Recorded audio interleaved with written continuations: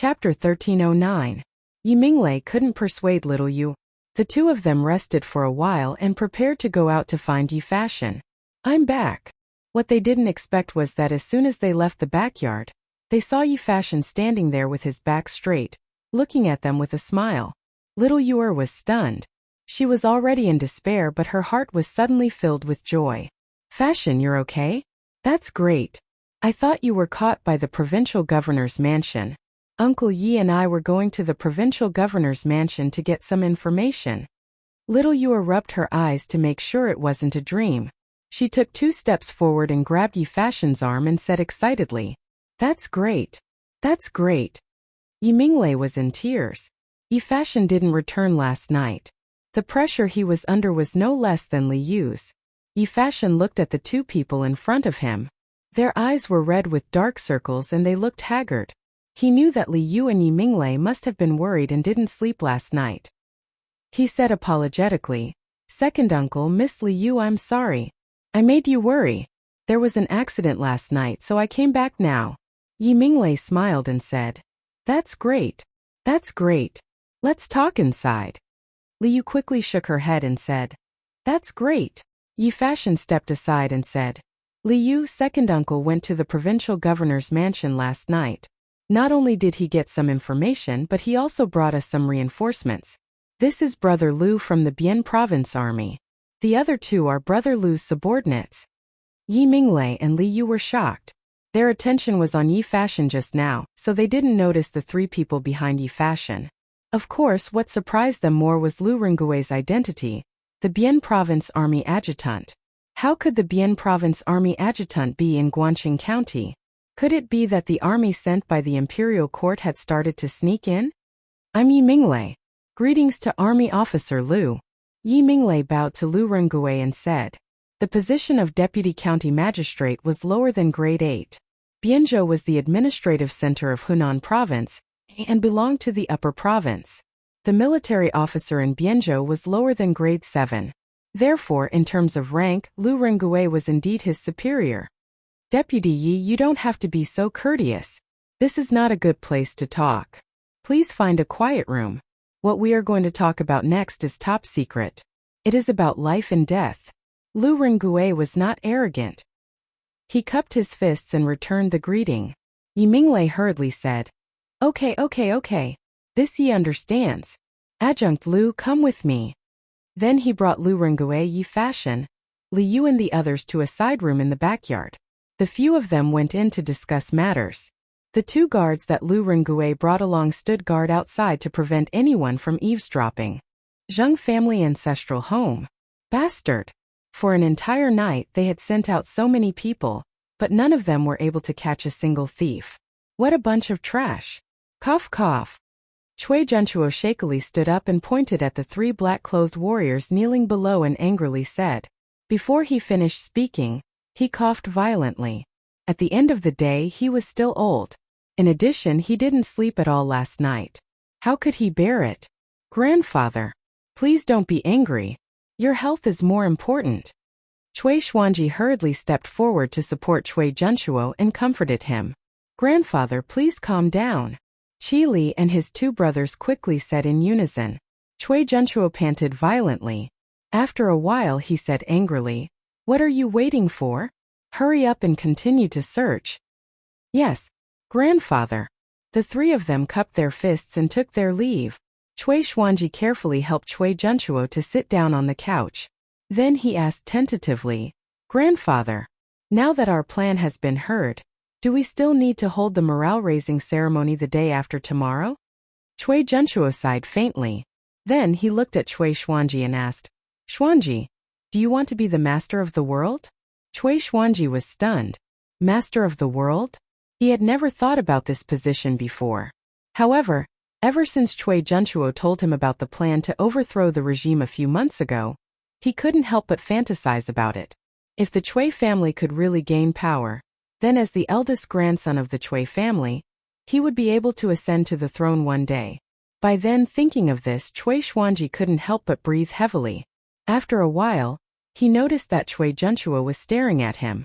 Cui Xuanji shuddered and quickly said, Grandfather, I believe that the Cui family will be able to defeat the Li family of Longxi. By then you will be the master of the world.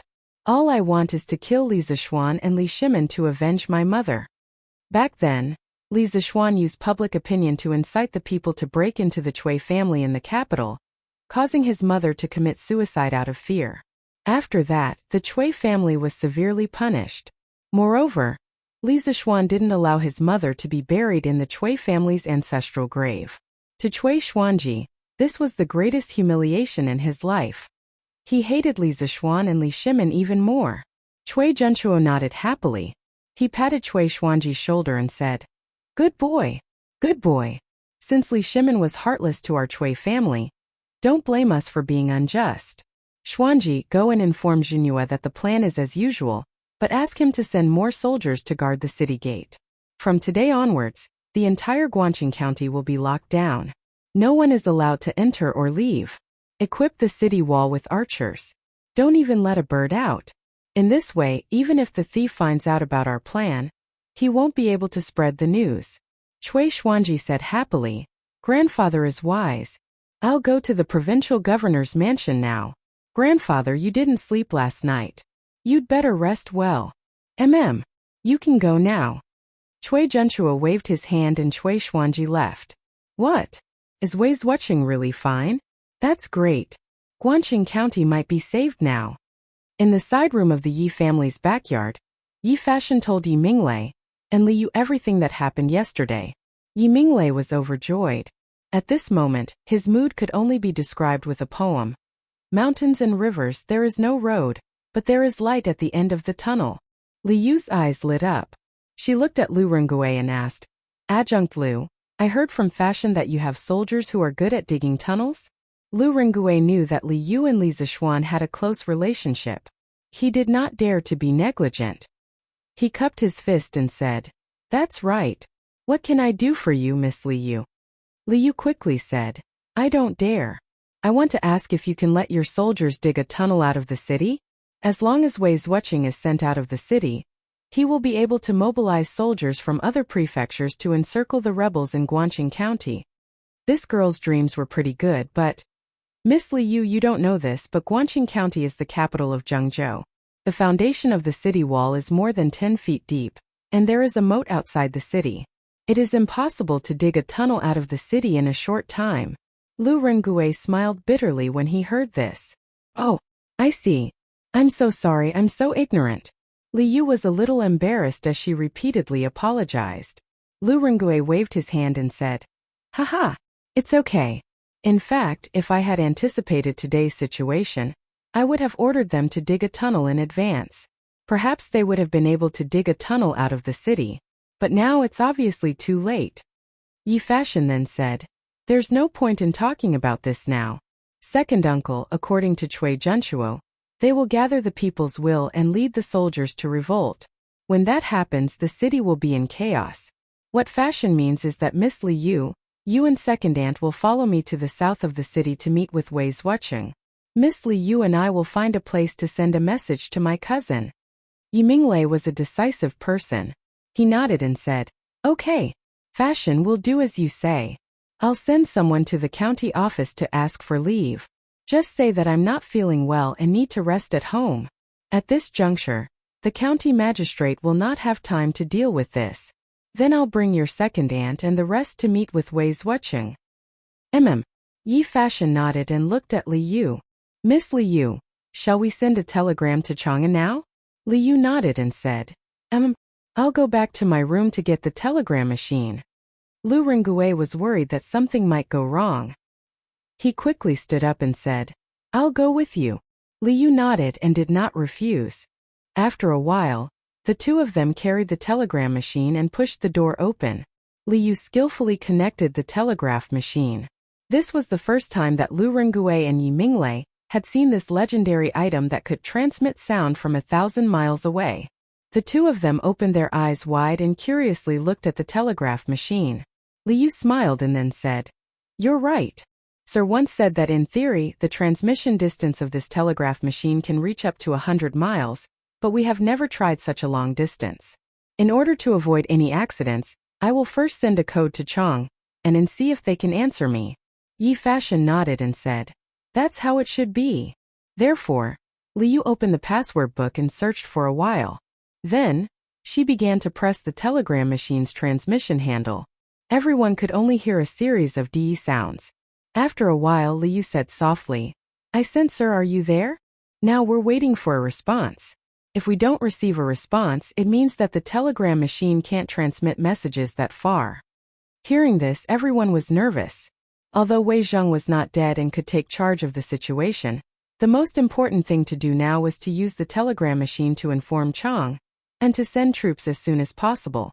If the telegram machine could not work, they were finished. "Miss Liu, according to the telegram machine's speed, how long will it take for us to receive a response?" After waiting for a while, there was still no response. Lu Rengue could not help but ask softly. Liu's face turned pale. She shook her head and said, "It's enough. According to the time we waited was enough for them to send a message back. But this means that our telegram machine can't transmit messages that far." "Ah!" Everyone was shocked. Yi Minglei said anxiously, "What should we do? The Chui family is going to revolt the day after tomorrow.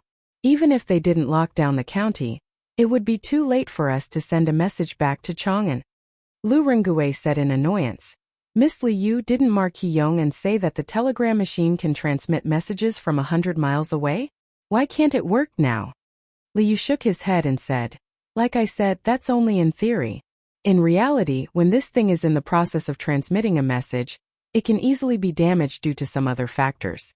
"Oh right, I have an idea. Uncle Yi, is there a particularly tall pagoda or attic in Guanchang County?" Yi Minglei asked curiously. "Miss Liu, why are you asking this?" Liu said excitedly, "I remember Mr. once told me that the telegraphic machine's transmission can be understood as a formless energy. When this energy encounters an obstacle and passes through it, it will be damaged to a certain extent. Now that we're surrounded by houses, the damage will naturally be greater. Therefore, if there is a very tall pagoda or attic in the city, sending a telegram from there can greatly reduce the damage to the building. At that time, Chang and might be able to receive the telegram from us. In ancient times, ordinary houses were usually 1 to 2 stories high. There were very few that exceeded 3 stories. Pagoda was an exception. Normally, pagoda would have 10 to dozens of stories. In ancient cities, pagoda was equivalent to a crane in a flock of chickens. Yi Minglei did not fully understand, but he understood the general idea. Hearing this, he quickly said, "Yes, yes, yes. There is a relatively tall pagoda in the city. It is located in the Songyue Temple in the south of the city. It was built in the 2nd year of Emperor Xuanwu's Yongping. It was originally Emperor Xuanwu's Li Palace, but it was later changed into a Buddhist temple. There is a pagoda in it called the Songyue Temple Pagoda. It has a total of 15 stories and is about 100 feet high. It should meet Miss Liu's needs." Hearing this, Liu was overjoyed. "That's great. Without further ado, I will bring the telegram machine to the Songyue Temple." Hey, Miss Liu, please don't be impatient." Yi Minglei quickly stopped him and said, "To avoid suspicion, I will let my wife and monk accompany you. Coincidentally, the abbot of Songyue Temple has some friendship with me. After you go, just say that I have caught a cold and am bedridden. You want to go to the pagoda to pray for me. I am sure that the abbot will agree to it. Also this way, no one will be suspicious." Before Liu agreed, Lu Rengue smiled and said, "That's great. Then I will act as the Yi family's guards and escort Miss Liu along the way." Liu thought for a moment and nodded. "All right. Then we will do as Uncle Yi and Brother Lu said. We will make our own preparations and leave in a while." Half an hour later, a horse carriage drove out of the Yi family and went straight to the Songyue Temple in the north of the city. After a while, a servant came out of the Yi residence, holding a handwritten letter written by Yi Minglei, and went to the county office to apply for leave. "Abbot Hui Guang, my master has unfortunately been infected with an illness and is bedridden. This old woman has specially brought 2 juniors to pray for my master at the Songyue Temple Pagoda. I hope that abbot can help us out on account of our past friendship." Yi Minglei's wife, Madame Li, was also a lady from a wealthy family back then. She was quite sensible. After learning that her husband was trapped, she did not hesitate to accompany Li Yu and Yi Fashion to Songhua Temple to act out this show. The abbot did not agree immediately. Instead, he looked at Yi Fashion deeply. After a long time, he looked at Madame Yi and said, "Ba. District Deputy Yi treats the people well and is honest. He is a rare good official. Now that I heard that he is sick, I am worried. Since Madame Yi wants to pray for District Deputy Yi in the temple, I have no reason to refuse. Huiyan, quickly bring Madame Yi and the others to the Buddhist pagoda." At this moment, a young monk stood out from the side. He put his palms together and said, "Yes, abbot." Then he said to Madame Yi, "Benefactors, please follow me." Oh. Chapter 13:10. Thank you for leading the way, little Master Huiyan. This is a token of my appreciation for the temple. Madame Yi, Yi Fashion, Li Yu, and the others ascended to the top floor of Songhua Temple under Huiyan's lead. Madame Yi chuckled as she took out a small stack of tang yuan from her sleeve and passed it to the little monk. The little monk stole a glance at the tang yuan in Madame Yi's hand and was stunned. All of them were in the denomination of 10 tang yuan. Adding them all together, it was at least 100 tang yuan. This was really a big deal. His eyes could not help but reveal a look of greed. Ba. Madame Yi, I don't dare to accept such a huge sum of money." The little monk quickly hid the greed in his eyes and clasped his hands together. Madame Yi smiled and said, "Money is just a worldly possession. This old woman only wants my master to be able to recover quickly. This money is firstly to add some incense money to the temple and accumulate some merit for my master. Secondly, I want Master Huiyan to help me look after the temple and not let anyone come up to disturb this old woman praying for my master.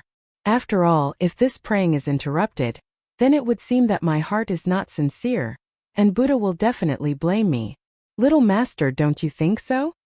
A trace of excitement flashed through the little monk's eyes, and then he said, Ba. Madame Yi's true feelings for County Deputy Yi will definitely move the Buddha. I'll help Madame Yi guard below to prevent outsiders from disturbing Madame Yi's prayer." After saying that, he took the tang yuan from Madame Yi and hid it in his sleeve quietly. Madame Yi clasped her hands together and said, "Thank you, little Master Huiyan." The little monk nodded and left. "Fashion, Miss Li Yu, let's go in." After the little monk left, Madame Yi said softly. Li Yu nodded and said gratefully as she walked, "Thank you for helping us. If it wasn't for you, little Yuer would have to spend a lot of effort to come here." She was right. Songhua Temple was usually not open to ordinary pilgrims, let alone the top floor. Madame Yi smiled and said, "It's okay. As long as it can solve this crisis, I am willing to do anything. Miss Li Yu, now that no one is disturbing you, quickly try to see if your telegraph works." "Okay, all right." Li Yu nodded and walked to an incense table. She began to fiddle with the telegraph. Yi Fashion, who was standing at the side, finally couldn't help but say, "These Buddhists are hypocrites. They are greedy for money and profit. They eat the fat of the people and don't do anything productive. They are indeed the scourge of our Tang dynasty." As a Taoist, he didn't like Buddhists. Just now, the little monk Huiyan's little trick made him very angry. However, he also knew that the situation was urgent, so he had been holding it in.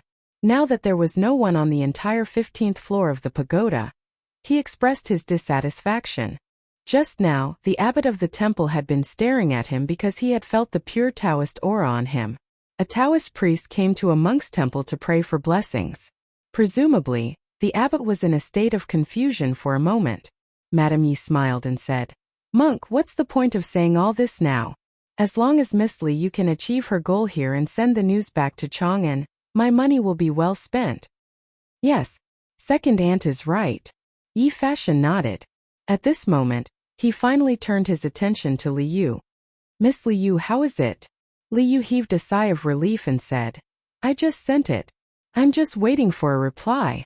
Then she clasped her hands together and bowed to the Buddha statue. "Buddha, please bless Mr. He will definitely receive the news." This was the last method she could think of. If it still didn't work, she would be completely out of ideas. Actually, sending a telegraph from a high tower could indeed send it further. The principle was similar to the early television towers in modern society. Back then, Television towers were usually built very high to expand the range of electromagnetic waves that could receive and transmit signals. This was because electromagnetic waves were easily affected by obstacles near the ground. They would weaken or change. This was not conducive to signal transmission. However, there were no obstacles at high altitudes. In addition, the electromagnetic waves could be transmitted further from high altitudes. Perhaps Buddha had heard Li Yu's request, or perhaps Li Yu's method had played a key role. Lantian County, Yunshan. Yinhuang College Dormitory 007. Suddenly there was a DDD sound. Meng Wenhao, who was reading on the bed, suddenly sat up and ran to the telegraph machine. He quickly picked up a pen and started to record the code. "Mister, are you there?" This string of code was very short. Meng Wenhao quickly recorded and translated it. Looking at the 4 words on the paper, he was indescribably excited. "It's little fishy. It's little you." She had finally replied to the letter. "That's great. No, maybe she's in an emergency. I have to reply to her quickly." Meng Wenhao forcibly suppressed his excitement and sat down to reply to the telegram. "Little fishy, I'm here. I'm Meng Wenhao. I'm helping Yamacho look after the telegraph machine." Without flipping through the password book, Meng Wenhao sent the telegram directly.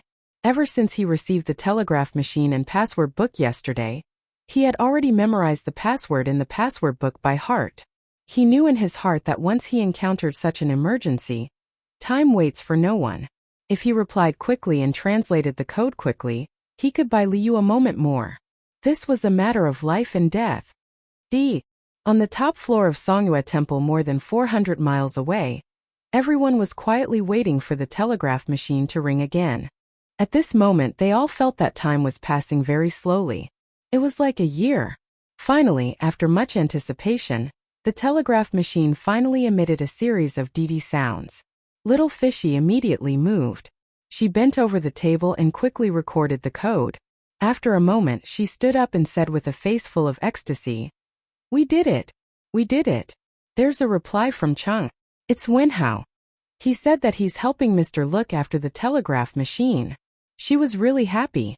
Firstly, it was because she had been rescued from a hopeless situation. Secondly, it was Meng Wenhao who received the telegram. That's great. As the saying goes, seeing is believing.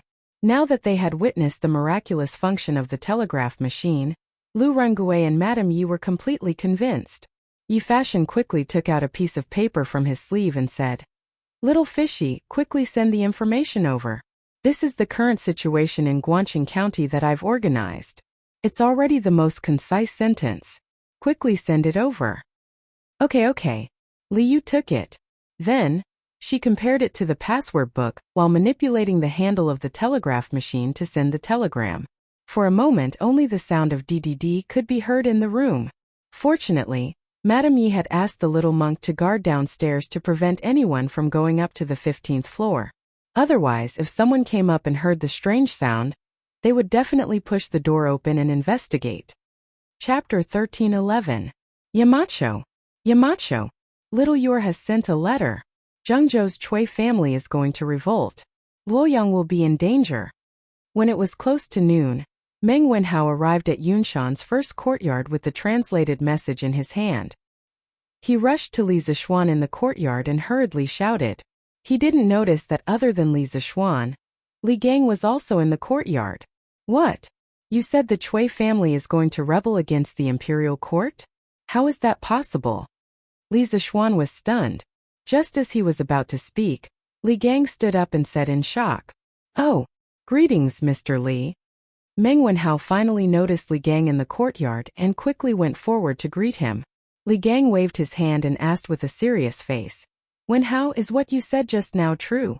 Meng Wenhao quickly handed the message in his hand to Li Gang and said, "Mr. Li, it is absolutely true. This is the message sent by Li Yu and Zhengzhou through the telegraph. Please take a look at it with Yamacho." Li Gang took the message and read it seriously. Li Zishuan was already standing behind Li Gang, and also read it. In the second month of the second year of Zhengguan, Guangqing County was attacked by bandits. Wei Wuqing's whereabouts are unknown. In the third month of the second year of Zhengguan, Zhengzhou daily appeared in Zhengzhou. The content criticized the imperial court and His Majesty.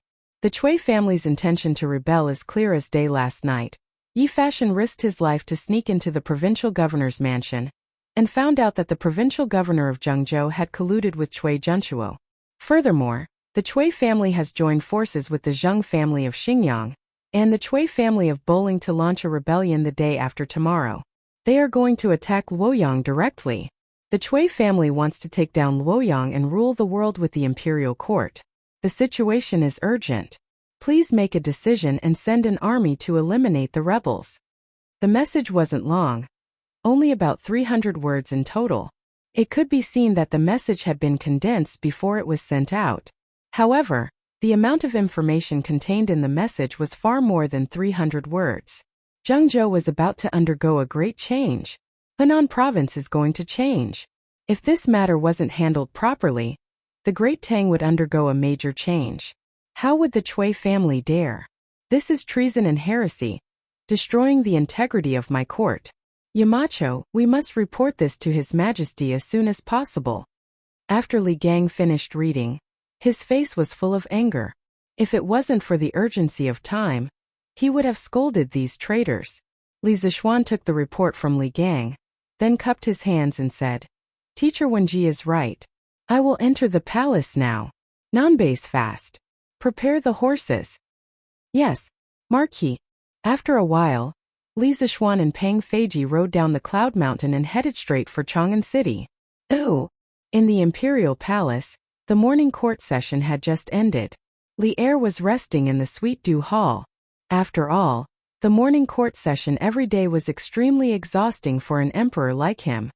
Your Majesty, the Marquis of Yong, and is requesting an audience outside the hall, saying that it's an extremely urgent matter.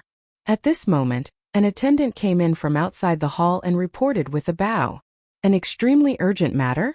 Li Er, who was leaning on the couch, narrowed his eyes and said, Send it in quickly.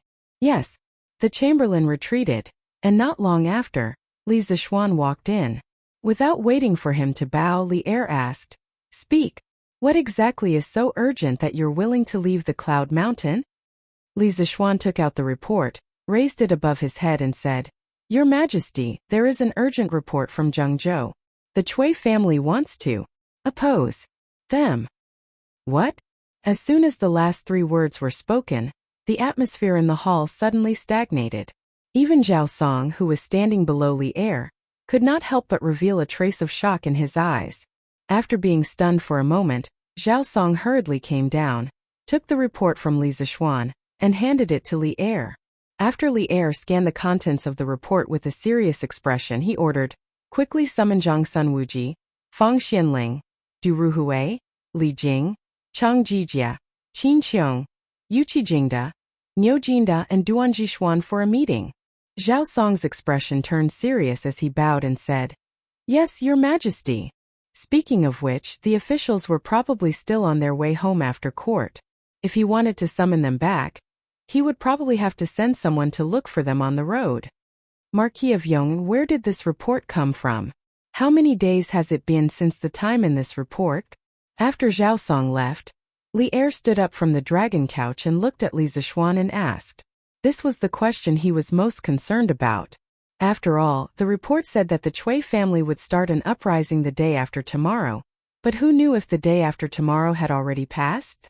This was the problem of the timeliness of information that the ancient people often encountered. Your Majesty, this report was just sent from Zhengzhou through the telegraph. It was less than 2 hours ago, and the Cui family's uprising date is the day after tomorrow. Li Zishuan bowed and said. Li Er raised his eyebrows. After thinking for a while, he understood and said, Previously, when your cousin Yi Fashion and Li Yu went to Zhengzhou, they must have brought a telegraph machine with them, right? Back when Yi Fashion and Li Yu went south to Zhengzhou, Li Er had warned Li Zishuan not to act rashly in Zhengzhou and ruin his plans. Now that Li Zishuan mentioned the origin of this report, he could roughly guess the cause and effect. Your Majesty is wise. I was worried that they would meet with an accident in Hunan, so I gave them a telegraph machine. Li Zishuan replied. Li Er nodded. Seeing that Li Zishuan was still frowning and looking worried, he couldn't help but say, This time, The report that Li Yu and Yi Fashion sent back was considered timely. The imperial court had enough time to react and make corresponding arrangements. The safety of Minister Wei and the rest should not be a concern. Besides, I already knew about the chaos in Zhengzhou last month. How could I not have made any preparations? Li Zishuan's eyes lit up. Just as he was about to ask, he suddenly heard footsteps outside the hall. It was Zhao Song. Your Majesty, Duke Zhao, Prime Minister Feng, and the rest are all waiting outside the hall. Li Er nodded and said, let them in quickly. After a while, Zhang Sun Wuji, Feng Xianling, and the rest all came in. After a round of greetings, Zhang Sun Wuji glanced at Li Zishuan in the hall, then looked at Li Er and asked, may I know why your Majesty has summoned us here? Li Er looked at the officials in the hall and said in a deep voice, last month, the Cui family connived with the bandits and attacked the magistrate's office. They wanted to use this opportunity to assassinate Wei Zheng. After that, they arbitrarily published the Zhengzhou Daily to attack me and the imperial court. They wanted to use this to bewitch the people and plot a rebellion. Also, I have received news that Cui Zhenchuo has already joined forces with Zhengzhou Provincial Governor Pan Jinhua, Xingyang's Zheng family, and Boling's Cui family. They will gather the people's opinions and start a rebellion the day after tomorrow. Their first target is Luoyang. My beloved officials, what do you think I should do? Zhang Sun Wuji and the rest were instantly shocked. They were summoned right after the court. Before they came, they had thought of thousands of possibilities, but they didn't expect such a big thing to happen. Your Majesty, give me 20,000 men and horses. I will go to Zhengzhou and destroy these rebels. While everyone was still in shock, Chang Yaojin had already jumped out excitedly and shouted anxiously. He was indeed excited. Speaking of which, the world had been peaceful for so long. This old fellow had long been bored to death at home. Now that there was finally a war to fight, how could he not be excited? Your Majesty, as long as you give me 10,000 troops, I will be able to exterminate the rebels. Yuqi Jingde reacted and hurriedly said, bah, Yuqi old hey, what do you mean? Cheng Yaojin immediately lost it. He was the one who said it first, but wasn't Yuqi Jingde trying to cut him off? What do you mean, what do I mean? I want to share His Majesty's worries. What does it have to do with you, lunatic Cheng? Yuqi Jingde retorted without a trace of fear. You Yuqi old hey, do you want to fight again? Then let's fight. Silence. These two people were enemies in the previous life. They fought as soon as they met. Li Er's face turned darker and darker as he watched. Finally, he couldn't hold it in and shouted. As expected, Chang Yaojin and Yuqi Jingde immediately quieted down. In the court, the military situation is extremely urgent. As important officials of the court, you two are actually quarreling. Where is the propriety? Aren't you afraid of being laughed at by the younger generation? Li Er criticized in annoyance. Then he looked at Li Jing and said, Apothecary, what do you think of the Cui family's rebellion? In the end, there were many people in the court who were suitable to be generals. However, there was only one person who was most suitable to be the commander of an army, and that was Li Jing. In terms of foresight, military strategy and strategy, almost no one could compare to him. Li Jing cupped his hands and said, Your Majesty, I think that the most important thing right now is to send people 800 li to inform Luoyang's magistrate to strengthen the city's defense. Luoyang has Hanjiatsong, and there is enough food for 500,000 soldiers to eat for a year. We must not let Luoyang fall into the hands of the rebels. Luoyang's Hanjiatsong was the world's largest granary. At its peak, the amount of food stored was close to 6 million dan. This was also the main reason why Cui Zhenchuo wanted to take down Luoyang as soon as possible. In addition, I think that Your Majesty should issue an edict to mobilize the available provincial troops around Zhengzhou to first resist the rebel army. Then from Chang'an, we will mobilize the army to Henan province. Zhengzhou is only 400 li away from Chang'an.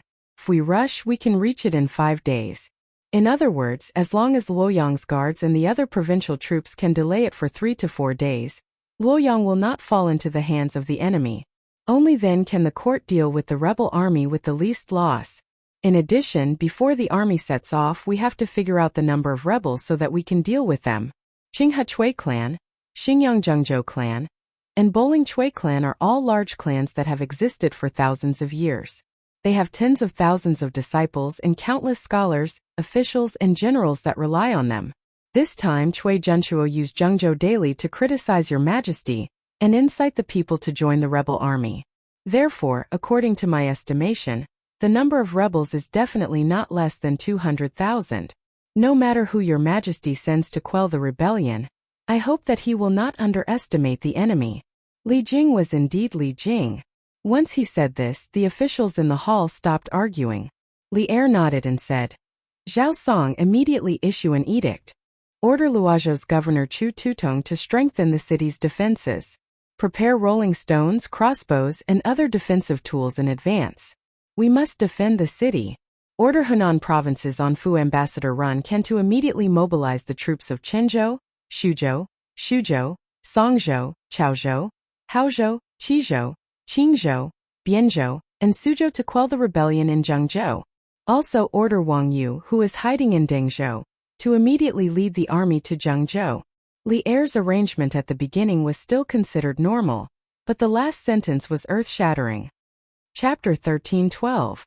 On the 13th day of the 6th month of the 9th year of Wuda, Li Shimin abolished the Xingtai system and set up a governor's office in Luozhou, Luoyang. In the first year of Zhengguan, Li Shimin appointed Chu Tutong as the governor of Luozhou. In the same year, Li Er divided the world into 10 das. Luoyang and Zhengzhou both belonged to Hunan das. At that time, the imperial court did not set up fixed officials and offices in each das. They only temporarily sent officials and ambassadors to patrol. At first, they were called pacifiers. It was not until the second year of Ruizong Jingyun that the imperial court set up judushi in each das. The Anlushan rebellion at the end of the Tang dynasty was caused by the military power of the judushi. Speaking of the current pacifier of Hunan das, Ran Can, his brother Rengui was also the pacifier of Hunan das in the first year of Wuda. Lu Rengui was indebted to him. At that time, Rengui was drafting memorials to discuss state affairs. Lu Rengui saw the draft and helped him edit a few lines. Rengui was amazed by his talent and learning, and as a result, she appointed him as the Shi province army commander. In the Sweet Dew Hall, Zhao Song received the order and left. He had to draft the imperial edict and send it out. After all, time waits for no one. At the same time, Li Er's last sentence attracted the attention of everyone. Feng Xuanling's eyes flashed, and he cupped his hands and asked, Your Majesty, Provincial Governor Wang should be in Suizhou. Why is he in Dengzhou? According to the Tang dynasty's laws, the governors of each province should be in charge of their own affairs. They were not allowed to leave the province unless the emperor ordered them to do so. Now that Wang Yu suddenly appeared in Dengzhou, and from what Li Er said, Wang Yu even brought an army with him. Li Zishuan's heart stirred, and he also looked towards Li Er. Li Er smiled faintly and said, A month ago, I received news that there were bandits in Zhengzhou causing trouble. I thought that Wei Zheng would face the retaliation of the local officials and the fierce retaliation of the Chui family. To prevent some people from acting out of desperation, I ordered Ran Can to choose 200 elites to sneak into Guangqing County to protect Wei Zheng in the dark. I also ordered Sui Province's governor Wang Yu to lead 20,000 troops to hide in Dengzhou and be ready to assist Wei Zheng. Now, it seems that some people will always take risks and commit treacherous acts. Therefore, Wang Yu's troops can also be put to use. When the officials heard this, they couldn't help but exclaim, Your Majesty is wise. Li Zishuan, on the other hand, secretly curled his lips. He thought to himself that old Li was indeed a sly old fox. No wonder he wasn't worried at all. It turned out that he had already prepared a backup plan. Qin Qiong cupped his fists and said, Your Majesty, Governor Wang's 20,000 troops will not be able to stop the Chui family's rebel army. Even if Ran Can gathers 10 states' troops, he will not be their match. The imperial court must send elites to Zhengzhou.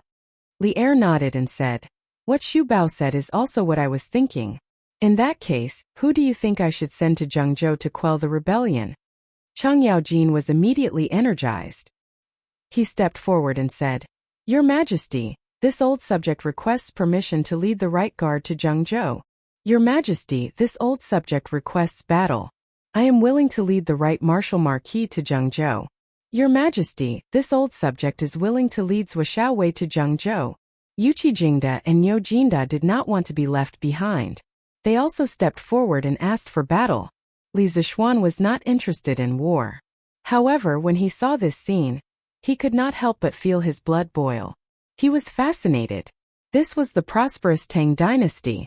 This was the prosperous Tang dynasty that countless people of the Yanhuang dynasty were proud of. In the face of war, no one was afraid. Everyone was filled with fighting spirit. The Yellow Sand wore golden armor after 100 battles. They would not return until they had conquered Lulan. This was the belief that every Tang dynasty general had.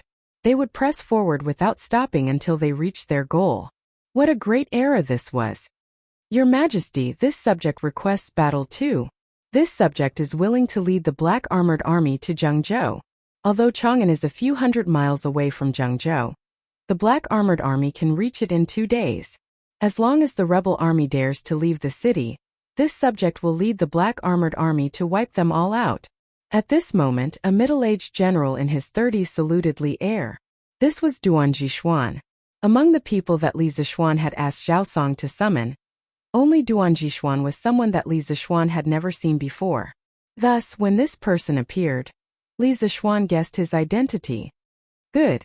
Seeing the emotions of the officials below, Li Er shouted, "Everyone, listen to the decree." The faces of the officials in the hall turned serious as they saluted. This subject awaits the decree, Li Er said. Cui Junshuo from the Cui family of Qinghe ignored the grace of the emperor and did not repent. She actually assassinated an important official of the imperial court, bewitched the people, and disrespected the emperor. I hereby order Li Jing to be the general in charge of the military of Hunan province. He will lead the left, middle and right armies into Zhengzhou to wipe out the rebellion. Qin Xiong will be the deputy general in charge of the military. He will lead 20,000 troops from the middle army to Zhengzhou through Luoyang. Chang Jijia will lead 20,000 troops from the right army to surround Zhengzhou and prevent the rebels from escaping to other provinces. Niu Jinda will lead 20,000 troops from the left army from Shuzhou to prevent the rebel army from attacking Luoyang. At that time, if the rebel army has already left Zhengzhou or Luoyang has already fallen, the 3 armies will combine their forces to wipe out the rebel army. Duan Jishuan, I order you to lead 3,000 black armored troops to Zhengzhou. If you meet enemies in the wilderness, go all out to wipe them out. For this rebellion, all of you must exterminate the rebels. Since the Cui clan of Bowling and the Zhang clan of Xingyang are accomplices and have committed such treacherous acts, they must be exterminated without leaving a single one alive. When the emperor was angry, millions of corpses would fall, and blood would flow for 1,000 miles.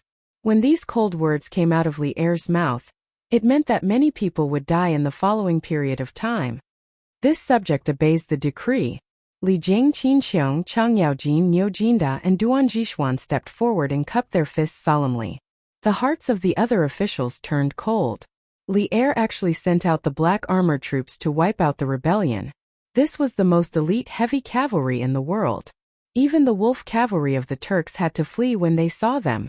3,000 black armored troops was not a small number. When Li Shimin defeated Wang Shichong at Hulao Pass, he had only used 1,000 of the black armored troops.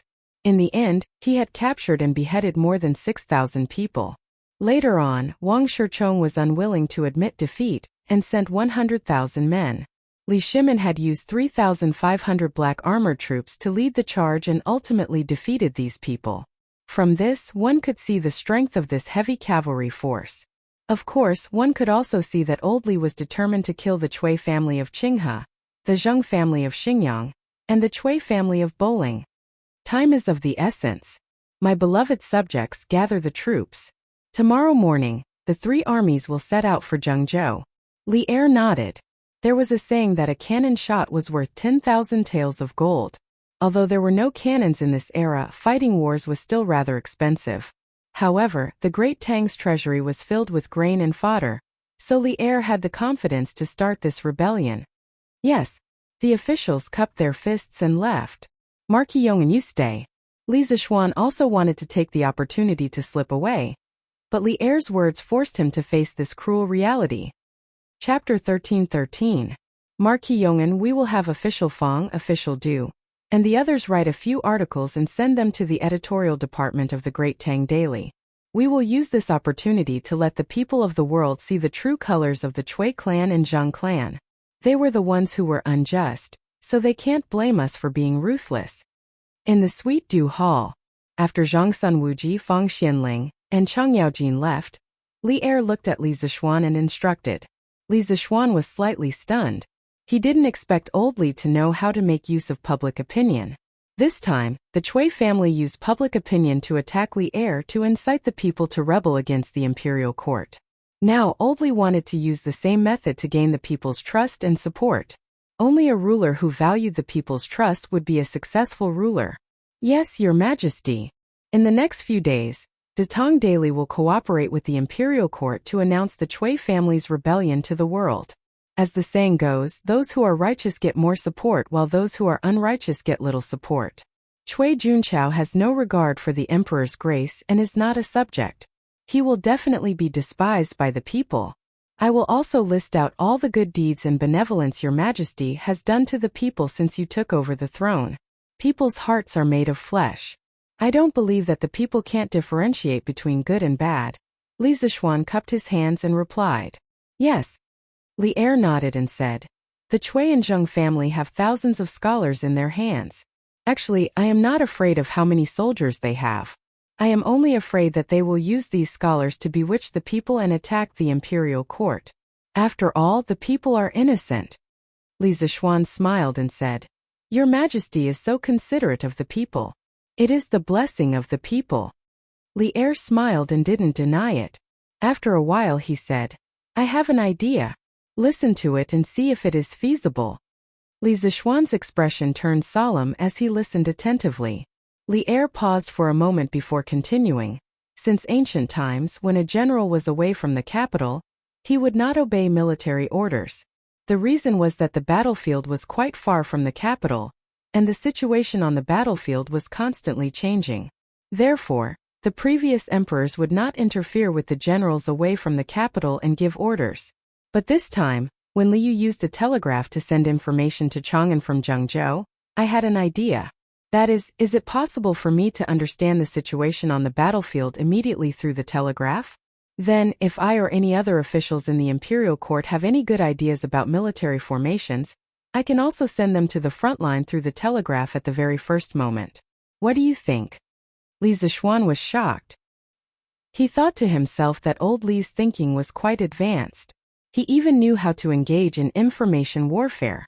Your Majesty, our telegraph is not mature yet. This kind of ultra-long distance communication is not stable. This time, the reason why little Yu'er was able to send the information from Zhengzhou to Chang'an was because she sent the telegram from a Buddhist pagoda that was more than 100 feet high. When the army goes out, how can there be such a high altitude everywhere? In addition, the power supply of the telegraph is also a problem. Therefore, I think that it is still too early for Your Majesty to use the telegraph to command the battle formation this time. Your Majesty, please reconsider. Li Er couldn't help but frown. He asked doubtfully, what does the telegram sent by the telegraph have to do with the height of the terrain? Li Zishuan cupped his hands and said, Your Majesty, if I may be so bold as to ask you, if this person stood on a high mountain and shouted to the foot of the mountain, would his voice travel far? Or if he stood on the street and shouted, would his voice travel far? Li Er thought for a moment and replied, Of course, if he stood on a mountain and shouted, his voice would travel far. Li Zishuan smiled and said, That's right. Your Majesty, in fact, the telegram sent by the telegraph is just like shouting. If you stand high and the position is spacious, it will naturally travel far. There are many houses in the city, which will block the telegram sent by the telegraph, so it won't travel far. He definitely couldn't tell Li Er about the transmission loss of electromagnetic waves. Otherwise, if he wanted to explain it clearly, he would have to talk for a long time. After thinking about it, Li Zishuan could only give an example to explain to Li Er. I see. Li Er nodded thoughtfully. Then his eyes suddenly lit up and he said, I still have a plan. This time we can let the pharmacist bring 2 celestial lamps. On one hand, it can be used to scout the enemy from the sky. On the other hand, We can use the celestial lamps to send information to Chang'an from the sky. What do you think? Li Zishuan didn't object this time. In fact, he had thought of using the celestial lamps to carry the telegraph when he came here. The reason why he didn't tell Li Er at the first moment was because he was worried that this kind of technology that was ahead of its time would cause uncontrollable variables in the future if it was used on the battlefield too early before it matured.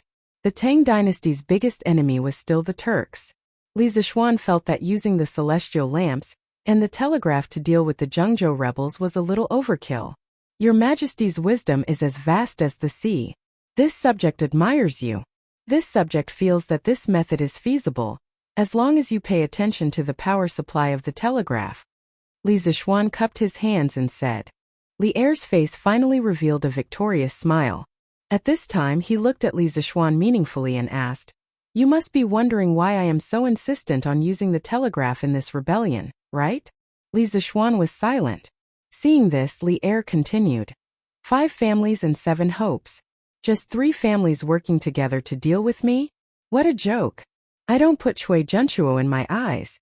However, using the blood of the Cui family and the Zheng family to sharpen the blades of my army seems to be a good choice. I won't hide it from you, I long for war. In the 9th year of Wuda, the Turks attacked the city and I was forced to sign the treaty. This is the greatest shame of my life. At the latest next year, I will send troops to the Turks and fight it out with Xieli. I can't wait to go to the battlefield and kill them with my own hands. However, as the emperor of the Tang dynasty, how can I casually go to the battlefield? And the telegraph that you, Marquis Yong, and built just happens to solve this worry of mine. Although I can't go to the battlefield, I can control the situation through the telegraph. And now the Cui family's rebellion can be used to train my troops. Your telegraph must be used this time. Even if there are problems along the way, I don't care. Li Zishuan was silent. Although Li Er was just over 30 years old, he had been on the battlefield for more than 10 years. He was a real emperor on horseback. Such a strong Li Er was attacked by the Turks back then. How could he not be angry? However, Li Er was now the emperor of a country. Even if he wanted to take revenge, he couldn't personally go to the battlefield. For a former world hero, this was also a kind of grievance and suffering. This subject obeys your majesty. Currently, this subject has a total of 3 telegraph machines. One of them was given to Li Yu. Since your majesty wants to arrange it this way, then when the army sets out tomorrow, this subject will send a student from the academy who knows how to use the telegraph to bring 1 telegraph machine and 2 celestial lamps with the army. This subject will send the last telegraph machine to the palace. At that time, your majesty can let His Highness, Prince of Wei, teach the people in the palace how to use the telegraph machine. Since Li Er had put it this way, Li Zishuan naturally had no reason to refuse. After thinking for a moment, he cupped his hands and said. Li Er was finally satisfied and said, "So kind. Haha, after this rebellion is quelled, I will remember your merit." This subject does not ask for a reward. If there is merit, it should be the contribution of the student from the academy who went to Zhengzhou. In the afternoon, Chang'an City suddenly became busy. In the Ministry of War and the Ministry of Revenue, officials went in and out, all of them in a hurry. They were all busy. In the city, teams of soldiers were constantly escorting carts of grain and fodder out of the city. Since ancient times, grain and fodder had always been the first to move.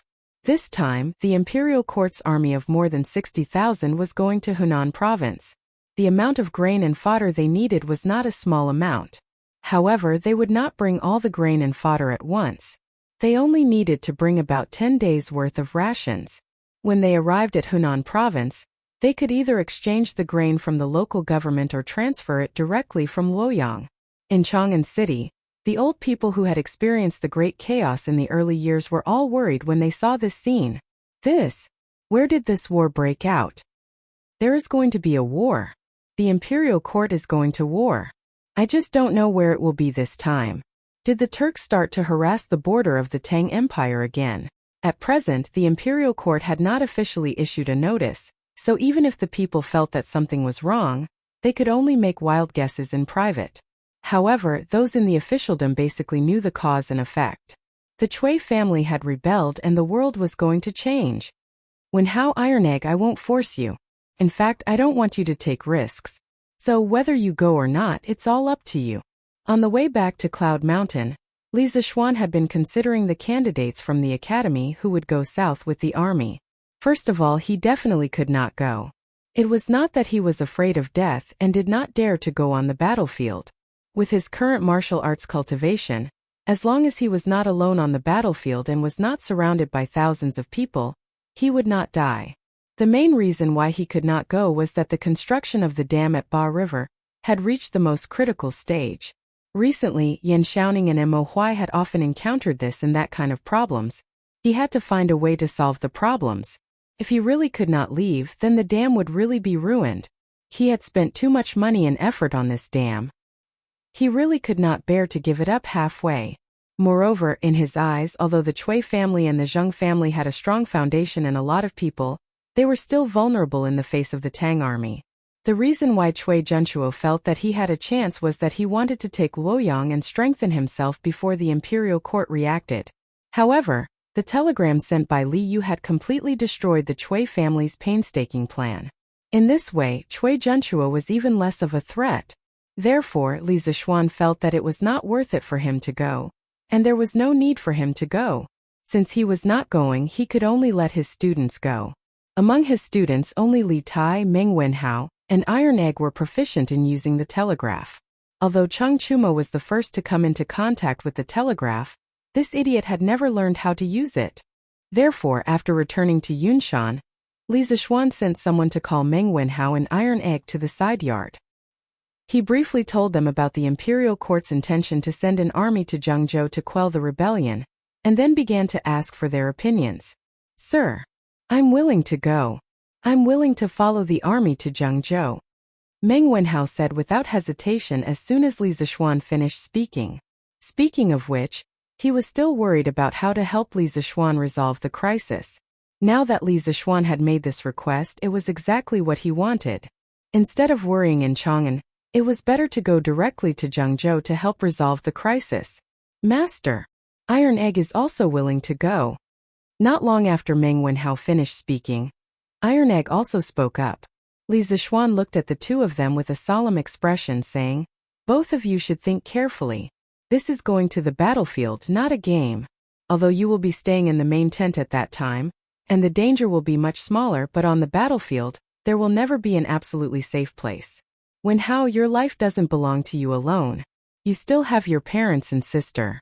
If anything happens to you on the battlefield, what will you do to them? And Iron Egg, you are the only son of the Han family. If your father knew that you are going to the battlefield, what would he think? To be honest, Li Zixuan was quite conflicted. Strictly speaking, following the army to the south was a good opportunity for the students of the academy to gain experience. There was little danger, and if they won the battle, they might even be able to gain military merits which would benefit them for life. But he was also worried that something would happen to his students in Zhengzhou. After listening to Li Zixuan's earnest words, Meng Wenhao and Iron Egg both lowered their heads. But after a while, Meng Wenhao raised his head and said, Yamacho, I have made up my mind. This trip to Zhengzhou I must go. If I don't go, I will regret it for the rest of my life. As for my parents, I will persuade them. Iron Egg also raised his head and said with red eyes, Master, Iron Egg also wants to go. My father went to the north to kill the Turks. Iron Egg also wants to become a hero like my father. Iron Egg. Suddenly, a complicated female voice came from the door. It was Han Yushi. Wife. Li Zixuan hurriedly got up and greeted her with a guilty conscience. Because he didn't have time to discuss this matter with his wife. Sister, can you not stop Iron Egg? Iron Egg stood up and looked at Han Yushi, his eyes full of persistence. Han Yushi stared at Iron Egg in front of her in a daze, looking at her brother who she had personally raised. After a long while, she walked forward and patted Iron Egg's shoulder, saying with a complicated tone, Iron Egg, you have grown up. I don't have the right to make decisions for you anymore. If you've decided on something, then go ahead and do it. Sister only wants you to be safe. Seeing Han Yushi like this, Iron Egg felt an inexplicable sadness in his heart. He held back his tears and said, Sister, don't worry. Iron Egg will definitely make himself safe. Iron Egg will definitely become a hero like my father. Husband, you two continue to talk. I will go out and see Lan. Han Yushi quickly turned around and gently wiped the corner of her eyes with her sleeve. She said to Li Zixuan and hurriedly went out. The room was silent. After a while, Li Zixuan forced himself to be spirited and asked, "Both of you want to go?" "Yes. Yes." Meng Wenhao and Iron Egg nodded solemnly at the same time. Li Zixuan sighed softly and said, "That's good. Since that's the case, then let's both go. We can take care of each other on the way. Go back and pack up immediately. Tomorrow morning I will send you to Uncle Li. In the future you will listen to his orders. As for the academy, you don't have to worry. I will ask for leave for you first. When you come back, I will arrange for someone to make up lessons for you." "Yes, Yamacho." "Yes, Master." Oh. Chapter 13-14. "Oh, isn't this Madame Yi? Are you here to pray for blessings at Songhua Temple? I heard this morning that County Deputy Yi was sick. Could it be true?" Guanqing County, at the entrance of Songhua Temple. Madame Yi brought Liu Yifashion and a few others out of the temple. She was stopped by a fat, shifty-eyed, greasy middle-aged man. Behind the man were 4 or 5 bailiffs. At this moment, he was staring at Madame Yi maliciously and said with a smile, "Registrar Wang, what do you mean by this? My husband is sick in bed. As a colleague, it's fine if you don't care about him, but you're actually making sarcastic remarks here. Has your sense of propriety been eaten by dogs?" Hearing this, Madame Wang's face was filled with anger, and she scolded mercilessly. She looked exactly like a wife who was eager to protect her husband. Registrar Wang saw this and his eyes flashed. Then he said with a smile, "Madame Yi, please don't be angry. Who said that I don't care about County Deputy Yi? I even sent people to send County Deputy Yi a lot of ginseng, bird's nest, and other precious tonics. As a person, what I value the most is the righteousness between friends and colleagues." Madame Yi glared at Registrar Wang coldly and didn't continue to say anything. Registrar Wang rolled his eyes and pretended to be depressed. He patted his head and said, "Aya, look at this official's memory. I brought people here to catch the rebels. Why did I mention this to Madame Yi?" "Rebels?" Madame Yi, Yifashion, Liu, and the others were all shocked. Finally, Madame Yi forced herself to look calmly at Registrar Wang and said, "What rebels? When did Guanqing County have rebels? Moreover, Registrar Wang, why did you catch the rebels at Songhua Temple?" Registrar Wang didn't answer. He turned his gaze to Yifashion and Liu behind Madame Yi. Then he went forward and asked, "Madame Yi, who are this young master and this young lady? I've known County Deputy Yi for many years. How come I've never seen them before? Don't tell me they're your long-lost children." "Shut up." Upon hearing this, Madame Yi's eyes were filled with anger as she said, "Don't talk nonsense, Registrar Wang. They are my master's niece and nephew. They entered the city a few days ago. If Registrar Wang continues to talk nonsense, don't blame me for being rude." Yifashion and Liu were also furious. If it weren't for the special situation, they would have beaten Registrar Wang up a long time ago. "Don't be angry. Madame Yi, please don't be angry." Registrar Wang waved his hand fearfully and said, "I'm just asking casually, there's no need for Madame Yi to be angry. Oh right. Were this young master and this young lady at home last night?" Yifashion's heart skipped a beat. He thought to himself, what should come has finally come. Just as he was about to speak, he saw Madame Yi standing in front of him. With a look of disdain she said, "Nonsense. If they're not at home, where else could they have gone?" Registrar Wang crossed his arms and asked lightly, "Is there anyone who can testify?" Madame Yi panicked, but she knew that she couldn't panic at this moment. She took 2 deep breaths and glared at him. "What? Registrar Wang wants to testify? Fine, when we return to the Yi residence, I'll ask all the servants and maids to testify. Our Yi family has never done anything wrong. Why would we be afraid of your investigation? But you, Registrar Wang, without any evidence, what right do you have to interrogate our Yi family members? You're offending your superiors. When my master recovers, I'll go to the county office to find the county magistrate to judge." Registrar Wang's eyes flashed with an unnatural look.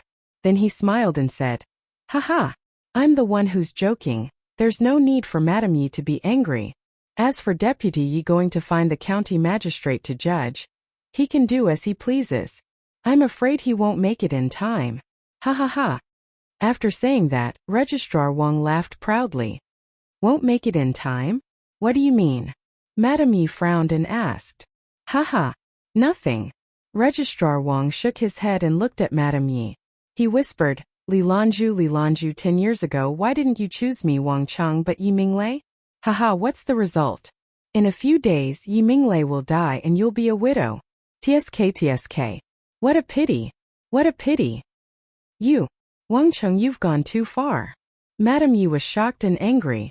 She pointed at Registrar Wang and said while gritting her teeth. You're asking for death. Yi Fashion looked at Registrar Wang with a gloomy look. His heart was filled with murderous intent. Although Wang Cheng's voice was low, Yi Fashion heard every word. From his point of view, he had brought trouble to his second uncle's family when he accompanied Li Yu to manage the city. Now, someone had insulted his second aunt, whom he had respected since he was young, in front of him. How could he tolerate this? Moreover, after Wang He, the servant of the Yi residence, found out about Li Yu's identity, he secretly went to inform on Wang Cheng. Kill. Although Yi Fashion was a Taoist, when he met someone who deserved to be killed, he would not show any mercy. However, there were too many people here. If he killed Wang Cheng, none of them would be able to escape. I'll let this bastard live for another 2 days. Yi Fashion thought to himself. Haha. Alright. Since there are no traitors here, I'll take my leave. However, I still have to give Madame Yi a piece of advice. For the next 2 days, you and Deputy Yi should not go out as you wish. Wang Cheng smiled and then left with his men as if nothing had happened. Humph. Brother Yi, this bastard is evil. If there's a chance, I'll cut off his head for you. After Wang Cheng had left, Lu Rengue patted Yi Fashion's shoulder and said, Thank you. After returning to the Yi residence, Yi Minglei asked Madame Yi, Li Yu and Yi Fashion to change into the coarse clothes of the commoners. He also instructed the housekeeper to close the door and decline all visitors for the next 2 days. When the sky was about to turn dark, Lu Rengue led the Yi family out of the residence and headed towards the south of the county. At this time, the commoners were in a hurry to go home. There were quite a lot of people on the streets. Moreover, the sky was dark and it was not easy for others to recognize them. 3/4 of an hour later, they finally arrived at Lu Rengue's rented courtyard without any mishap. How is it? Has the information been sent out? As soon as they entered the house, Wei Zheng impatiently went up to them and asked before they could even greet each other. Little Yu clasped her hands and smiled. Deputy Wei, fortunately, I didn't disappoint you. When it was close to noon, I had sent everything here to the Yamacho. The Yamacho said that he will go to the palace immediately to meet the emperor. He estimated that the army from the imperial court will be here soon.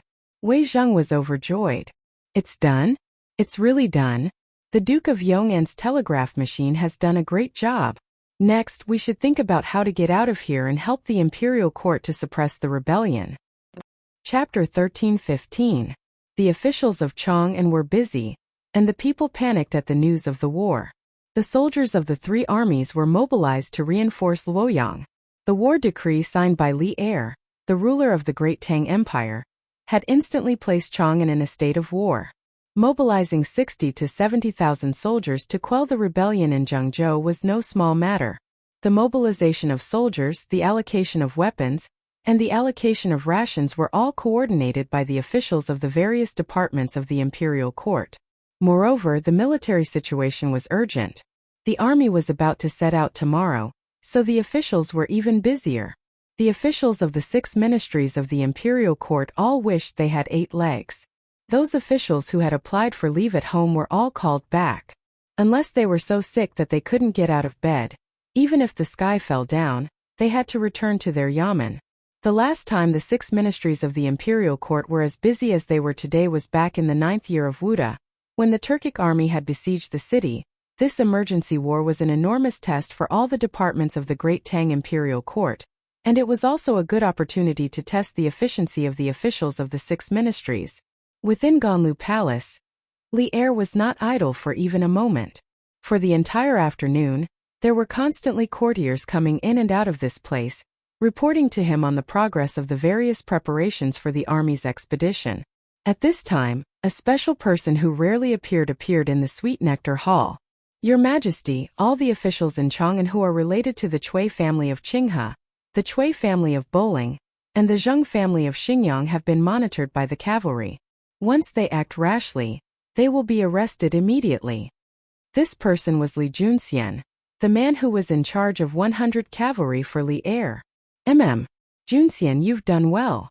In addition, you must have people on guard against these officials sending pigeons to Zhengzhou.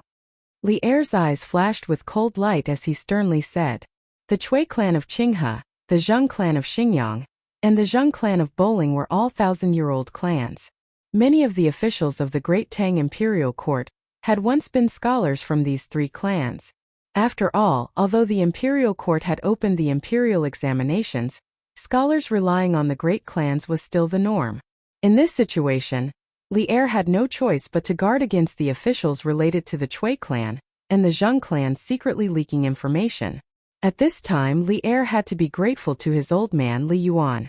Back then, after Li Yuan established the Tang dynasty and pacified the world, he had already begun to intentionally exclude the officials from aristocratic families from the center of power. Although there were still a large number of officials in the court who came from aristocratic families, there were very few who held important positions. At present, the rising nobles of Great Tang were gradually gaining the strength to contend against the established noble clans. This subject obeys the decree. Li Junxian clasped his fist and left. Cloud Mountain Villa. Wife, are you blaming your husband for letting Iron Egg go to Zhengzhou? After finishing all the work in the afternoon, Li Zishuan saw Han Yushi sitting alone in the courtyard in a daze. He walked quietly behind her, bent down, and held Han Yushi's slender waist as he whispered in her ear. Husband! Suddenly being hugged by someone, Han Yushi was startled. When she turned her head and saw that it was Li Zishuan, she leaned her head on Li Zishuan's shoulder and whispered, Husband, this concubine doesn't blame you. This concubine knows that you are doing this for the good of Iron Egg. If he can earn a military merit this time, he will be able to enjoy glory and splendor for the rest of his life. However, this concubine only has this one younger brother. For him to suddenly go to such a faraway place by himself, this concubine is very worried. Seeing his wife frown, Li Zishuan stroked her cheeks with some heartache. Then he said, Wife, there is no need to worry. This trip to Zhengzhou is not for him to charge at the front lines. He should only be managing the intelligence in the central tint. Besides, Iron Egg now also has martial arts. Even if he encounters an accident, he will be able to protect himself. Don't you think so? Han Yushi turned around and pressed her forehead against Li Zishuan's forehead. Her clear eyes looked into Li Zishuan's eyes. After a while she whispered, This concubine will listen to you, husband. You are our Han family's benefactor and also our Han family's lucky star. If you say that Iron Egg will be fine, then he will definitely be fine. Li Zishuan couldn't help but laugh. Hee. I didn't know that your husband had this ability. After making a joke, Li Zishuan's face became serious. He said, All right, wife, don't be unhappy. This husband has to go and see grandfather and grandmother, especially grandmother. After she heard that Fa Shan was trapped in the city, she couldn't even eat lunch. I have to go and see him. Han Yushi nodded and said, All right. This concubine will go with you, husband. All right. The sky was getting dark, but the city of Chang and did not become quiet because of the curfew. The 6 government offices near the imperial city were still brightly lit. There were still troops and grain carts passing by on the streets. All these signs indicated that a war was about to break out. Correspondingly, the city of Guangqing was not peaceful tonight because the state government's army was catching the thieves. The cause of the incident started when Registrar Wang returned to the county office in the afternoon. County Magistrate, Old Master Chui will start a rebellion the day after tomorrow. Before that, we have to get rid of the spies in the county office. Otherwise, if we ruin Old Master Chui's plan, I'm afraid we will lose our lives. Registrar Wang came to the back office and found Chui Yong, the county magistrate of Guangqing County, who was drinking tea and listening to music. He was a distant relative of the Chui family. Hearing this, Chui Yong narrowed his eyes and said, What does Registrar Wang mean? There is a spy in the county office? Who is it? Registrar Wang looked around. Chui Yong waved his hand impatiently and said, all right. You can all leave now. The maids and servants around, as well as the girl who was playing the song, all left as instructed. Registrar Wang then said carefully, County Magistrate, Deputy Yi is the spy hiding in our county office. Chui Yong was shocked. He stared and swallowed his saliva, saying, Registrar Wang, you can't say this casually. Do you have any evidence? County Magistrate, of course I don't have any evidence. Yi Minglei will be very careful when doing this kind of thing. How can he leave any evidence? But County Magistrate, think about it carefully. Yi Minglei has an inexplicable relationship with the Yi family in Nanyang. And I heard from a friend in Chang, and last month that old Master Yi went to Chang, and last year to recognize his relatives. And he recognized Marquis Yong. Do you think Yi Minglei will help old Master Chui, or His Majesty in the future? And several times before, when old Master Chui asked us to recruit people into the army, Deputy Yi has always been a yes man and refused again and again. Do you think he has an ulterior motive? County Magistrate, forgive me for being blunt. At this critical moment we would rather kill 1,000 by mistake than miss one. Otherwise, you and I will be doomed eternally. Finally, County Magistrate Chui was persuaded by Registrar Wang. He immediately asked the constable of the county office to go to the Yi family and invite Yi Minglei to the county office for a talk. The Yi family was now closed to visitors, so the constable of the county office couldn't enter. Later, Registrar Wang personally led the Yamen runners and forced their way into the Yi family's mansion, only to find that Yi Minglei and his family were all gone. So, after reporting to the higher authorities, the provincial governor's office was alerted. The soldiers of the provincial government and the Yamen runners began to search the whole city for Yi Minglei. Chapter 13:16. Brother Dainyu, are you at home? In front of a house in the south of Guangqing County. Yes. Su Fangzheng, why are you here? The door of the house opened and Lu Rengui walked out. Since he sneaked into Guangqing County last month, he even changed his name. Now he was called Ren Dainyu. Alas! Aren't the officers and soldiers of the county government looking for Deputy Yi everywhere? They even said that he is a traitor. But Deputy Yi is so nice to the people. How can he be a traitor?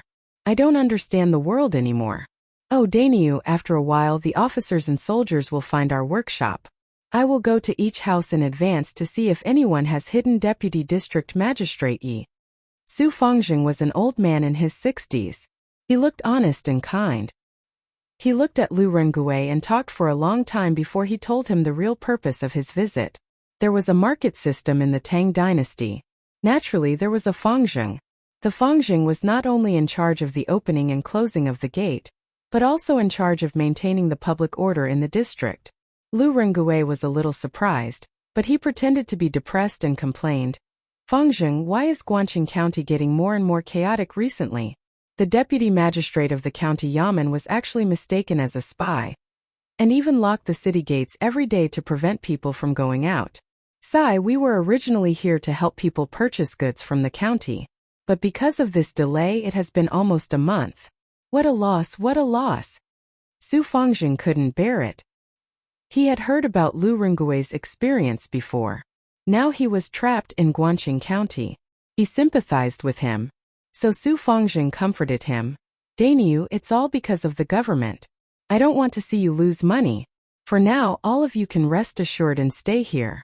When the city gates open, this old man will come over to inform you. Lu Rengui said gratefully. Alas! Thank you, Su Fangzheng. Oh Fangzheng, since you are here to find a spy, come in and have a look. Su Fangzheng nodded slightly and said, Okay, I will go in and have a look. Then he walked into the yard with his hands behind his back. Alas! Su Fangzheng is here? Su Fangzheng. In the courtyard, Lu Rengui's brothers saw Su Fangzheng come in and quickly came over to greet him. Su Fangzheng nodded and then walked straight into the inner room. In the end, he didn't even see a single outsider. Su Fangzheng, have you finished your investigation? Other than us rough men, who else would come here? A quarter of an hour later, Lu Rengui saw Su Fang coming out of the courtyard. He hurriedly went up to him and asked, "Yes, there are no outsiders in the house. Then little brother Dainyu, this old man will not disturb you any further. Goodbye." Su Fangzheng cupped his hands and took his leave. "Su Fangzheng, take care." Lu Rengui watched him leave. Then he turned to the several big men behind him and said, "Old Feng, later when the people from the county government come, you help to deal with them. During the day I met Registrar Wang. If he leads a team to search tonight, he may recognize me. I will go to the underground tunnel to accompany Minister Wei and the others tonight." "All right. Don't worry, General. Old Feng will be careful." A slightly older middle-aged man cupped his fists and replied. Lu Rengui nodded and went into the house to tidy up. Then, he jumped into the well. Half an hour later, the house was slapped once again. Bang bang bang. "Open the door, the government is investigating." Old Feng, who had promised Lu Rengui to deal with the soldiers, hurriedly went to open the door. Coming. "Hey officers, come in and have some tea," Old Feng said with a big smile, because he saw that among this group of people, there were all constables from the county government. No one was wearing an official's uniform, which meant that Registrar Wang didn't come in person. Since the King of Hell didn't come, these little devils could be dealt with some benefits. "Humph. I heard from Su Fangzheng that you are not locals. Tell me, where are you from? Are there any other unidentified people staying here today?" The head of the constables said arrogantly. Speaking of which, as low-level officials, if they didn't think of ways to plunder the wealth of the people, how would they live their lives? Old Feng was very perceptive. He stuffed a few notes of Tang Yuan and said, "Officer, we came to Guangqing County to buy goods for a boss in Suzhou. We didn't expect that Guangqing County didn't allow people to go out of the city. So we temporarily live here. This house has always belonged to us, and there has never been an outsider coming here." The constable nodded with satisfaction and said, "Well, whether there are outsiders or not, we will know after checking. Go in and search. Be gentle, don't break other people's things. As the saying goes, if you eat someone's food, you have to be soft-hearted." The constable was also a smart person. Yes. 5 constables entered the house, and the constable was invited to the front hall to drink tea. Half an hour later, a group of people went out and left. Naturally, they didn't find Yi Minglei inside. It was a close call but not dangerous. Chang'an Lantian County, Yunshan No. 1 Courtyard. It was late at night, but the light in the study was still on. Lu Rengui. I wonder if this Lu Rengui is the same Lu Rengui from history. Li Zixuan leaned on the chair and looked at the information sent by Li Yu in the morning. He was in a daze. During the day, he focused on the Cui family's rebellion and didn't pay attention to the other key person in this matter, Lu Rengui. If he remembered correctly, Lu Rengui was an extremely famous general in Tang Dynasty. In the 3rd year of Gaozong Longshua's reign, when Neon became stronger and stronger. At that time, Emperor Tenzhi of Japan wanted to occupy the Korean peninsula, and then the mainland. Therefore, he supported Beich to fight against Silla. He sent nearly 50,000 soldiers and thousands of warships to fight against Tang Dynasty. At that time, Lu Rengui of the Tang Dynasty only brought 7,000 soldiers and encountered the main force of Wannian at Baijianku. After a big battle, the Wannian army was almost completely wiped out. In the Battle of Baijianku, the Tang Dynasty navy fully utilized their advantage and defeated the Wannian navy, which had several times more soldiers and warships. It could be said to be a classic naval battle where the few won against the many. This battle was also the first battle between China and Japan as national entities. It was also one of the earliest known international battles in Northeast Asia. The final result of the victory of the Tang Dynasty and the Xinhua Alliance Army basically established the political, economic, and cultural structure of Northeast Asia for more than 1,000 years. At the same time, this battle taught Wannian how to behave and made them realize the huge gap between them and Tang Dynasty. Thus, until Toyotomi Hideyoshi invaded Korea in 1592, Japan didn't dare to fight against China for nearly 1,000 years.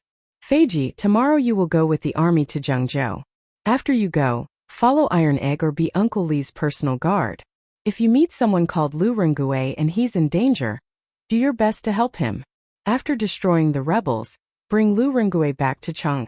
This marquis wants to see him. Li Zixuan came to the door and instructed Pang Feiji, who was outside. He was a nationalistic youth, and Lu Ringgui, to a modern person like him, was an out-and-out national hero. Not only did he raise the prestige of the country, but he also ensured that China wouldn't be invaded by Wanian for nearly 1,000 years. He really wanted to see such a person with his own eyes. Marquis, but if I go to Zhengzhou, who will protect you? Pang Feiji said reluctantly. Li Zixuan glared at him and said grumpily, I'm the one protecting you? Or you protect me? Do I need you to protect me? If I tell you to go, then go. This matter is very important to me. Go and pack. After saying that, he went straight to his room to sleep. Yes, Marquis. Pang Feiji scratched his head and could only go back to pack his luggage pitifully. Chapter 13-17. The next day, the morning court was adjourned. Li Er led the officials out of the imperial city. They passed through the Vermilion Bird Avenue and headed straight for the south gate of Chang'an. The citizens who had noticed the chaos in Chang and yesterday saw Li Er leading the officials out of the city. They were even more certain that the imperial court was preparing for war. The Tang dynasty, which had unified the world and enjoyed peace for many years, finally welcomed another war. However, most of the citizens did not know where the war was going to take place this time. However, they would know everything in an hour. That was because the latest issue of Datong Daily would be released in an hour. Outside Chang'an in the southern suburbs. At this time, the soldiers of the three armies had already gathered. More than 60,000 soldiers stood neatly on the drill ground with their heads held high and their chests puffed out. They formed a line horizontally, a line vertically, and a line diagonally. Speaking of which, such a neat formation was all thanks to Li Zixuan. Last year, when Yanhuang College held its opening military drill, Li Er led the officials and envoys from various countries to watch it. The neat formation and running movements of the students shocked Li Er, the officials, and the envoys from various countries. After that, Li Er announced that he would patrol the barracks. Hence, the daily training of the various barracks in the capital was more or less influenced by the military drill of Yanhuang College. Therefore, it was not surprising that these 60,000 soldiers were in such a neat formation. Li Er led the officials out of Chang'an's Mingda Gate and went straight to the drill ground. The officials stood on the left side of the drill ground while Li Er went up to the stage to call out the generals. In addition, Li Zixuan had also arrived. He had arrived earlier than the others. He had handed Meng Wenhao, Iron Egg, Pang Feiji a telegraph machine, and 2 fairy lamps to Li Jing and waited there. Now that Li Er had arrived, he slipped into the crowd of the officials. Greetings, Your Majesty. After Li Er ascended the stage, the civil and military officials, as well as the 60,000 soldiers below the stage, bowed and saluted him. Their voices were like a great bell, and their auras were majestic. Rise! Looking at the mighty and majestic army in front of him, Li Er could not help but feel agitated. The battlefield was the place he Li Shimin yearned for. After a moment of silence, Li Erhong said, Ever since I ascended the throne, I have worked hard every day and night. I have only one goal, and that is to let the people of the Tang Empire live and work in peace and contentment. After more than a year of hard work, I have almost achieved it. Especially last winter, no one in Chang'an froze to death. I believe all of you know this. However, there are some people who have evil intentions and want to overturn my country. Let the people, let your family, elders, and fellow villagers live a bitter life again, and let the world become chaotic again. I ask you, do you agree or not? No, I don't agree. As soon as Li Er's words fell, the 60,000 soldiers on the drill ground all roared at the top of their lungs. Their shouts shook the sky, and the clouds above everyone's heads disappeared at this moment. It was as if they were scattered by this earth-shattering roar. After a few breaths, Li Er pressed his hand down, and the soldiers of the 3 armies immediately became quiet. Then he said, Good. Today, Cui Junchuo of the Cui family of Qinghe disregarded the emperor's grace and cooperated with the Cui family of Boling, the Zheng family of Xinjiang, and the provincial governor of Zhengzhou to rebel against the emperor, destroy our country, and subvert the country. I order you to go to Zhengzhou immediately to suppress the rebellion. Where is Li Jing, the general officer of the army of Hunan province? Li Jing, dressed in armor, stepped forward and saluted. I am here. Li Er raised the long sword in his hand and said, This is my sword, and also the Emperor's sword. When you go to Zhengzhou, the 28 states of Hunan province will be under your control. If anyone dares to disobey, you can directly kill him with this sword. I give you the right to kill first and report later. Come forward and receive the sword. After that, all the officials looked sideways. Li Jing's body and mind were shocked. Li Er gave him such a heavy right in front of everyone's eyes, which all showed Li Er's deep trust in him. This made Li Jing, who had been hiding at home in recent years, very moved in his heart. Thank you for your trust, Your Majesty. Li Jing will go and eliminate the rebels for the imperial court. Li Jing saluted and said solemnly, Yes, I believe you. Li Er nodded and gestured for Li Jing to go on stage to accept the Emperor's sword. Li Jing went on stage and respectfully received it with both hands. Right at this moment, a red sun rose from the east and instantly, it shone brightly onto the drill ground. Li Er suddenly had a feeling of lofty ambition and he shouted, Beat the drums, soldiers of the three armies, set out. Destroy the rebels and reinforce Luoyang. Dong dong dong dong dong. The four bare-chested strongmen on the stage began to beat the drums at the same time.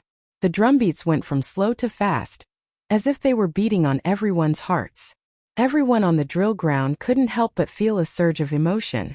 Li Jing, who was on the stage, hurriedly cupped his hands and stepped down to command the army to set off. What was interesting was that the Tang army's turning and running movements were very similar to the military training of Yanhuang College's students. Their movements were very uniform. However, in comparison, the movements of these soldiers had more iron and blood. One could feel the killing intent emitted by the army from afar. Bang bang bang. More than 60,000 soldiers, led by their generals, left the drill ground in an orderly manner. Only the sound of their neat footsteps and shouts could be heard in the world. Destroy the rebels and reinforce Luoyang. Destroy the rebels and reinforce Luoyang. The army gradually moved away. The civil and military officials on the drill ground looked in the direction of the army and could not help but feel agitated. At this moment, Fang Xianling stood behind Li Er and said with emotion, Your Majesty, with such a powerful army, there is no need to worry about the rebels and the Tang Empire not prospering. Li Er turned to the officials and faintly smiled. If the Great Tang wants to prosper, it still has a long way to go. Now that the internal problems have arisen, there are still external problems.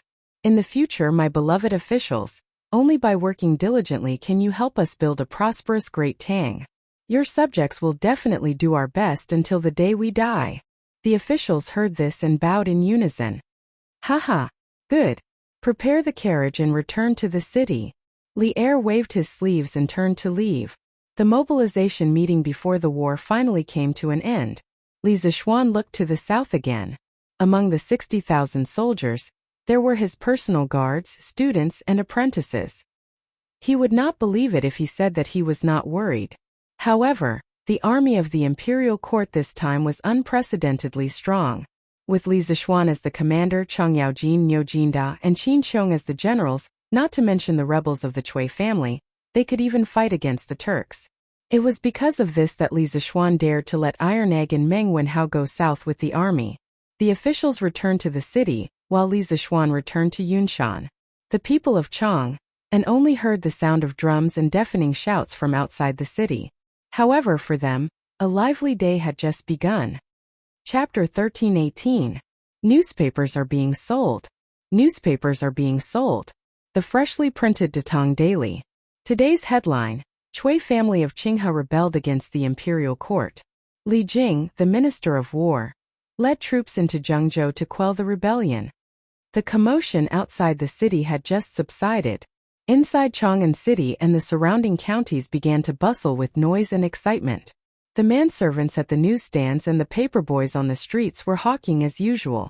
However, the content that came out of their mouths today was earth-shattering. What? The Cui family rebelled? Quick! Give me a copy of the newspaper. Give me one too. When the people heard this, combined with yesterday's rumors and the commotion outside the city this morning, they instantly believed 90% of it. Everyone rushed to the newsstands or the paperboys, wanting to buy a copy of Datong Daily to find out what was going on. In today's Datong Daily, the articles on the interaction of literati and current news sections were all talking about the same thing, the Cui family's rebellion. Many of the authors of the articles were big shots in the imperial court, such as Zhang Sunwuji, Fang Xianling, Du Ruhui, and so on. These big shots had never appeared in Datong Daily before. Now, because of the Cui family's rebellion, all of them appeared at once. It was really a feast for the eyes of the literati. Under the condemnation of the big shots in the imperial court and the reporters in the editorial department of Tang Daily, the numerous crimes committed by the Cui family in the early years, the conspiracy to rebel in Zhengzhou this year, and the instigation of the people to rebel, were all exposed in front of everyone's eyes. Ghastly, it could only be described as ghastly. Last year, Li Zixuan had used the unjustly dead maid Nianyu to ignite the anger of the people in Chang'an City. He had directly flattened the Cui family's stronghold in Chang'an City. Therefore, the people did not have a good impression of the Cui family. Now that this matter had happened, the people did not have a good impression of the Cui family of Qinghe that had existed for thousands of years. How dare they? The Cui family actually dared to privately recruit soldiers and rebel against the imperial court? To think that they are from the 5 surnames and 7 nobles. How dare they do such a disgraceful thing? What? The Cui family colluded with bandits to assassinate Minister Wei in Zhengzhou? Who gave them the guts? Isn't it because Wei Zhuqing found out too much about the Cui family's illegal activities in Zhengzhou that they became anxious? What? Wei Zhuqing was assassinated? How is he now? Oh, this is not clear. Datong Daily only said that last month, Zhengzhou Guanqing County was attacked by a group of bandits. This group of bandits also collided with the provincial government office. Wei Zhuqing's whereabouts are unknown. Datong Daily's reporters suspect that all of this is the Cui family's doing. Wei Zhuqing was harmed by the Cui clan? Damn the Cui family. Left Minister Wei is a rare good official in our great Tang. Nothing must happen to him. After a few years of peace, the Cui family wants to start a war again. The ones who will suffer are the local people. The Cui family has committed all kinds of evil deeds, and should be punished by both humans and gods. I want to join the army and quell the rebellion for His Majesty. Although the aristocratic families of today had won over many scholars, there was still a considerable number of scholars from humble backgrounds who were biased towards the imperial court. Once they heard that the Cui family had plotted against Wei Zheng and plotted a rebellion, many scholars rolled up their sleeves and prepared to give up their brushes to join the army and rush to the battlefield. Perhaps this was the spirit of a scholar. Scholar Zhang, you should save your breath. With your delicate skin and tender flesh, how can you endure the hardships of the battlefield? You should study hard and obtain scholarly honors. Uncle Hu, you're wrong to say that. If I can endure the hardships of studying, why can't I endure the hardships of the battlefield? Say whatever you want. Even if you want to join the army to quell the rebellion, it's already too late. Because when this old man entered the city this morning, I saw that the army outside the city had already set off. What? The army has already set off? So soon? Of course. If it were any later, wouldn't the Cui family have done even more evils? Yunshan Yanhuang College. The news of the Cui family's rebellion caused a huge uproar among the students. Of course, what shocked the students even more was that Iron Egg and Meng Wenhao had also set off with the army this time. This was quite incredible to them. Since ancient times, the dreams of scholars were nothing more than self-cultivation, ruling the country and pacifying the world. Now, Iron Egg and Meng Wenhao were leading everyone on the path of pacifying the world. This made the students very envious and yearn for it. Damn! Why can Iron Egg and Meng Wenhao go, but Bao Lin and I can't? With our martial arts skills, if we go to Zhengzhou, won't we be able to kill 7 times in and 7 times out of the rebel army? When Cheng Chumo heard the news, he couldn't help but pat his thigh and gloomily said, speaking of this rebellion, his father Cheng Yaojin directly led the army.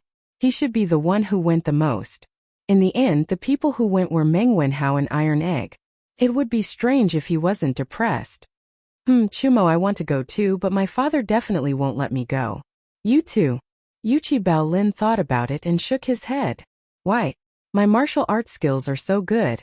I can definitely make a name for myself if I go. Cheng Chumo stared at him and shamelessly said. Yuchi Bao Lin pursed his lips and hesitated. After a while he said, Chonyo, I think Yamacho is right. Next year on Arbor Day, I should plant a tree in your heart. Damn Baolin, are you asking for a beating? Chang Chumo almost choked to death. Just as he was about to hit him, a light cough came from behind him. Ahem. Chang Chumo turned around and saw Li Zishuan. He quickly stopped.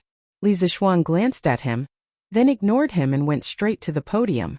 In Class 1, the students suddenly quieted down. The 2 empty seats were a bit conspicuous at this time. The Chui family is rebelling. Wenhao and Iron Egg are going south with the army. They are both Yanhuang College's heroes. I know that some of you want to be heroes, but before you do, please learn the knowledge that the teachers from the school have taught you. Do you know why I chose them to go to Zhengzhou?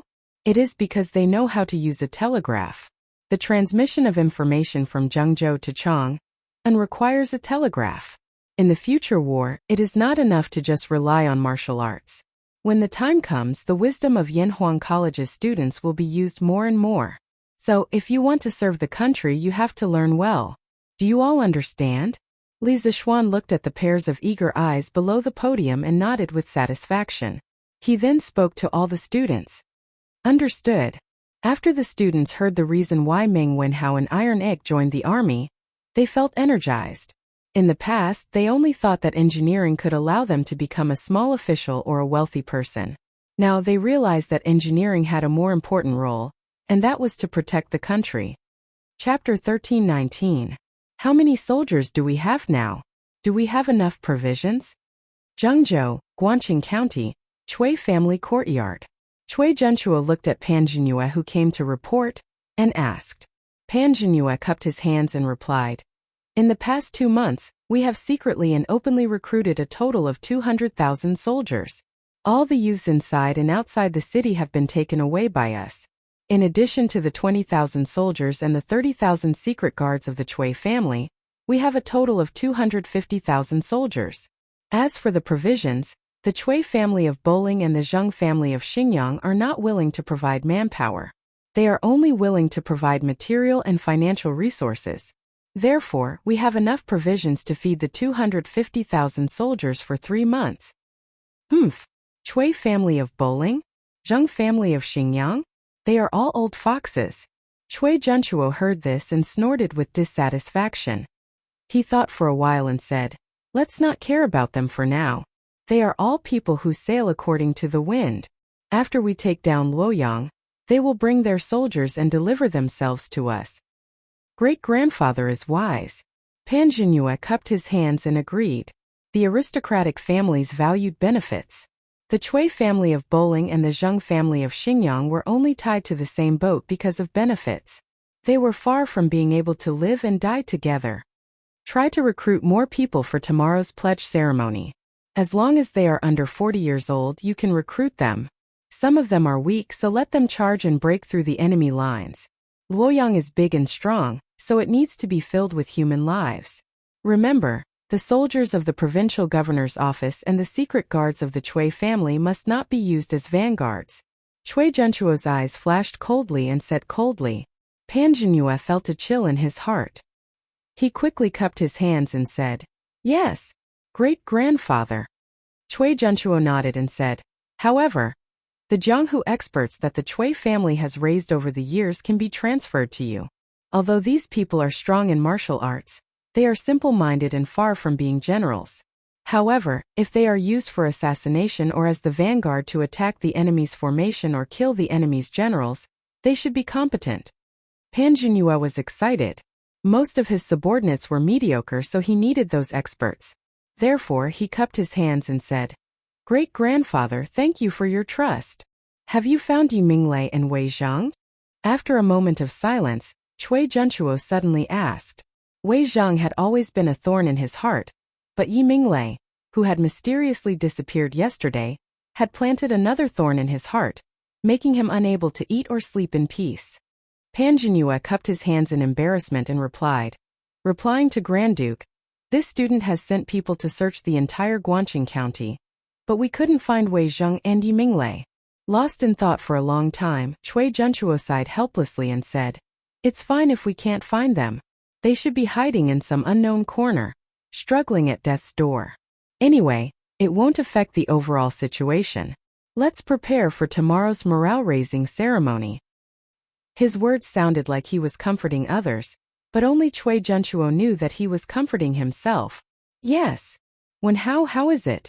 Are you not used to it? On the official road from Chang and to Zhengzhou, tens of thousands of soldiers stretched for several li and were advancing rapidly. The soldiers ran for a while and walked for a while without resting in between. This was the rapid march of the ancient times. Because of Li Zishuan, Meng Wenhao and Iron Egg received some preferential treatment. They didn't have to walk but rode horses instead. Iron Egg was as agile as a monkey, so riding a horse was not a problem for him. However, Meng Wenhao had never ridden a horse before, so he had to ride with Pang Feiji. At this time, Iron Egg looked at Meng Wenhao's pale face and asked worriedly. Riding a horse was not like riding a carriage. Riding a horse would only be more bumpy.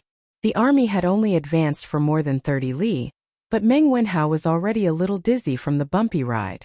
At this moment, when he heard Iron Egg's concern, he forced a smile on his face and said, I'm fine. Iron Egg, how many li have we traveled? About 20 or 30 li. Wenhao, if you persist for a while, the army will probably stop to rest and cook in a while. Iron Egg looked at the sun that was about to reach the top of their heads and said, Oh. Meng Wenhao heard and secretly breathed a sigh of relief. Then he asked curiously, Iron Egg, why do I feel that you are very familiar with marching and fighting? Iron Egg smiled and said, I heard it from my father. He often told me about his battles in the north a few years ago. Oh, I see. The Grand General has ordered the 3 armies to rest and reorganize. All the cooks in the barracks will cook. After 2 hours, the army will set off and continue to march.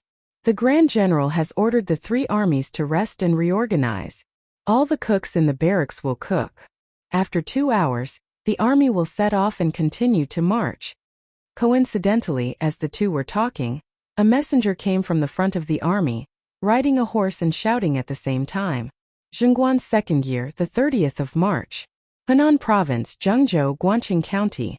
Early in the morning, the soldiers of the government office knocked on every door and asked all the people to gather at the drill ground in the east. No matter men or women, old or young, everyone must go. Adjunct Lu, are we really all going? In the south of the city, in the house rented by Lu Rengui and the others, a big man asked Lu Rengui. Just now, Su Fangxing came to tell them that the soldiers were coming to urge them to go to the drill ground. Lu Rengui frowned and hesitated for a moment. Then he gritted his teeth and said, Go. If we don't go, this place will probably be surrounded by the state capital's troops when the time comes. But Deputy Wei and Deputy Yi can't go. I will talk to them later and ask them to hide in the tunnel. Oh, Old Feng, I heard that you know how to disguise yourself. Can you help me? Registrar Wang of the county government has seen me before. We can't let him see through it. Old Feng's real name was Feng Wu. He used to be a lieutenant in the Bianzhou provincial governor's mansion. He was almost the second in command in this army. Hearing this, he was a little embarrassed and said, Hey, Adjunct Lu, I used to brag about it to others. To put it nicely, it's called a disguise. In fact, it's just putting a few mustaches on the face and making a few wrinkles. It's not a disguise. Lu Rengui choked. After a while, he said helplessly, Just put on the mustaches. It's fine as long as Registrar Wang doesn't recognize me. Old Feng, hurry up. Feng Wu was suddenly energized. He said excitedly, Okay. Adjunct Lu, just wait and see. Hey! A quarter of an hour later, Lu Rengui returned with a basin of water. Looking at the ferocious-looking man with an unshaven beard and a hideous scar on his face reflected in the water, Lu Rengui suddenly had the urge to chop him up with a knife. He used to be a handsome Confucian general, okay? How could he meet people like this? Adjunct Lu? Adjunct Lu? How's my skill? Look, this scar looks like a real one. I'm sure your mother won't recognize you. Old Feng didn't have good eyesight. He was still complacent. Get out. Lu Rengui was furious. He suddenly raised his head and roared. Old Feng was so scared that he immediately ran away. This Registrar Wang is really a hindrance. If it wasn't for him, would it be so troublesome? I have to find a chance to get rid of him. Lu Rengue pinched his big beard and muttered softly. East of the city on a drill ground. Tens of thousands of people came to the drill ground. These people not only included the people in the city, but also many people from the villages outside the city. In the past month, people were only allowed to enter the city, but not allowed to leave the city. Those farmers who didn't know the truth, once they entered the city they couldn't leave. Today they were also sent to the drill ground. Stand in line. Men stand on the left, women stand on the right. Children under 10 years old and people above 40 years old stand at the back. On the drill ground, there were thousands of armored soldiers patrolling and maintaining order. You stop? Suddenly, a soldier stopped a middle-aged man. The man trembled and said, "Sir, you called me?" The soldier said coldly, "Where are you going? How old are you?" "I'm 45 years old this year," the man said with a panicked look. The soldier said angrily, "Bullshit.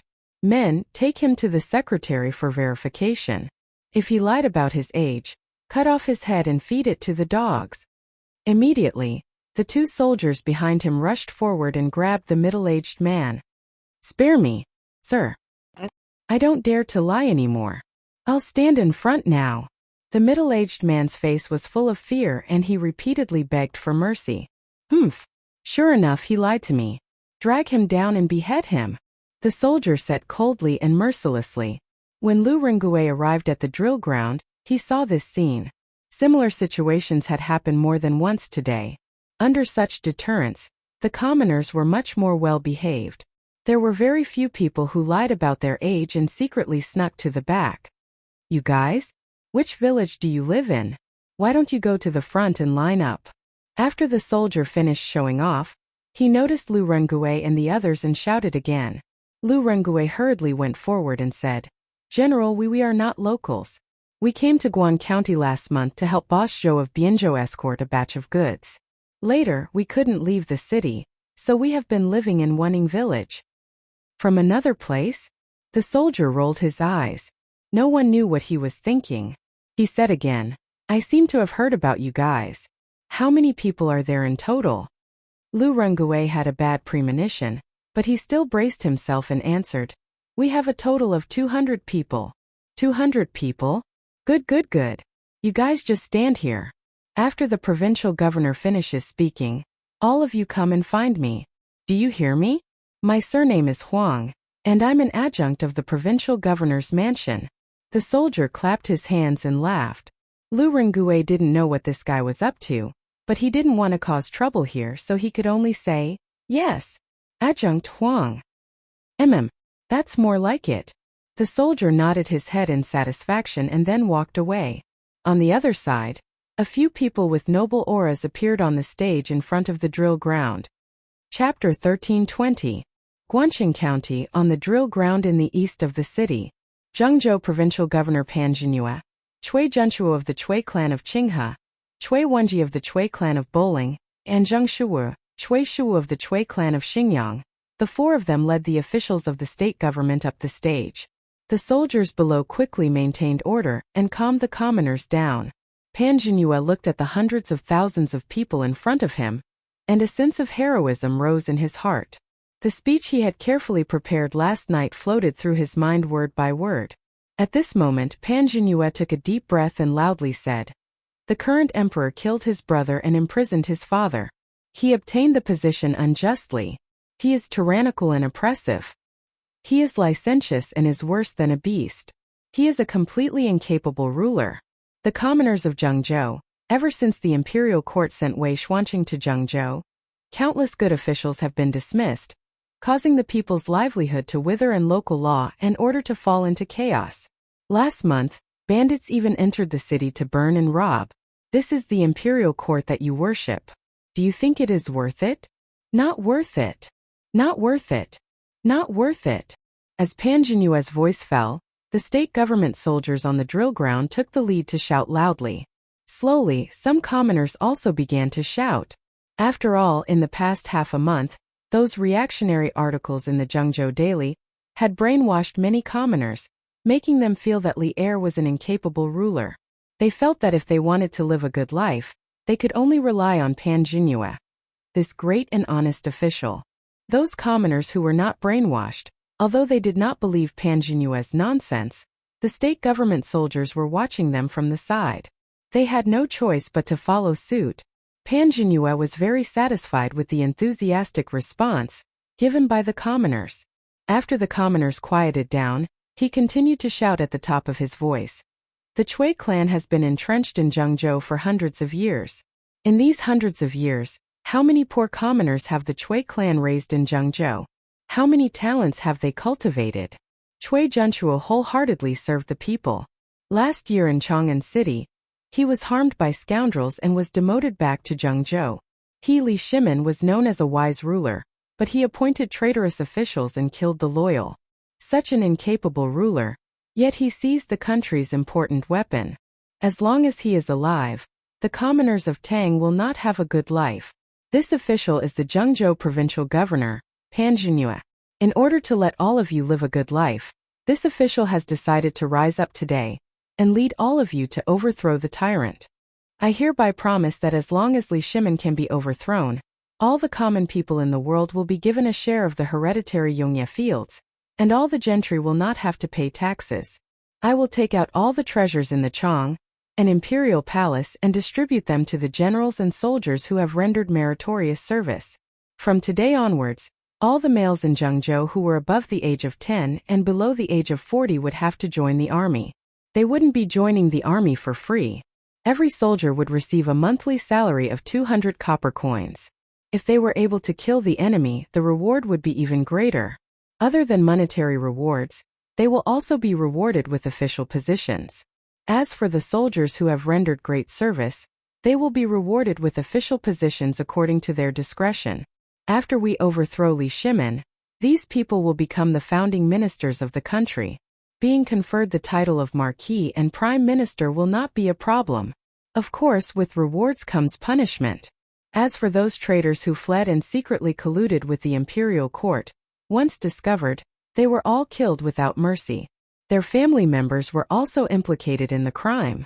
Therefore, fellow villagers, if you want to live a good life in the future, then let the men in your family join the army. Together, we will destroy the tyrant and enforce justice on behalf of the heavens. Disgraceful. Pan Jinyue's words could only be described as disgraceful. Lu Rengue frowned as he listened to what Pan Jinyue had said. If there were no guards on the drill ground, he would have rushed up to the stage and killed Pan Jinyue. Destroy the tyrant and enforce justice on behalf of the heavens. Destroy the tyrant and enforce justice on behalf of the heavens. The soldiers on the drill ground were elated. Many common people also followed and shouted crazily, especially the scholars and gentry who were standing at the front. They shouted the most fiercely because according to what Pan Jinyue had said, if they could overthrow Li Er, then they, the top people in Zhengzhou, would be the biggest beneficiaries. The gentry did not need to pay taxes. The country had just been established, so there would be many vacancies. The scholars and gentry would undoubtedly have the greatest opportunity. After a full quarter of an hour, the drill ground finally quieted down. Pan Jinyue's eyes darkened as he said, "As for the old, weak, women and children, although you cannot participate in the war, the logistics of the army, such as cooking, transporting rations and tailoring, will be your responsibility in the future. Where is the provincial governor's commandant Chui Quan?" A middle-aged soldier stepped out from the crowd and cupped his fists. "This general is here," Pan Jinyue ordered. "These men of suitable age will all be handed over to you. From today onwards, everything will follow the rules of the military camp and manage them. Now send someone to record their names and addresses and assign them to various camps. Give them half a day to go home and pack up. Before the sky turns dark in the afternoon, they must all report to the military camp. Those who do not arrive in time will be executed immediately. This general receives the order." Chui Quan cupped his fists and said loudly, "Buzz." The people below the stage immediately became a little restless. Many of them had their sons conscripted to the state capital to serve as soldiers. The men standing in the front left were usually the pillars of their families. The women all panicked. Pan Jinyue was conscripting not only their sons, but also their husbands. Ancient people married early. Their sons were in their teens and their fathers were in their 30s. "What are you making so much noise for? Everyone be quiet." Whoever makes any more noise will be thrown into prison. Cui Quan saw the situation and let out a loud roar. His voice reverberated throughout the drill ground. The thousands of soldiers from the state capital quickly scattered into the crowd of commoners and arrested a few dozen who were the fiercest. The rest of the commoners immediately quieted down. Generals of all camps, listen to my order. Bring your men and horses and register these men. Whichever camp they are registered in, that will be where they will be placed in the end. Before the sky turns dark today, all generals of all camps must report all the deserters. Tomorrow I will send people to arrest them. Cui Quan ordered loudly. This general receives the order. A few dozen soldiers below the drill ground shouted in unison. F***ck. Mother ***er, the thing that I was most worried about still happened. This is great. I have to serve the rebel army. Lu Rengue felt a little bitter. When he came he had this worry. After all, according to the information that Yi Fashion received, the Cui family would be holding a pledge ceremony today. Therefore he estimated that if he went, he would be kept as a strong man. But could he not go? Of course not. If he did not go, he could only hide in the tunnel. After all, Guangxing County was only so big. There was nowhere else to hide. However, if so many of them suddenly disappeared, it would definitely arouse suspicion. When the time came, the soldiers of the provincial governor's office would search inside and out of their rented residence. It would be very easy for them to find the secret passage under the house. Not only would they be arrested, but Wei Zheng, Yi Minglei, Li Yu, and Yi Fashion would also be implicated. Therefore, Lu Rengue and his 200 men knew that there was a tiger in the mountain, but they still chose to go there. All of you will follow me from now on. At this moment, the Zhengzhou provincial governor's office's army that Lu Rengue met earlier came over and said to him, Yes, Adjunct Huang. Thank you so much for your support. After hesitating for a moment, Lu Rengue clenched his teeth and pretended to be touched. Haha, don't worry. Follow me and work hard. When you have enough merits in the future, I will naturally let you go back to Bianzhou. Don't think about escaping because once you are caught, the consequences are not something that you can bear. Adjunct Huang patted Lu Rengue's shoulder and smiled meaningfully. His full name was Huang Cheng. Now that Pan Jinhua had raised the flag of rebellion, as an adjunct of the provincial governor's office, he naturally wanted to follow behind and make contributions. Lu Rengue and his men were all strong men, and they seemed to have good combat strength. If these people were placed under his command, they would definitely help him make a lot of contributions. Therefore, he took advantage of the fact that the other officers were not paying attention to him and came to snatch them away. Yes. Adjunct Huang is right. I understand. People under the eaves had to bow their heads. Lu Rengue completely acted like a grandson. Huang Cheng nodded with satisfaction and said, Good. What's your name? Adjunct Huang, my name is Rendanier. Good. Rendaniu, you will help me take care of these people around you in the future. Now take them to my adjunct officer to register. After registration, go back and pack some luggage and come to the barracks. Don't run away or be late, understand? Huang Cheng said with a serious face. The reason why he chose Lu Rengue to be the small leader of this team was probably because he thought Lu Rengue looked more fierce. When Lu Rengue heard that Huang Cheng did not scatter his men into the barracks, he was immediately happy. As for whether he was the leader or not, he did not care. Yes. Thank you for your guidance, Adjunct Huang. I will kill the enemy well in the future and repay Adjunct Huang. Lu Rengue had turned into a bootlicker at this moment, nodding and bowing with joy. At this time, the joy on his face was somewhat real. Good. Go quickly. Adjunct Lu, this is bad. Are we betraying the country and defecting to the enemy? When the army of the imperial court arrives, what are we going to do? After registration, Lu Rengue and his men hurried to Wenning Square in the south of the city. On the way, Feng Wu said with a sad face, What do you mean what to do? How do I know what to do? We can only take one step at a time. Okay, don't cry. Let's go back and ask Wei Zhuoqing later. He has a lot of ideas. Maybe he can find a way. Lu Rengue waved his hand impatiently and said gloomily, Oh, yes. Let's go and ask Wei Zhuoqing. Hurry, let's go back. When Feng Wu heard this, His expression immediately changed and he quickened his pace. Squeak! Everyone returned to the rented house. Old Feng took the lead and jumped into the dry well in the courtyard. Wei's watching. This is bad. This is bad. Adjunct Liu and I have joined the enemy. P.S. Recently the subscriptions and ticket sales have not been very good. It's too bad to look at. I almost don't have the motivation to continue writing. Please support the original version and give the swordsman more motivation to continue writing. The swordsman will definitely update more to repay everyone. Chapter 1321. Speaking of which, Wei Zheng was quite pitiful recently. A while ago, he could still stay in the underground tunnel during the day and return to the surface at night. However, in recent days, the situation in the city had become more and more tense. He had to stay in the underground tunnel 24 hours a day, living a life without seeing the light of day. It was really depressing. What was worse was that Yi Fashion, Li Yu, and Yi Minglei's family also stayed in the underground tunnel yesterday. Wei Zheng suddenly felt that the air down there was more suffocating. At this moment, Wei Zheng felt a little dizzy. This old man was short of oxygen. Suddenly, he heard Feng Wu yelling at the entrance of the underground tunnel, which was the dry well in the yard. Wei Zheng was shocked at first, then he was furious. He walked to the well angrily and said righteously, "How dare you? You are greatly indebted to the country. How can you betray the country and join the enemy?" When he heard that Feng Wu had betrayed the country, the first thing that came to his mind was not to run for his life, but to persuade Feng Wu to change his ways. Lu Rengue, who was still on the surface, couldn't help but cover his face when he heard the terrible conversation. It was really shameful to have such a one-track mind as a subordinate. Helplessly, in order to prevent Feng Wu from making things worse, he had to quickly walk to the well and jump into it. Left Minister Wei, don't misunderstand. Don't listen to Old Feng's nonsense. I will tell you the whole story. Before Feng Wu could continue, Lu Rengue came over and interrupted him. If Old Feng was allowed to continue, wouldn't Wei Zheng treat his allies as his enemies?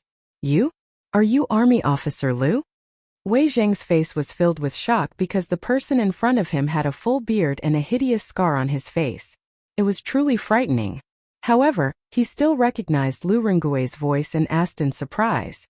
Well, yes, I am. I was worried that Registrar Wang would recognize me, so I disguised myself. Only then did Lu Rengue remember that his current face had been processed, so he quickly explained. Haha. Xiao Yuer walked over and looked at him from head to toe. She couldn't help but laugh. Brother Lu, you don't look like a soldier at all. You look like a bandit. Haha. Haha. Old Feng couldn't hold back his laughter and laughed out loud. Lu Rengue turned his head and stared at Old Feng. Old Feng was scared and covered his mouth.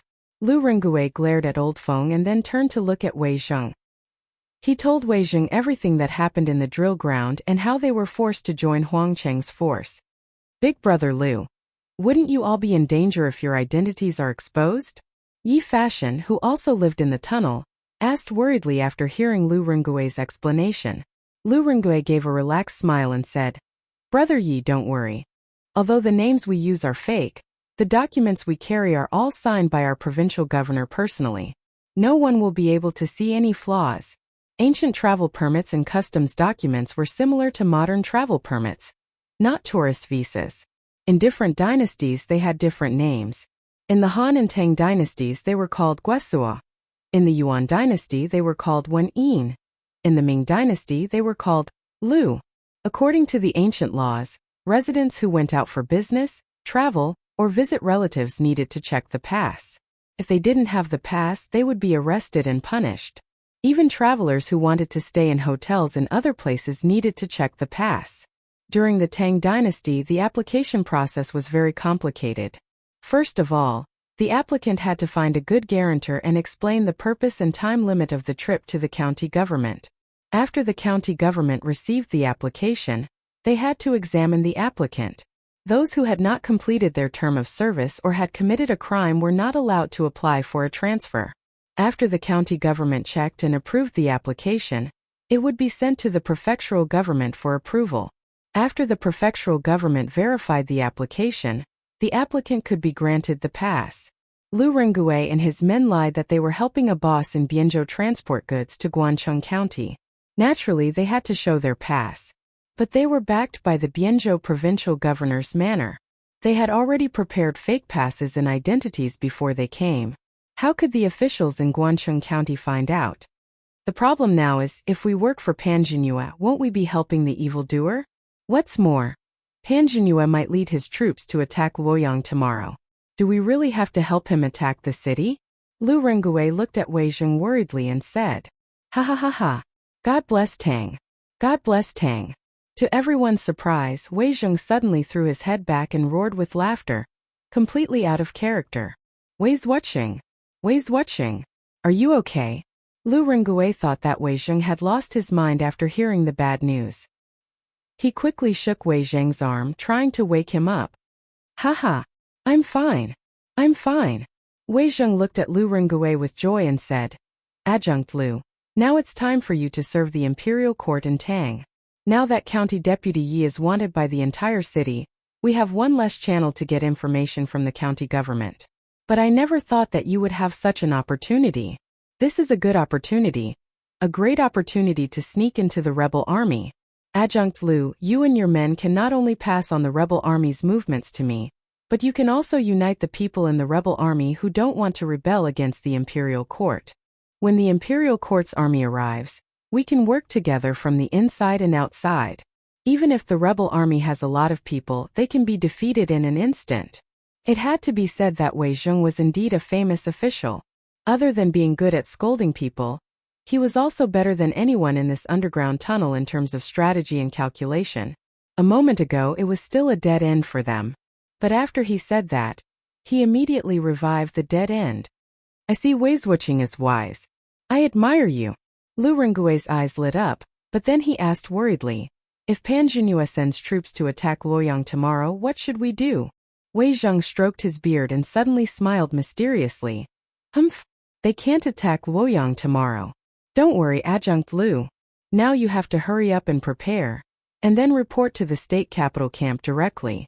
Remember, you must be careful and don't expose yourselves." Lu Rengui was confused. He thought, why can't Pan Jinhua attack Luoyang tomorrow?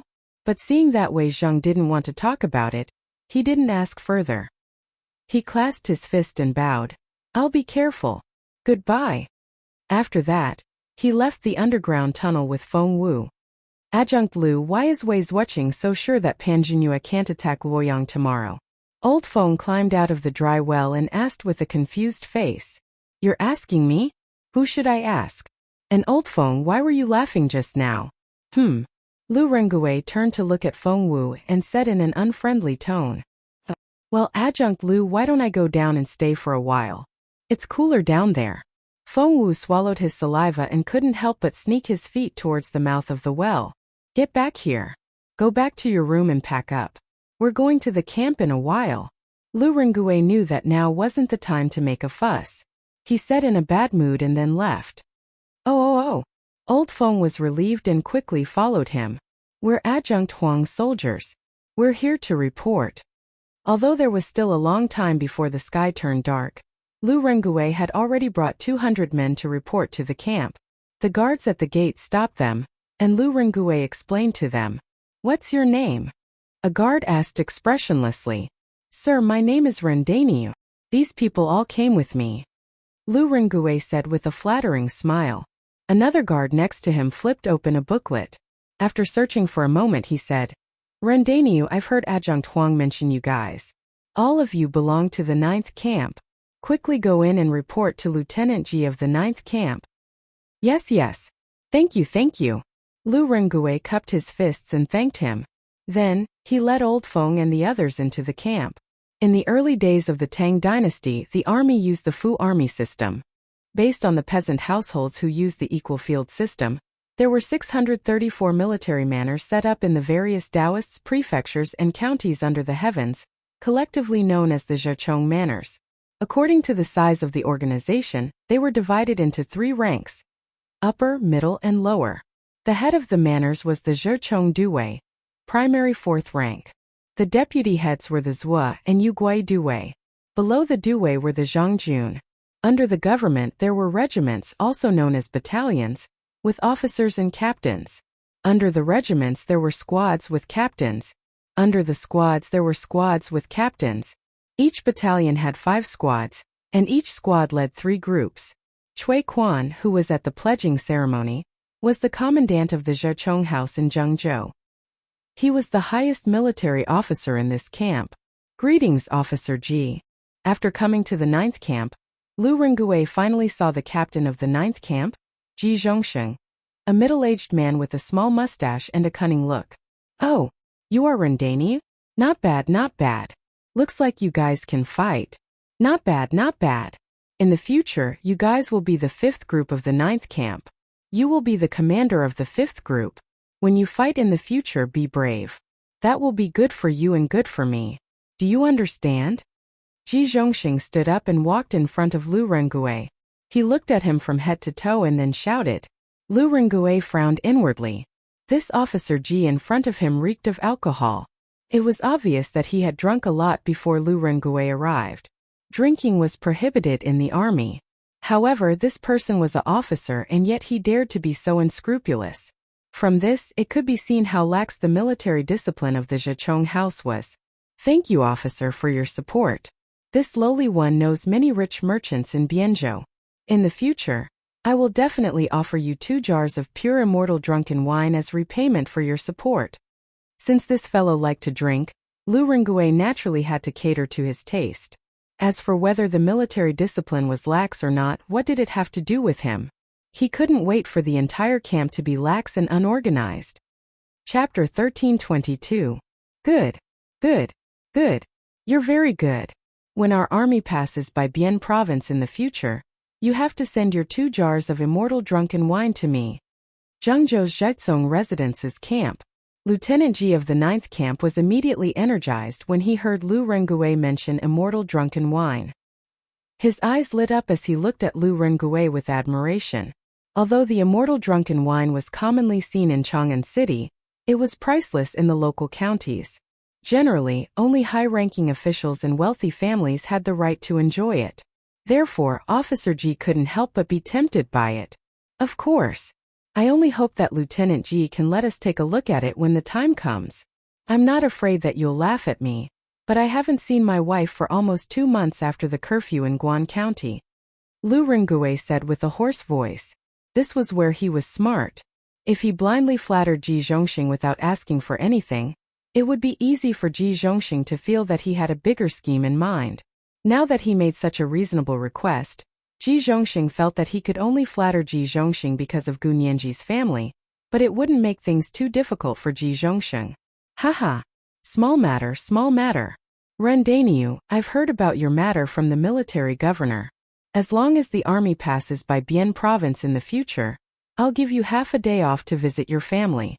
Once you've made enough contributions, the military governor will let you go back. Ji Zhongxing patted Lu Rengui's shoulder and laughed. Lu Rengui cupped his hands and said, Thank you, Lieutenant Ji. However, my brothers and I have changed our minds. We won't leave even if we make great contributions. We want to follow behind the provincial governor to make contributions and be conferred the title of Marquis. We hope that Lieutenant Ji can guide us in the future. Ji Zhongxing burped and then gave a thumbs up. Haha. Good. Good job. You have the same thoughts as me. Why can't we be conferred the title of Marquis and enter the imperial court? Brr. Yes, Lieutenant Ji. Lu Rengui cupped his fists in response, then left the room. Just like that, they settled down in the camp of the House of Subjugation. But when he thought of Ji Zhongxing's words, we should be leaving the city tomorrow morning, Lu Rengui couldn't help but worry. Leaving the city meant going to war, and war meant going to war with allies. This was something he didn't want to see. After all, he was only pretending to surrender, not really. Dong dong dong. The next morning, at the first glimmer of dawn, the sound of drums could be heard in the camp of the House of Surrender. Then the soldiers of the various camps began to shout. All soldiers, get up immediately and gather at the drill ground.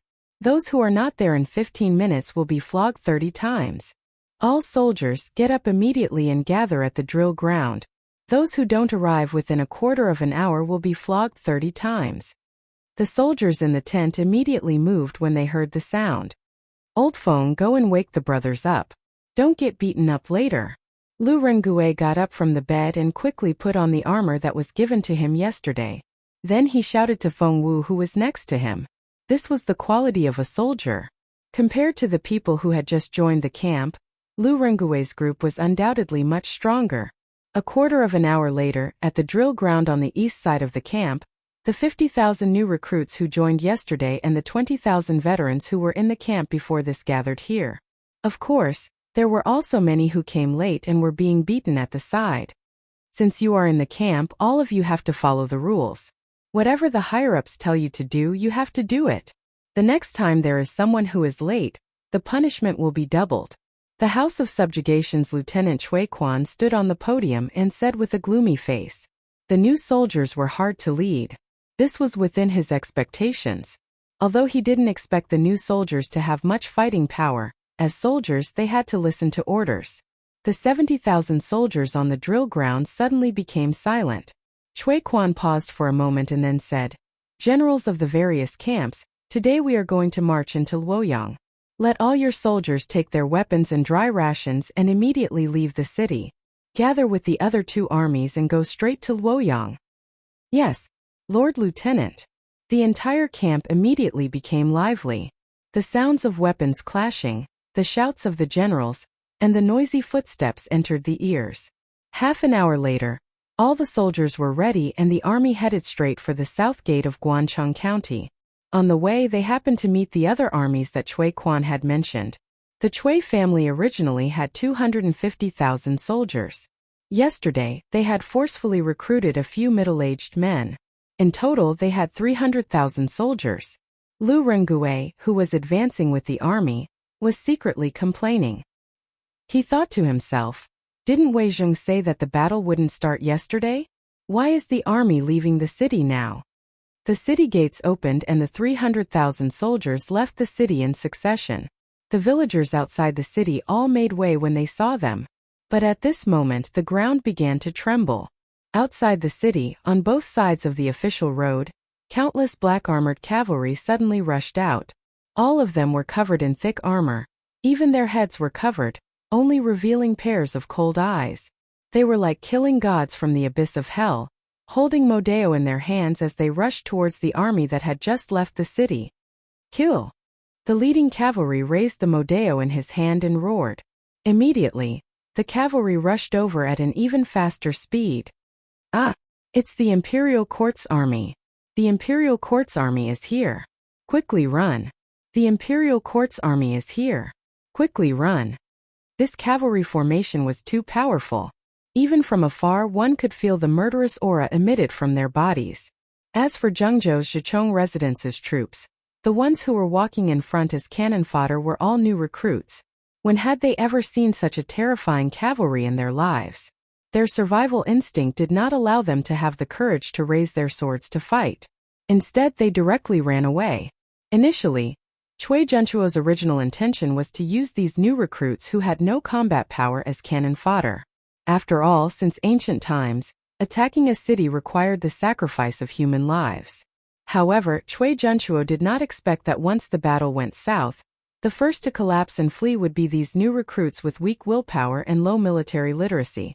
And their collapse would not only disrupt their formation, it would also greatly affect the morale of the army. Do not flee. Those who flee before battle will be killed without mercy. The generals of the various battalions were all veterans.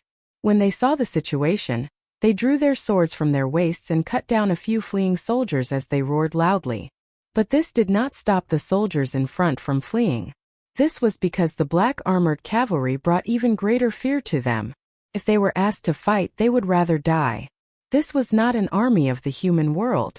In the blink of an eye, the black-armored cavalry had already charged into the midst of Zhichong Residence's army. Puff puff puff. When wolves entered a flock of sheep, their warhorses first sent countless soldiers flying. Then with a swing of their swords, heads fell from the sky. To the black-armored cavalry, no one was a match for them. It was like chopping vegetables. They only needed to charge forward, swing their swords and reap the lives. "Spare me!" Don't kill me. I don't want to rebel. Run! Run! The soldiers in front of the troops turned around and desperately ran towards the city gate. They did not want to face this group of evil spirits. Shichong Residence's army was instantly thrown into chaos. Black Armored Army? This is the Black Armored Army? Lu Ringgui belonged to the 9th Battalion. His position was not very close to the front. When he saw the formation of the Black Armored Cavalry, he suddenly thought of something. His face was filled with disbelief. Old Feng, tell our men to retreat in the chaos. Don't fight with the Black Armored Army. Lu Ringgui pulled Feng Wu over and whispered. Yes. Old Feng replied and quickly went to pass down the order. Shichong's commandant, Cui Quan, happened to be 30 feet away from the city gate. He sat on his warhorse and looked up. He could tell that the cavalry in front of him was the unparalleled Black Armored Army. He quickly exclaimed, Quick! Adjunct Huang, order all the soldiers to retreat immediately. Retreat into the city.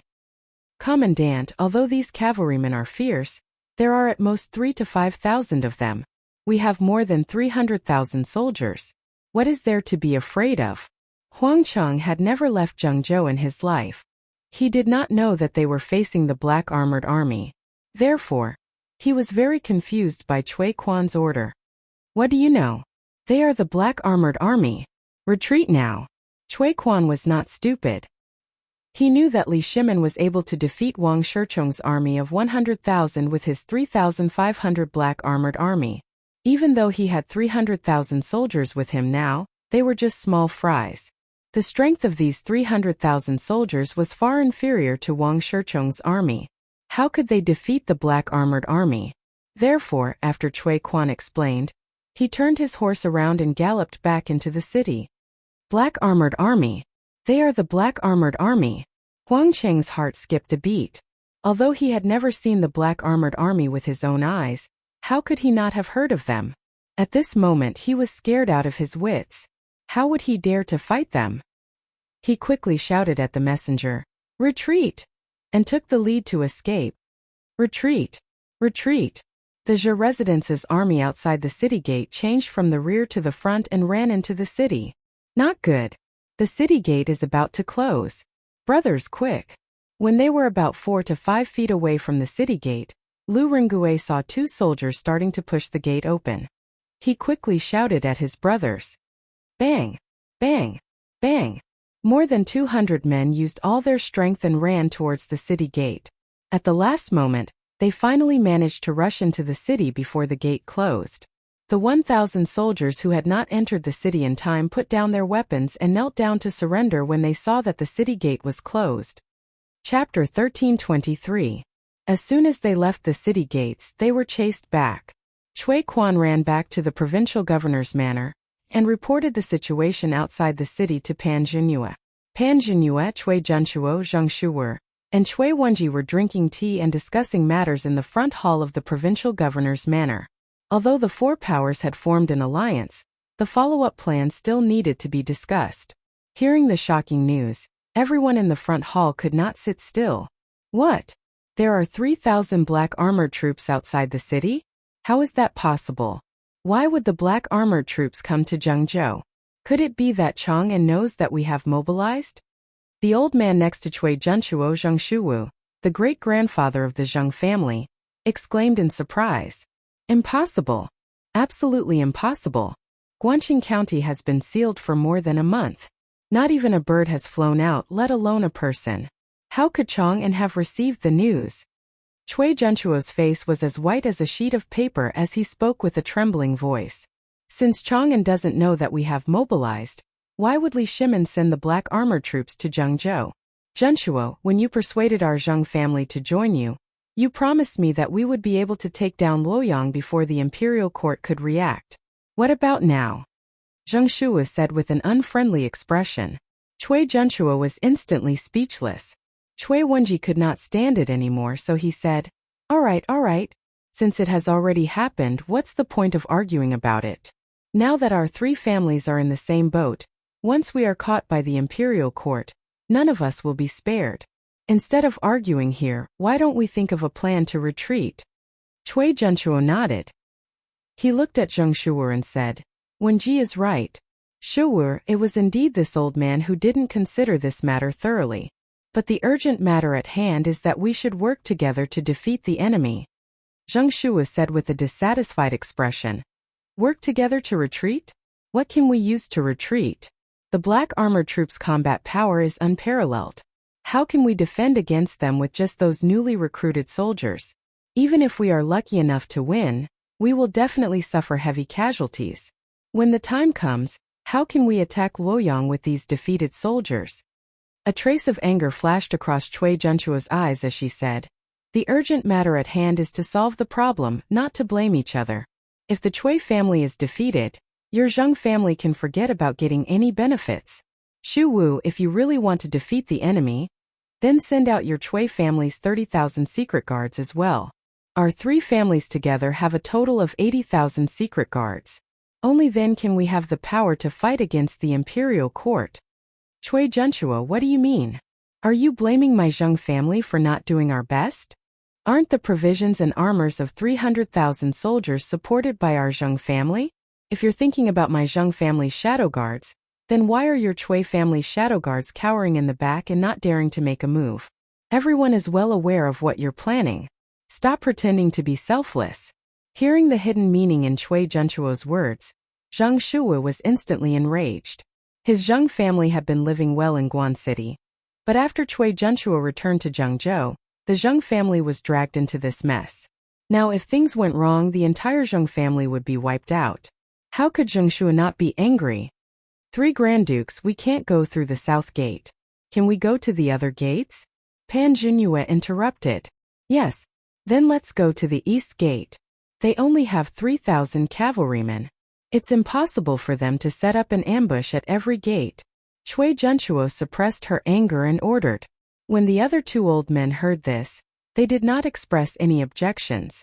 Seeing this, Cui Quan bowed and said, Yes, Grand Duke. This general will lead the army out of the east gate and take a detour to attack Luoyang. With that, he cupped his fists and turned to leave. He was truly convinced by the quarrel between the 3 old men in the room.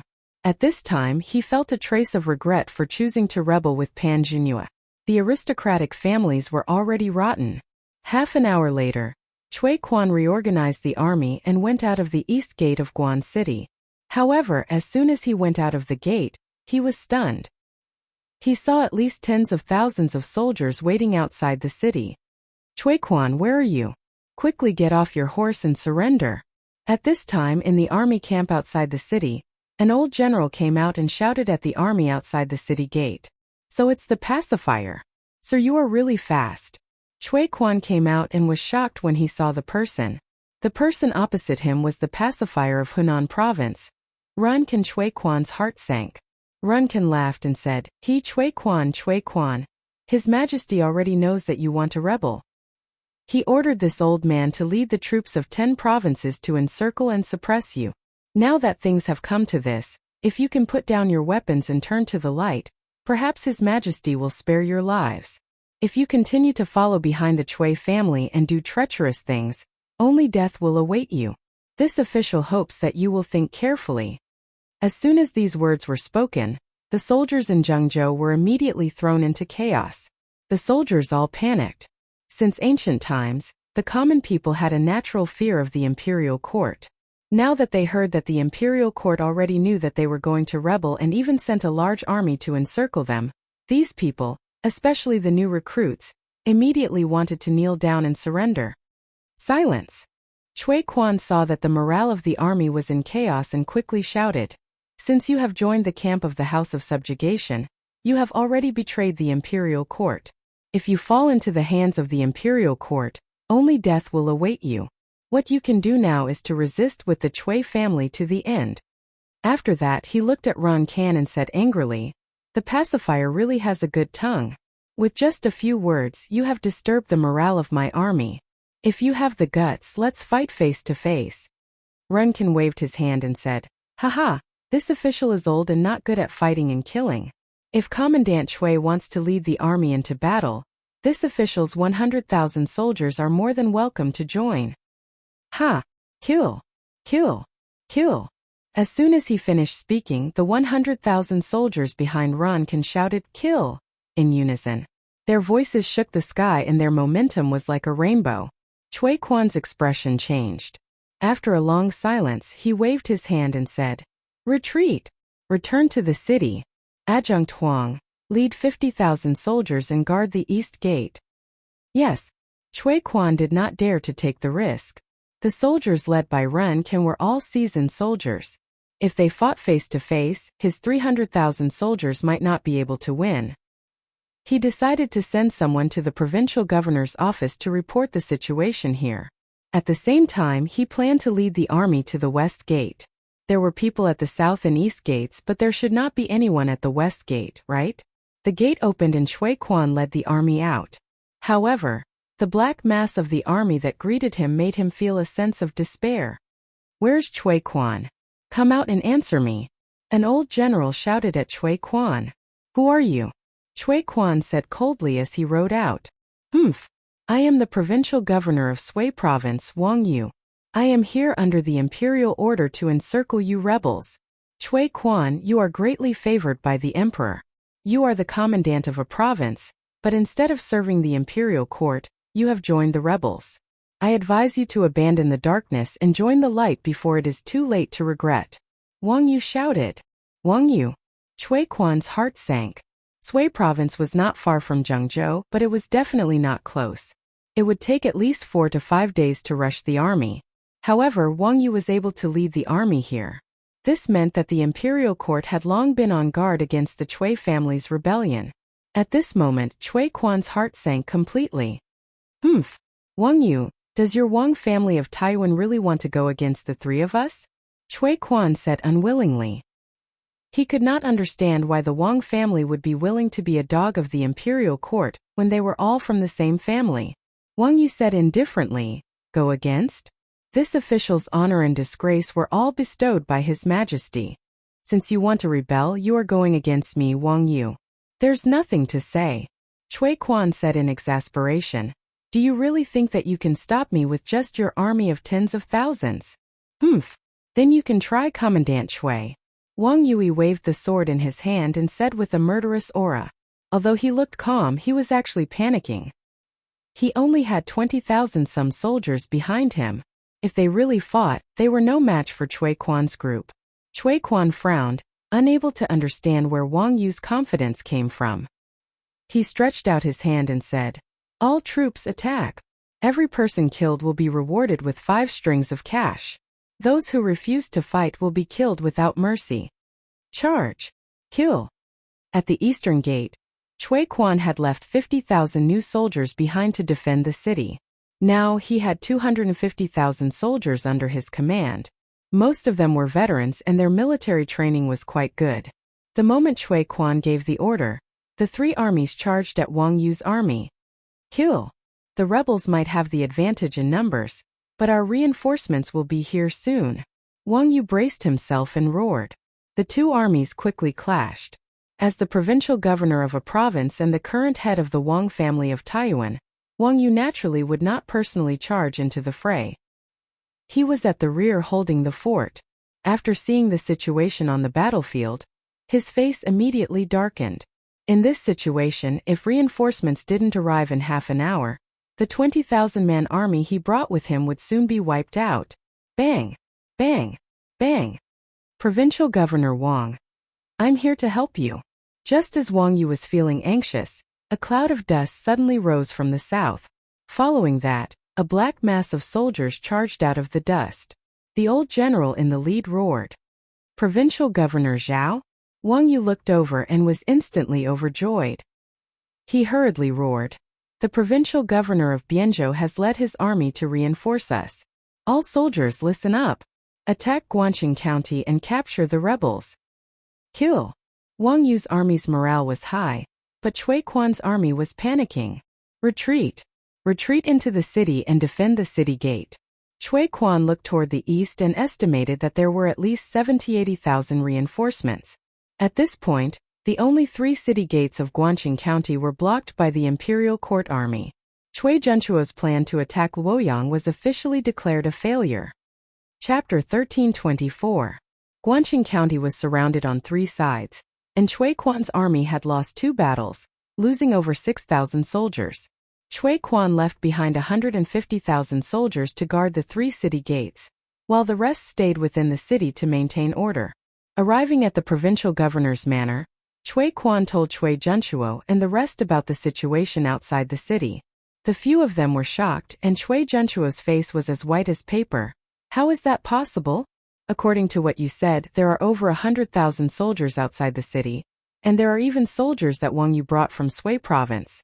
Doesn't that mean that the imperial court already knew that we were going to attack? But Guangqing County had sealed the city gates for over a month, so how did the news get out? Zheng Shua's face was dejected as he muttered, "It's over. It's all over.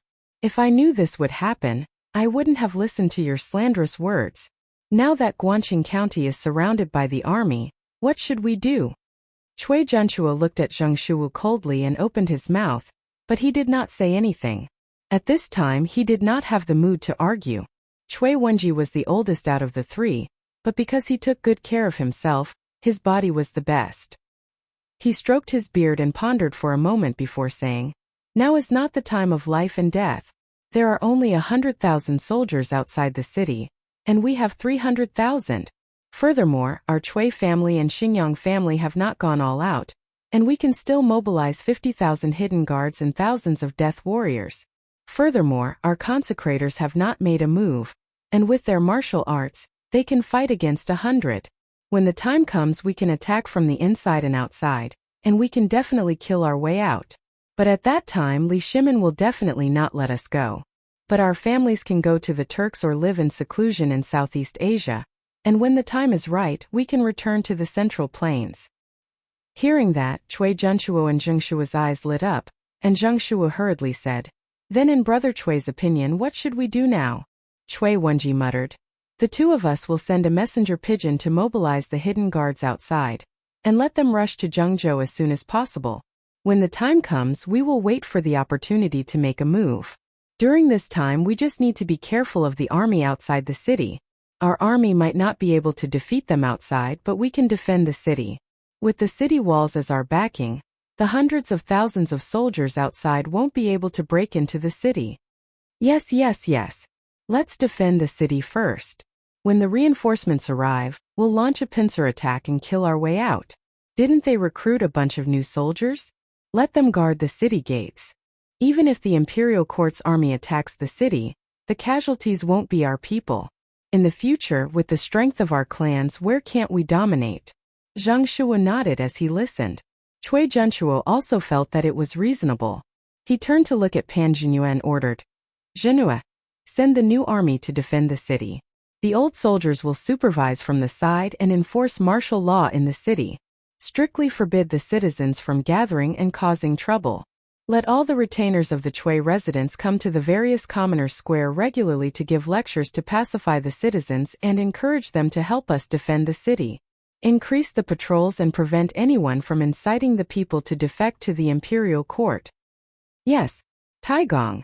I'll make the arrangements right away." Pan Zhenue cupped his hands and left with Cui Quan. "Hey, join the army." As expected, the army didn't attack Luoyang today. Wei Zuoqing is really good at foresight.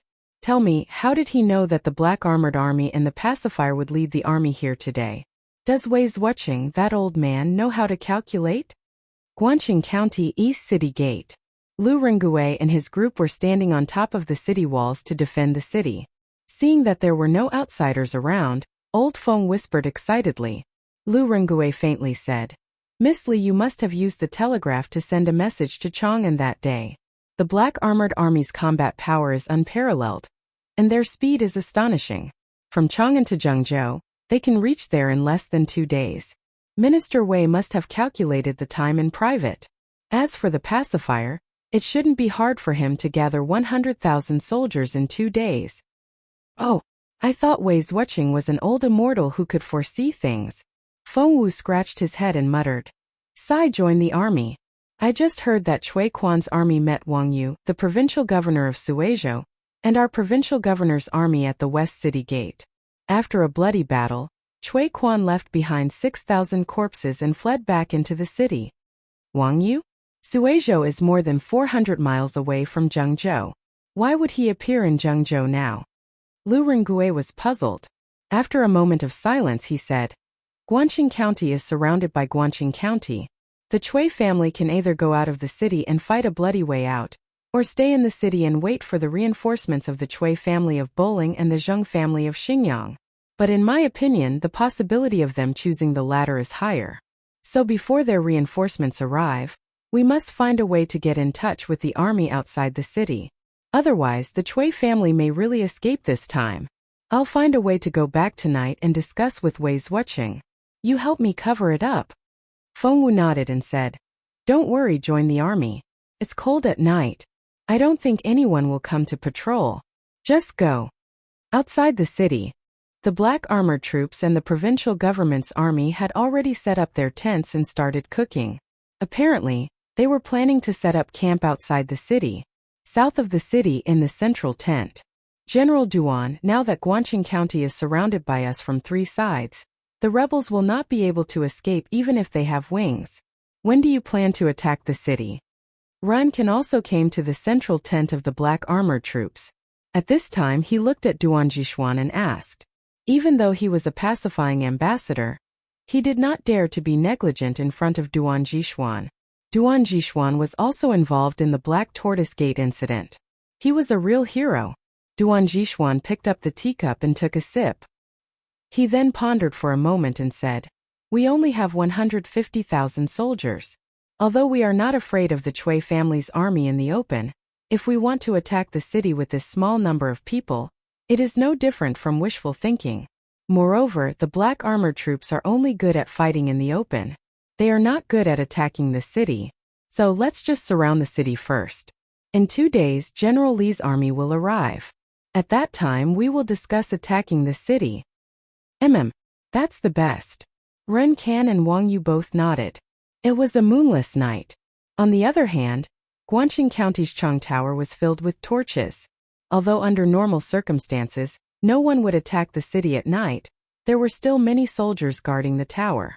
Lu Rengue used the excuse of going to the toilet to sneak away. Along the way, he avoided the patrolling soldiers and finally came to the house in Wuning Lane. Is Lu Rengue back? At this time Wei Zheng and the others were still awake. Wei Zheng asked softly when he heard some movement from the well. It's me. It's me. Lu Rengue answered and quickly walked over.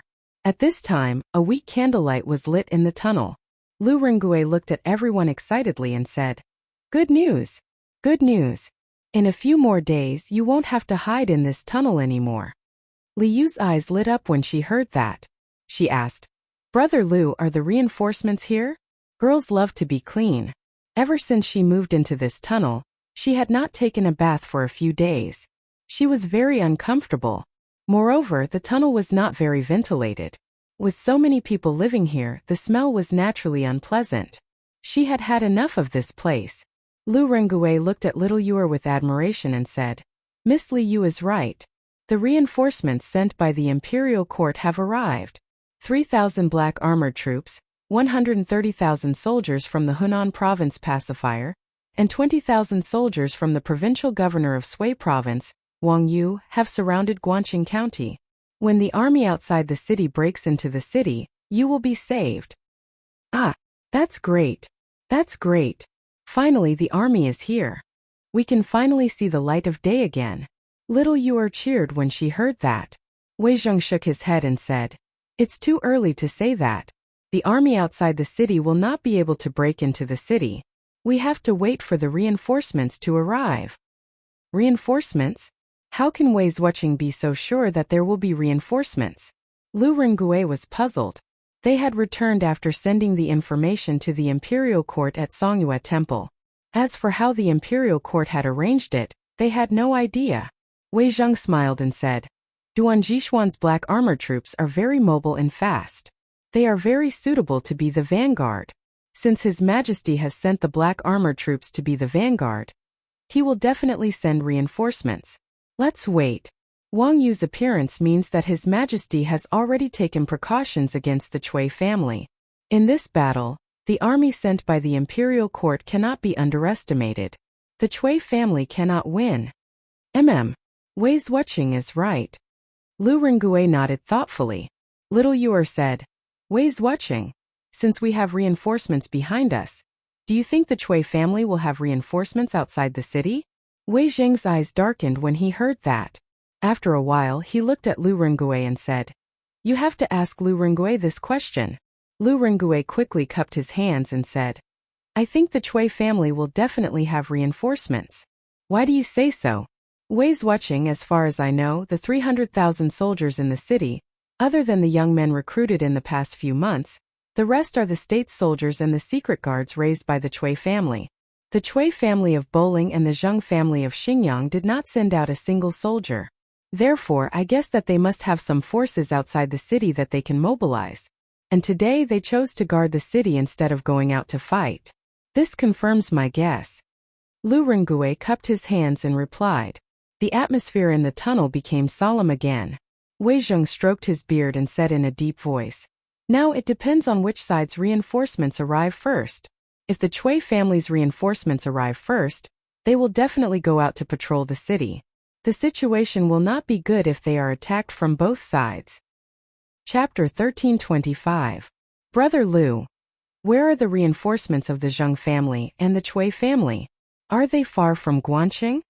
Inside the tunnel of Lu Rengue's rented house in Wuning Square. Little Yuer asked after listening to Wei Zheng's analysis. Lu Rengue shook his head and said, I don't know. Logically speaking, the Chui family's army should be in Dingzhou, and the Zheng family's army should be in Guanqing. But since they decided to betray the imperial court with the Chui family of Qinghe, they must have set up an ambush in a county adjacent to Zhengzhou. We just don't know which county they are in. Yi Fashion frowned and said, According to the time, the imperial court's army will need at least 2 more days to reach Guan City. As for the Zheng and Chui families' reinforcements, if Brother Lu's analysis is correct and they are hiding in a county near Zhengzhou, then their reinforcements will definitely reach Guan City first. Then what should we do? Little Yuer was anxious. Lu Rengue suddenly asked, I wonder if the imperial court will bring along a telegraph machine with them when they send reinforcements? Little Yuer's eyes lit up and said, We'll know if we try. The army must be closer to us than we are to Chang'an. Maybe we can send a message without going to Songyue Pagoda. That's right. Then Miss Liu, try using the telegraph machine. No. Using the telegraph machine underground will be very difficult to send messages. We should at least go to the surface. Liu shook her head. Lu Rengue thought for a while and said, The Chui family and the government are busy dealing with the army outside the city. They shouldn't be able to send people to patrol the houses. Also, Su Fengjing of Wuning Square knows that we have joined the army, so there must be no one in the house. Once the gate is locked, normal people won't be able to break in. So why don't you all disguise yourselves and stay in the backyard? But don't light candles at night, and don't go out during the day. Wei Zheng frowned and said, No. If we all stay there, there will be too many targets. Once someone breaks in, we won't even be able to hide. Let Miss Liu stay there alone. She needs to keep in touch with the army. Also, if someone breaks in, she can hide easily. Although he also wanted to stay there, he didn't want to give himself away at such a crucial moment. Yes, indeed we should focus on the big picture. Yi Minglei nodded in agreement. Seeing this, Lu Rengue could only say, Then Miss Liu, you can bring your telegraph machine to the attic in the backyard. If the imperial court or the reinforcements send a telegram, you will know in time. Little Fishy pouted and shook her head. No. I'm alone. I'm not even allowed to light up at night. How would I dare to stay? Why don't you let Auntie Yi stay with me? She did want Yi Fashion to go up, but this was such a big backyard. How could a man and a woman live together? Therefore, Liu thought about it seriously and decided to invite Yi Minglei's wife to accompany her. Madame Yi looked at Yi Minglei and saw him nod. She smiled and said, All right then. Since that's the case, I'll go up and stay with Miss Liu for a few days. After that, Liu, Madame Yi, and Lu Rengue took the telegraph and climbed to the ground. Then the 3 of them walked towards the backyard. Beep, beep, beep. 15 minutes later, in the attic in the backyard, there was a soft beep sound. In the house, Liu used the weak candlelight to control the telegraph machine to send out a message. In order to prevent the candlelight from leaking out, she was surrounded by a screen. All right, I've sent it out. Let's see if anyone can receive and reply to me. After a while, Liu clapped her hands and said. Lu Rengui nodded and said, then we'll wait. Liu took the opportunity to ask, Brother Lu, how are you doing in the military camp? Did anyone from the higher-ups make things difficult for you? Lu Rengui shook his head and smiled. No, the lieutenant in our camp is a drunkard. I promised him 2 jars of immortal drunken wine. He treats me like a brother. Why would he make things difficult for me? Immortal drunken wine? Where can we get immortal drunken wine at this time? If I was in Chang'an, I could get some for Brother Lu. But now I'm in charge of the city. Little Fishy frowned and said in a dilemma. Lu Rengui smiled. It's fine. I guess that lieutenant won't have the fortune to drink a sip of immortal drunken wine in his life. Hundreds of miles away on an empty field, there were countless tents of various sizes. The campfire in the camp was brightly lit. There were also groups of soldiers patrolling the camp. Beep, beep, beep. Did Little Fishy send a message? Meng Wenhao reacted immediately. He quickly took out a pen and paper and laid on the ground to record. After a while the beep stopped. Iron Egg asked curiously, Wenhao, what did the message say? To prevent more people from knowing about the telegraph machine, he, Meng Wenhao, and Pang Feiji stayed in a tent alone. At this time, Meng Wenhao had already translated the code. He looked up and said, Nothing. This is just a test code sent by Little Fishy. She's not sure if I can receive her message. Wenhao, you should reply quickly. Iron Egg said hurriedly. Okay. Meng Wenhao nodded and pressed the handle of the telegraph machine to reply the message. Beep, beep, beep. On the other side, Little Fishy was chatting with Lu Rengui about the battle during the day. Suddenly, the telegraph machine rang. It's here. There's a reply. Little Fishy exclaimed and quickly recorded the message. After a while, she stood up and said, Brother Lu, it's the reinforcements sent by the imperial court. They are now 30 miles east of Luoyang in the wilderness. They should be about 100 miles away from us. The general manager this time is Duke Wei, Li Jing. Lu Rengui heard and frowned. Duke Wei is leading the army? 100 miles? If that's the case, it's hard to say who will be the first to arrive. How about this, Miss Li, you send the situation of Guangxing County and the deployment of the troops. The decision will be up to General Manager Li. Okay. Liu thought for a while and started to send the message. She had a preliminary understanding of the situation in Guangxing County from the conversation with Lu Rengui. Outside Luoyang Tang Army Camp. This time there was a very long beep beep beep beep. Meng Wenhao's hands were almost sore from recording the code. After a full 15 minutes, the telegraph machine finally stopped beeping. Next was the translation. Fortunately, Meng Wenhao had already memorized the code book, so the translation didn't take much time. Wenhao, how is it? How's the situation in Guangxing County? Iron Egg saw Meng Wenhao's work and quickly came over to ask. Meng Wenhao frowned. It's a long story, and the military situation is urgent. Let's meet General Manager Li together and report to him as soon as possible. Okay. After a while, Iron Egg and Meng Wenhao came to the command tent. After reporting, they met Li Jing. Qin Xiong, Cheng Yaojin, and Niu Jinda were also in the tent. They were probably having a meeting. Greetings, General Manager Li and the generals. Iron Egg and Meng Wenhao bowed. Li Jing nodded and said, There's no need to be polite. Meng Wenhao, I heard that you have urgent military matters to discuss with me? Yes, General Manager Li. This is the information that was just sent from Guangxing County. Meng Wenhao took out the translated message and raised it above his head as he replied. Oh, let me take a look. Li Jing's expression changed as he walked down and took the message from Meng Wenhao. The other 3 old generals in the tent also cast their gazes on Li Jing. Medicine Master, what is written on it? Why are you looking at it for so long? A moment later, Cheng Yaojin asked impatiently. Li Jing passed the message to Cheng Yaojin and said, The Chui family in Guangxing County has gathered 300,000 troops and is preparing to attack Luoyang. Luckily, the black armored army, Ren Kan, and Wang Yu's 150,000 troops arrived in time and killed the rebels back into the city. However, according to the Bian province army hidden in the city, the Cui family of Bowling and the Zheng family of Xingyang definitely have reinforcements outside the city. If we don't want the Cui family to escape, then we have to reach Guanqing before the reinforcements arrive. Qin Qiong stroked his beard and said, "Since that's the case, then let's march through the night." Li Jing thought for a moment and looked at Iron Egg and Meng Wenhao. "Iron Egg, you and Wenhao go up to the Celestial Lamp and send information to Guanqing. Say that we will definitely reach Guanqing before dark tomorrow. Then send a message to Chang and inform His Majesty about the situation here. Also say that we plan to change the route of the army and merge the three armies into one to head straight for Guanqing." Li Er had told him before he left that although he would not interfere with his battle plans, he hoped that he could send the situation of the battlefield to the imperial court regularly. The two fellows quickly cupped their fists and said, "Yes, General Manager."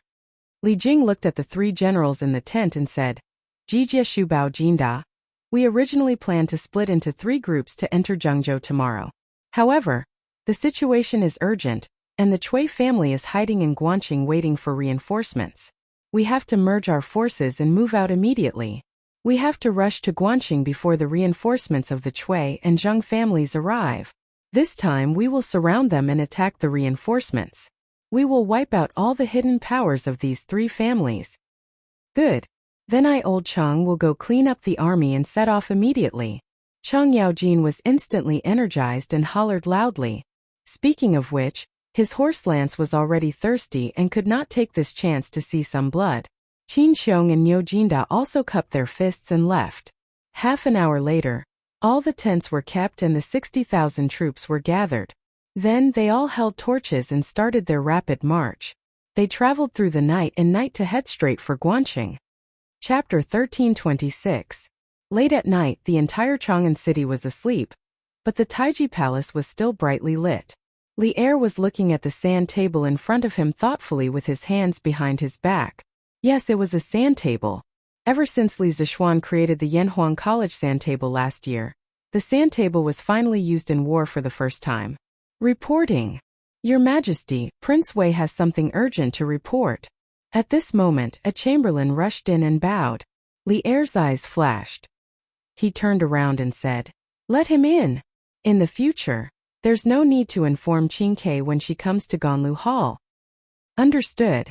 The eunuch cupped his hands and left. Not long after, Li Tai walked in with a letter.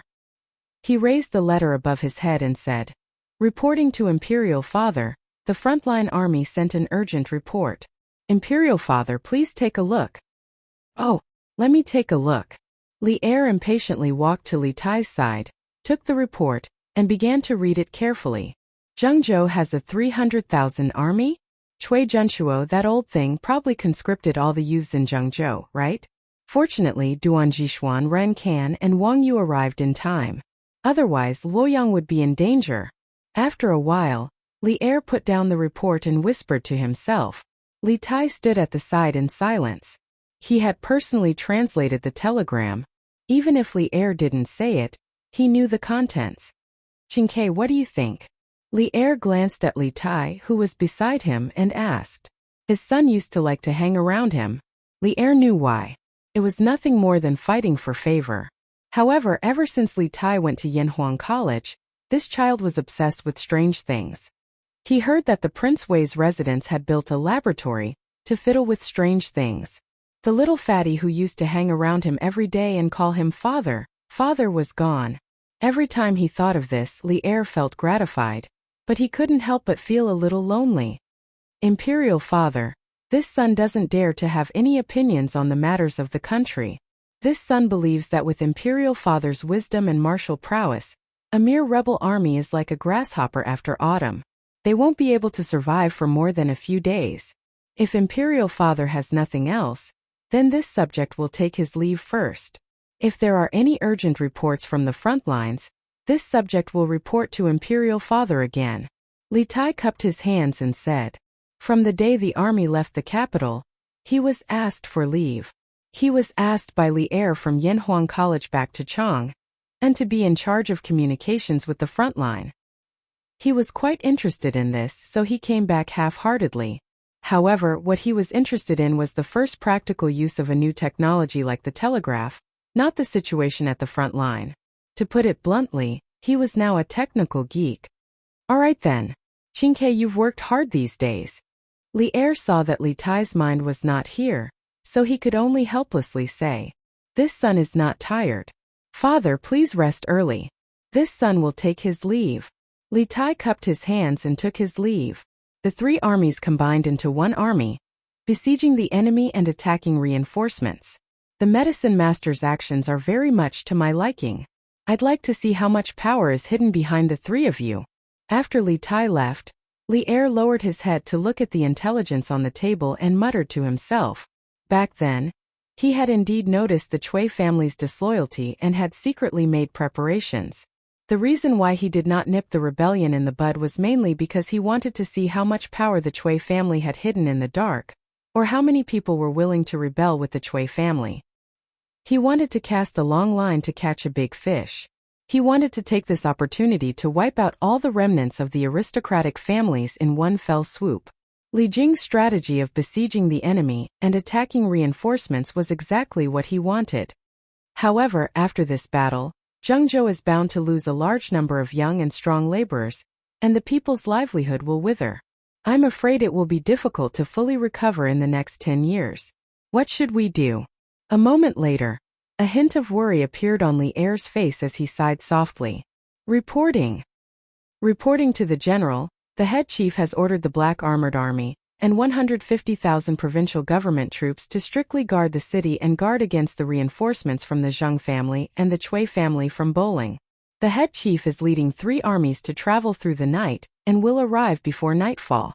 The next day, a messenger rode a fast horse to the Black Armored Army's tent in the south of Guangqing County. He cupped his fists and reported to Duan Jishuan. When Duan Jishuan heard this, he suddenly stood up and said, "You said that the rebels in the city have reinforcements near Zhengzhou. Is the information accurate?" Obviously, he also realized that if the Chui family's rebels were to form a pincer attack, it would be extremely disadvantageous for them. Reporting to the general, the head chief obtained the information from within Guangqing County, and it is extremely reliable. I hope the general can deal with it carefully, the messenger replied and then fainted immediately. He was really too tired after rushing all the way here on a fast horse. Quick! Someone come and help him to the tent to rest. Duan Jishuan hurriedly shouted outside the tent. Then 2 soldiers came in and carried the messenger away. Duan Jishuan then ordered, Wu Feng Zhangchang, immediately send out scouts to scout along the south of Zhengzhou. If you find the enemy, come back immediately and report to me. Yes, sir. The 2 generals cupped their fists and immediately left. Duan Jishuan thought for a moment and followed them out of the tent. Someone, prepare the horses and follow me to the East Gate camp. Hiya! Hiya! Quick, quick, quick! Follow me! Everyone behind me! We must reach Guangqing County before nightfall. On the official road in the north of Shuzhou, an army of more than 10,000 people was galloping. The general in front was riding a war horse and the soldiers behind were chasing after him. Hey! I heard that the 300,000 soldiers in Guangqing County were surrounded by 150,000 soldiers outside the city. If you ask me, that Chui Quan is really useless. If I were to lead the army, I would definitely kill the imperial army. Next to the army, there was a small group of people who were not wearing military armor. They were all holding strange weapons, and their appearance was even more unrestrained. They were dressed rather casually, as if they were not going to the battlefield, but rather to attend some grand event. They were the Jianghu experts that the Chui and Zheng families had been keeping all these years. The rest of them were the secret guards of the Chui and Zheng families. Who would have thought that the 2 families would hide their troops in Shuzhou, which was south of Zhengzhou? Hey, Iron Fist Wang, you are really shameless. I heard that the imperial court had sent the Black Armored Army this time. With your mediocre skills, I don't think you can last more than 3 rounds with the Black Armored Army. Another shifty-eyed man chuckled. Bah! Hua Xiajian, if you say one more word, do you believe that I will cut off your manhood so that you can go and harm other people's maidens? Hey, hey, hey! What a joke. What a joke. Brother Iron Fist, don't mind me. In Guangqing County, since yesterday, when the commoners knew that the army was outside the city, there were more and more people who were dissatisfied with the Cui family in private. But because the provincial governor's troops had not only strengthened the city's defense, they had also increased the patrols in the city. They had also caught a few groups of people who were spreading rumors, so the commoners did not dare to talk nonsense anymore. As the saying goes, if you do not explode in silence, you will perish in silence. Some things, the more oppressed, the more they would rebound. The longer the silence, the stronger the rebound would be. For example, the public opinion. A formless anger was brewing in Guangqing County. However, those who were still immersed in their dreams of killing their way out of Guangqing County did not feel this anger. Sigh. Now that the imperial court's army has surrounded Guangqing County, but the Cui family is still dreaming of dominating the city. It's fine if they are dreaming, but it has caused us, the commoners, to suffer. In a few more days, when the imperial court's reinforcements arrive, they will attack the city. And us, the new soldiers guarding the city gate, will definitely die. On the east side of Guangqing County, Lu Rengue looked at the densely packed military tents and sighed deeply. And behind him on his right, there was a soldier holding a javelin in his hand. When the guard heard this, his face twitched imperceptibly. However, due to his fear of the general in the camp, he did not say anything. Seeing Lu Rengue shake his head and turn to leave, he finally could not help but say, "Brother Run, please wait." "Oh, it's Captain Wang of the 6th Battalion. Just now you didn't hear anything, right?" Lu Rengue's face flashed with a trace of surprise, followed by fear. He carefully probed. That soldier shook his head and said, "The wind was strong just now, I didn't hear anything." Lu Rengue heaved a sigh of relief and said, "Oh, that's good. That's good. Captain Wang, why did you call me?" Actually, he had purposely said those words in front of this person. And this Captain Wang's background, he had already investigated clearly. His name was Wang Lang, the son of the Wang family village outside the city. A month ago, he was captured and used some unknown method to become the captain of the 9th Battalion 6th Battalion. He was also quite popular among his subordinates. More importantly, the Wang family village outside the city had been bullied by the Cui family for many years. This was also the main reason why Lu Rengue dared to say those taboo words in front of Wang Lang. Come. Brother Ren, let's talk here." Wang Lang carefully pulled Lu Rengue to the corner of the city wall and asked softly, "Brother Ran, let's not beat around the bush. Just now you said that there will be reinforcements from the imperial court, and when the reinforcements arrive they will attack the city, is that true?" You don't have to worry, I will never tell anyone what you said to me. I, Wang Lang, swear to the heavens." Lu Rengue originally wanted to humbly decline a few more words to prevent this kid from getting suspicious, but after hearing Wang Lang's honesty, he simply said, "Brother Wang, since you said so, then I won't hide it from you. What I said just now was actually accidentally heard from our adjunct Huang. He also said that when the imperial court's army attacks the city, he will send us, the new soldiers, to our deaths." After a quarter of an hour, Lu Rengue returned to his position and continued to stand guard. "How is it? Joining the army? Is it done?" Old Feng asked sneakily. "Hey, is there a need to ask? This should be the 12th one, right? It's almost enough." Chapter 1327. Right now, the public opinion of Guangqing County was like a ticking time bomb. What Lu Rengue was doing right now was to collect these ticking time bombs and wait for a specific time to detonate them all at the same time, blowing up a crack in this impregnable city. Many things looked impenetrable from the outside, but from the inside they might be easily broken. Reporting to the Grand General, the scouts at the front discovered a large number of troops, and a group of unidentified Jianghu people at the junction of Zhengzhou and Shuzhou. They are rushing towards us. At 5 past noon, a soldier rushed in from the Black Armored Army's tent in the south of the city and reported to Duan Jishuan. Oh, at this time 50,000 unidentified troops suddenly appeared. They must be the reinforcements of the Cui and Zhun families. As for those Jianghu people, they might be the retainers of these two families in recent years. Did you see how many of them there are? How long will it take to reach Guangqing County? Duan Jishuan's expression changed as he stood up.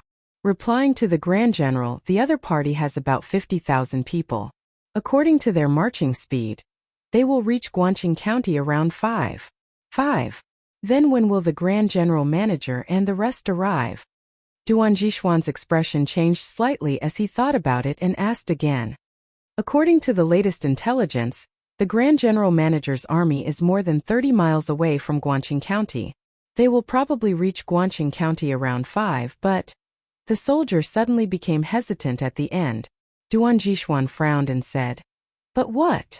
"But the Grand General Manager's army travels day and night. As far as I know, they only rested for less than 4 hours last night." The soldier cupped his fist and said. His meaning was obvious.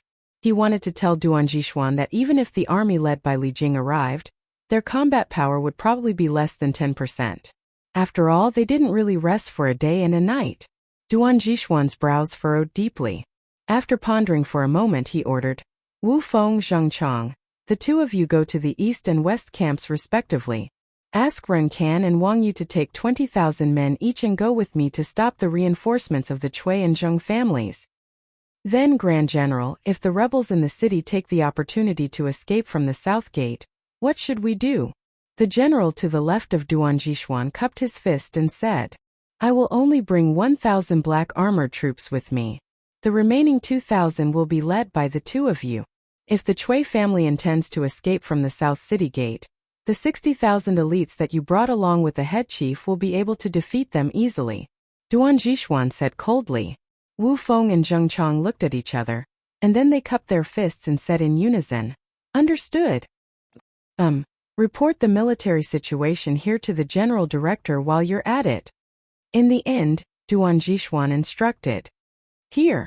Reporting to the three great-grandpas, the two young masters have sent a letter saying that our reinforcements have arrived 40 miles outside the city. In another 4 hours we will reach the south of the city. Guangqing County Provincial Governor's Office." A soldier carrying a piece of paper hurriedly ran in and bowed. The reinforcements of the Cui and Zheng families this time were personally led by Cui Wenji and Zheng Shua's eldest grandsons, Cui Shun and Zheng Huijia. The troops carried carrier pigeons, so that they could send messages into the city at any time. This message was, of course, directed in one direction. Cui Shun and Zheng Huijia could use carrier pigeons to send messages into the city, but Cui Wenji and Zheng Shuwa could not use carrier pigeons to send messages to Cui Shan and the rest. This was because the army was constantly on the move, and carrier pigeons would only return to the home in their memories. Compared to that, the superiority of telegraphic messages was obvious. Good. When Shenner and the rest arrive with their reinforcements, we will fight our way out from the South City Gate. With a pincer attack, I don't believe that we can't fight our way out." Cui Wenji got up and laughed. Cui Zhenchuo hesitated and said, "Brother Wenji, the army has been on the move for a whole day. Why don't we let them rest for a night and fight again tomorrow?" Cui Wenji nodded and said, "Zhenchuo is right. Look at my brain, I'm probably old and confused. Once I get excited, I forget everything. The army is fatigued from the journey and should indeed rest for a night. In that case, we will attack again tomorrow. It's just that, how are we going to spread the news?" When he said that, Cui Zhenchuo, Cui Wenji, and Zheng Shuwa were all in a dilemma. Previously, they had sealed the city so that Wei Zheng and Lu Ringui could not spread the news even if they wanted to. It was only after Li Yu came to manage the city that the situation changed. Now, Guangqing County was surrounded by the imperial court's army. Cui Zhenchuo and the rest finally experienced Wei Zheng and Lu Ringui's situation. For now, we can only wait for Huijia and the rest to send another message and act according to their plan. If they choose to fight tonight, then we will go out of the city and fight. If they choose to rest for a night, then we will wait until tomorrow to lead the troops out of the city." After a long silence, Zheng Shuwu said helplessly, "That's the only way." Reporting to the chief steward, General Duan sent an urgent report. In the wilderness 30 miles west of Guangqing County, a huge army was advancing quickly. Suddenly, a knight in black armor came toward them. Li Jing quickly ordered the army to stop. The knight quickly got off his horse and cupped his fists. "Read it," Li Jing said in a low voice. Reporting to the chief steward, General Duan found the reinforcements of the Chui and Zheng families 40 miles south of Guangqing County, as well as the martial arts experts and death warriors that the two families have raised. General Duan took 20,000 soldiers from the east and west gates and brought 1,000 black armored soldiers to ambush them. General Duan said that the chief steward and the rest must be tired after traveling through the night. When the time comes, we only need to help in the south of the city to stop the rebels from escaping. The black armored soldier cupped his fists and said, defense was always more energy efficient than taking the initiative to attack. Duan Jishuan's arrangement was reasonable, and there was nothing wrong with it. Bastard! What does Duan Jishuan mean? What do you mean by tired? He is looking down on us old generals. Mother***, you want to steal old Cheng's credit? Impossible. Chief Steward, I request for an order to bring 1,000 elites to stop the reinforcements of the Chui and Zheng families. When Cheng Yaojin heard this, he was instantly furious. He cupped his fists at Li Jing and said angrily, Jijia, don't be rash. General Duan is right. The army has traveled for a day and night. The men and horses are tired. Qin Xiong pulled Cheng Yaojin and stopped him. Li Jing frowned and did not say anything. After a while he stretched out his hand and said, Give me the map. Yes. A soldier at the side quickly handed over the map. Li Jing opened it and pointed at a location on the map. He said to Cheng Yaojin, Qin Xiong and Niu Jinda, the reinforcements of the Chui and Zheng families should be around Mi County, and they are less than 30 miles away from us. Since they are the last trump card of the Chui and Zheng families, their fighting strength cannot be underestimated. Furthermore, there are many martial arts experts and death warriors. I'm worried that Duan Jishuan's men are not their match. Jijia, you bring 5,000 elites and support Duan Jishuan. When the time comes, you will act according to the situation. After I stabilize the defense line at the 3 gates of Guangqing County, I will bring people to support you. Cheng Yaojin laughed when he heard this. Haha, good. Don't worry, head chief, old Cheng will kill all the rebels. Qin Xiong said anxiously, Manager, it's easy for Jijia to take risks. I will go with him. Guangqing County has you and Jinda, so there shouldn't be any accidents. When Cheng Yaojin heard that, his face fell. However, Qin Xiong was talking about him, so he did not dare to talk back. Li Jing thought about it and said, That's great. A moment later, Qin Xiong and Cheng Yaojin chose 5,000 elites from the 60,000 army and rushed towards Mi County. We will be able to see Guangqing County in an hour. Huaijia.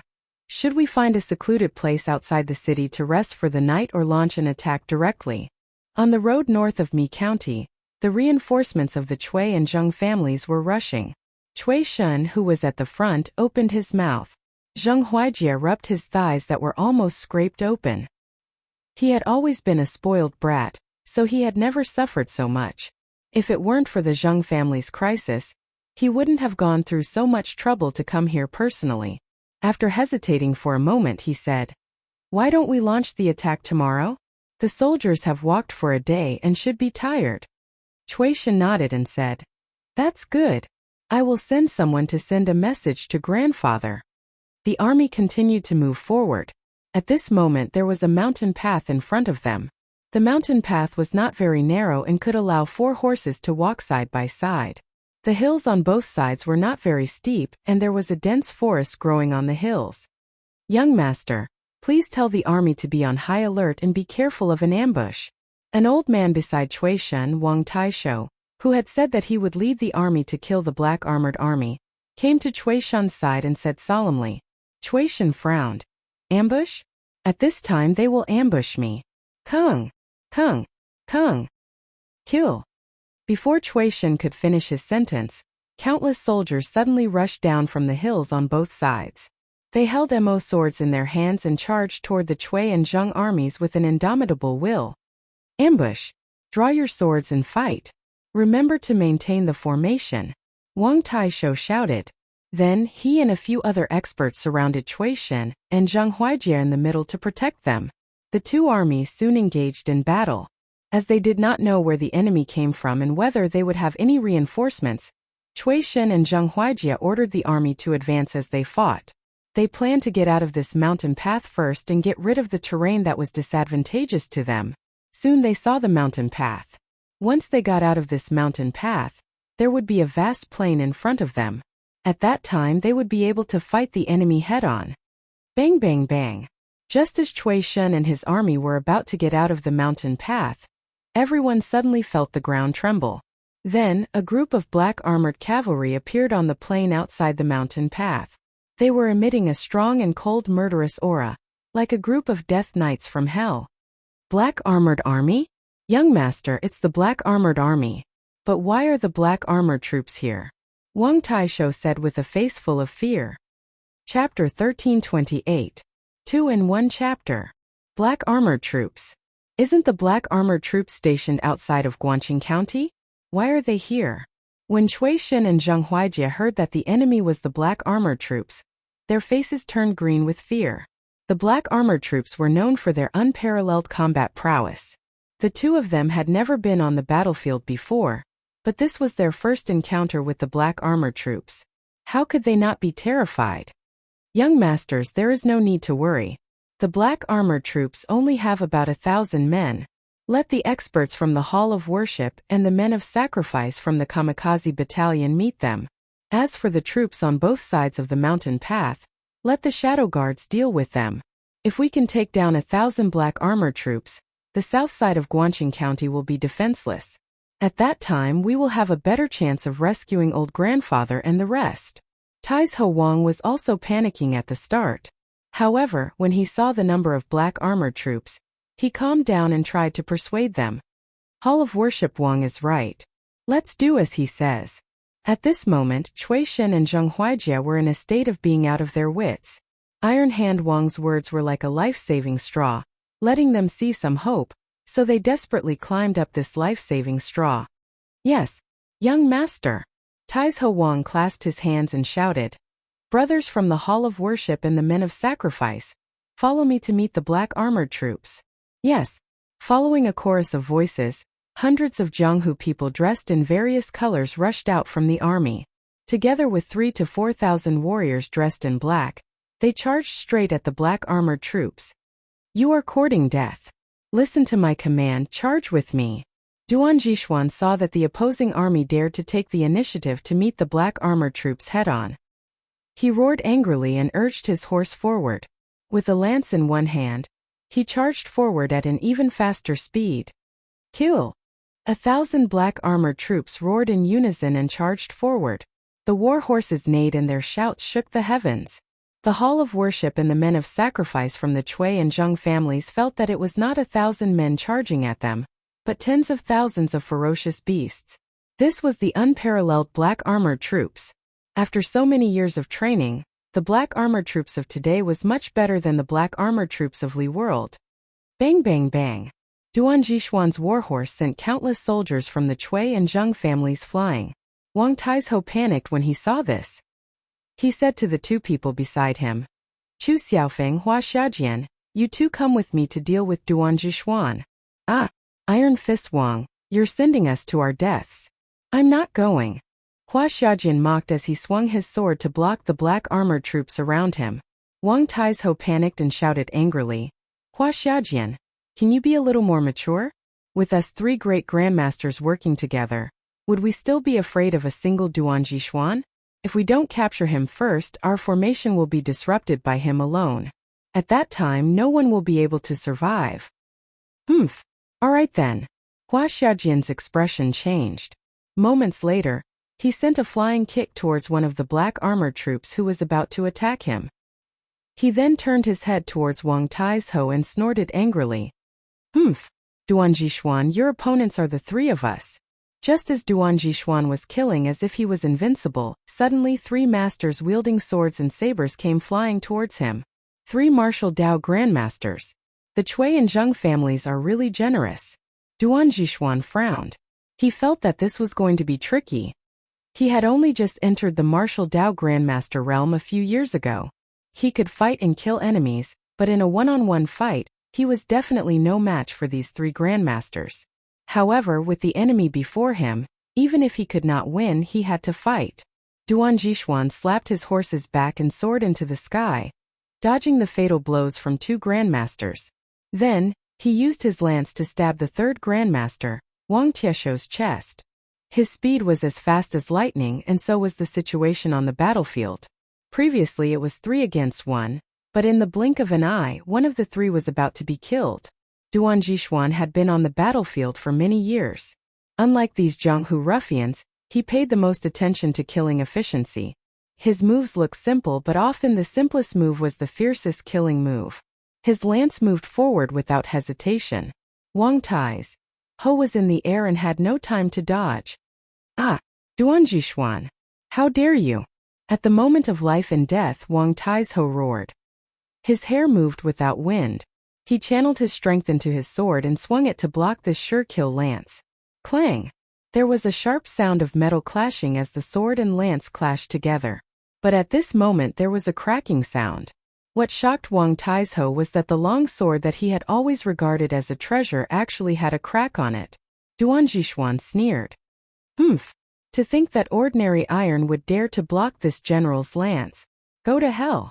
With a crack, the long sword in Wang Tieshuo's hand suddenly split into 2 halves. Duan Jishuan's lance continued to stab at Wang Tieshuo's chest. Humph! Duan Jishuan, it's not that easy to kill me. Wang Tai's Ho growled. Then he did something that made everyone speechless. He actually used both hands to grab Duan Jishuan's lance. Clang! Just when the onlookers thought that there would be the sound of a sharp blade piercing into flesh, there was a sound of metal clashing on the horse lance. Duan Jishuan's horse lance was actually blocked by Iron Hand Wang with his bare hands. Heh! Duan Jishuan, now you know why the Jianghu people call me Tai's Ho, right? What are you two still standing there for? Hurry up and attack. Wang Tai's Ho sneered and shouted at Hua Xiaojian and Chu Xiaofeng. Master Wang, we're here to help you. As long as we kill Duan Jishuan today, the 3 of us will be famous all over the world. Haha! Chu Xiaofeng laughed and slashed with his sword. Hua Xiaojian was not willing to be left behind. He also hurried over to help. Duan Jishuan frowned. He wanted to injure one of the grandmasters when they were not prepared. Then, he would go and stall for time with the other 2 grandmasters. After all, the grandmasters were too powerful. If he did not hold them back and let them kill him, the black armored army might lose a few hundred men. But now that his sneak attack did not work, the enemy must be prepared. He would have to face the pressure of the 3 grandmasters head-on. It was no different from suicide. Half an hour ago. Guangqing County, Provincial Governor's Mansion. Reporting to the 2 grandmasters, a portion of the soldiers from the 3 directions outside the city have been transferred to the south of Guangqing County. A provincial government soldier hurriedly ran into the main hall of the provincial governor's office and reported. What? To the south of Guangqing County? Isn't that where our reinforcements are? Cui Wenji stood up and said. Pan Jinhua thought for a while and said, Grandmasters, could it be that they have discovered the traces of our reinforcements and sent their soldiers to stop them from reaching Guangqing County? Zhang Shuwu nodded and said, Yes, it's very likely. Duan Jishuan's scouts are the best in the world. It shouldn't be difficult for them to discover that our reinforcements are from Shuzhou. Cui Junchuo looked at the soldier and asked, Let me ask you, how many soldiers have been transferred to the east, west and south gates? The messenger cupped his fists and replied, In reply to Taigong, I can't see the exact number. However, about 20 to 30,000 soldiers have been deployed from the east and west gates. As for the south gate, it seems that more than 1,000 black armored soldiers have been deployed there. Cui Junchuo's eyes lit up and said, More than 1,000?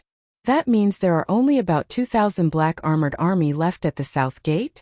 Wenji Shuwer, the east and west gates are still there. But there are only about 2,000 black armored army left at the south gate. Although the black armored army's combat power is unparalleled, they won't be able to withstand the combined attack of 300,000 soldiers. We will concentrate on breaking through the south gate, and then rendezvous with the reinforcements brought by Sharon Huaijia. Cui Wenji thought for a while and saw Zheng Shuwu nodding. He replied, All right. We will transfer most of the soldiers and break through the south gate. If the other 2 gates send reinforcements to the south gate, we will lead the rest of the soldiers to escape from the east and west gates. He was indeed an old fox. This was what it meant to attack in the east and attack in the west. Cui Junchuo nodded and said, That's the best. Jinhua Chui Quan, go and make the arrangements quickly. Half an hour later, the south gate of Guangqing County opened. Chui Quan led 150,000 soldiers and the guards stationed at the south gate and charged towards the 2,000 black armored army outside the city. Soldiers, we are the black armored army. We will win. Kill. Duan Jishuan's lieutenant, Wu Feng, roared and led the black armored army to charge forward. Pay attention to the formation, don't fall behind. Duan Jishuan's other lieutenant, Zhang Chong, shouted from behind. Reporting. Lord Pacifier, the rebel army has found out that the south gate is empty. Chui Quan led 100,000 soldiers and charged out from the south gate. I don't think the black armored army can hold on for much longer. East City Gate, Central Army Tent. The messenger hurriedly ran in and bowed to Rankan. What? The rebel army has left the city? Rankan was shocked and immediately became anxious. He said, there are only 2,000 black armored troops at the south gate. Although the black armored troops have unparalleled battle prowess, how can they fight against the hundreds of thousands of rebels in the city? Men, quickly gather the soldiers and reinforce the black armored army. Lord Pacifier, you can't do that. You can't do that. A middle-aged officer to the left of Rankan hurriedly stood up to stop him. Chui Junchuo has only mobilized a few 100,000 soldiers this time. The other few 100,000 soldiers are obviously still waiting for an opportunity to make their move. Once we send too many people to the south gate, the main force of the rebels will definitely escape from the east gate. At that time, the ones who let Chui Junchuo and Pan Jinhue go will be us. Lord Pacifier, please think twice before you act. Rankan frowned and said coldly, Captain Meng, in your opinion, should we stay put and watch as the black armored army is annihilated and the Chui family escapes from the south gate? You must know that the black armored army is the army that His Majesty values the most. If His Majesty finds out that we watched the black armored army being destroyed without doing anything, then our sins will be even greater. Captain Meng was speechless. He clasped his fist and said, Lord Pacifier, Lord Pacifier, Pacifier, there are currently 55,000 soldiers guarding the east and west city gates. We can only deploy 5,000 soldiers each to reinforce the black armor troops. This way we won't weaken the defense of the east and west city gates by much. Moreover, with 2,000 black armored troops and 10,000 prefecture soldiers, even if we lose, we won't lose so quickly. Now we just have to see if Butler Lee's army can arrive before the 2,000 black armored army is completely defeated. Other than that, we have no other choice. Rankan's brows furrowed. He lowered his head and fell into deep thought. After a while, he raised his head and said, Captain Meng, immediately take 5,000 elite soldiers and go to the south gate to support the black armored troops. Also, send someone to the west gate to inform Wang Yu. Yes, Lord. The middle-aged general replied loudly and left the tent. At the south gate, the two armies were engaged in a fierce battle. The black armored army lived up to their reputation as the heavy armored cavalry. Even in the face of hundreds of thousands of enemy soldiers, they were not completely defeated. The 2,000 black armored army formed a long snake formation. With their strong charging force and armor, they charged through the rebel army several times. Chui Quan's army of hundreds of thousands had already lost at least 20,000 soldiers. Most of them were killed by the fully armored horses. However, the black armored army had also paid a heavy price. After a few charges, they had lost more than 300 soldiers. This made Wu Feng and Zheng Cheng's hearts ache. Those who were able to join the black armored army were all elite soldiers who could fight against 100 soldiers. Set up your formation and surround the black armored army. Chui Quan roared, and the remaining 100,000 soldiers, under the command of their respective captains, formed an encirclement and surrounded the black armored troops. Without an open space, the black armored army could not charge forward. They were like caged beasts. Kill! From all directions, the rebel soldiers wielded long spears and charged towards the black armored troops.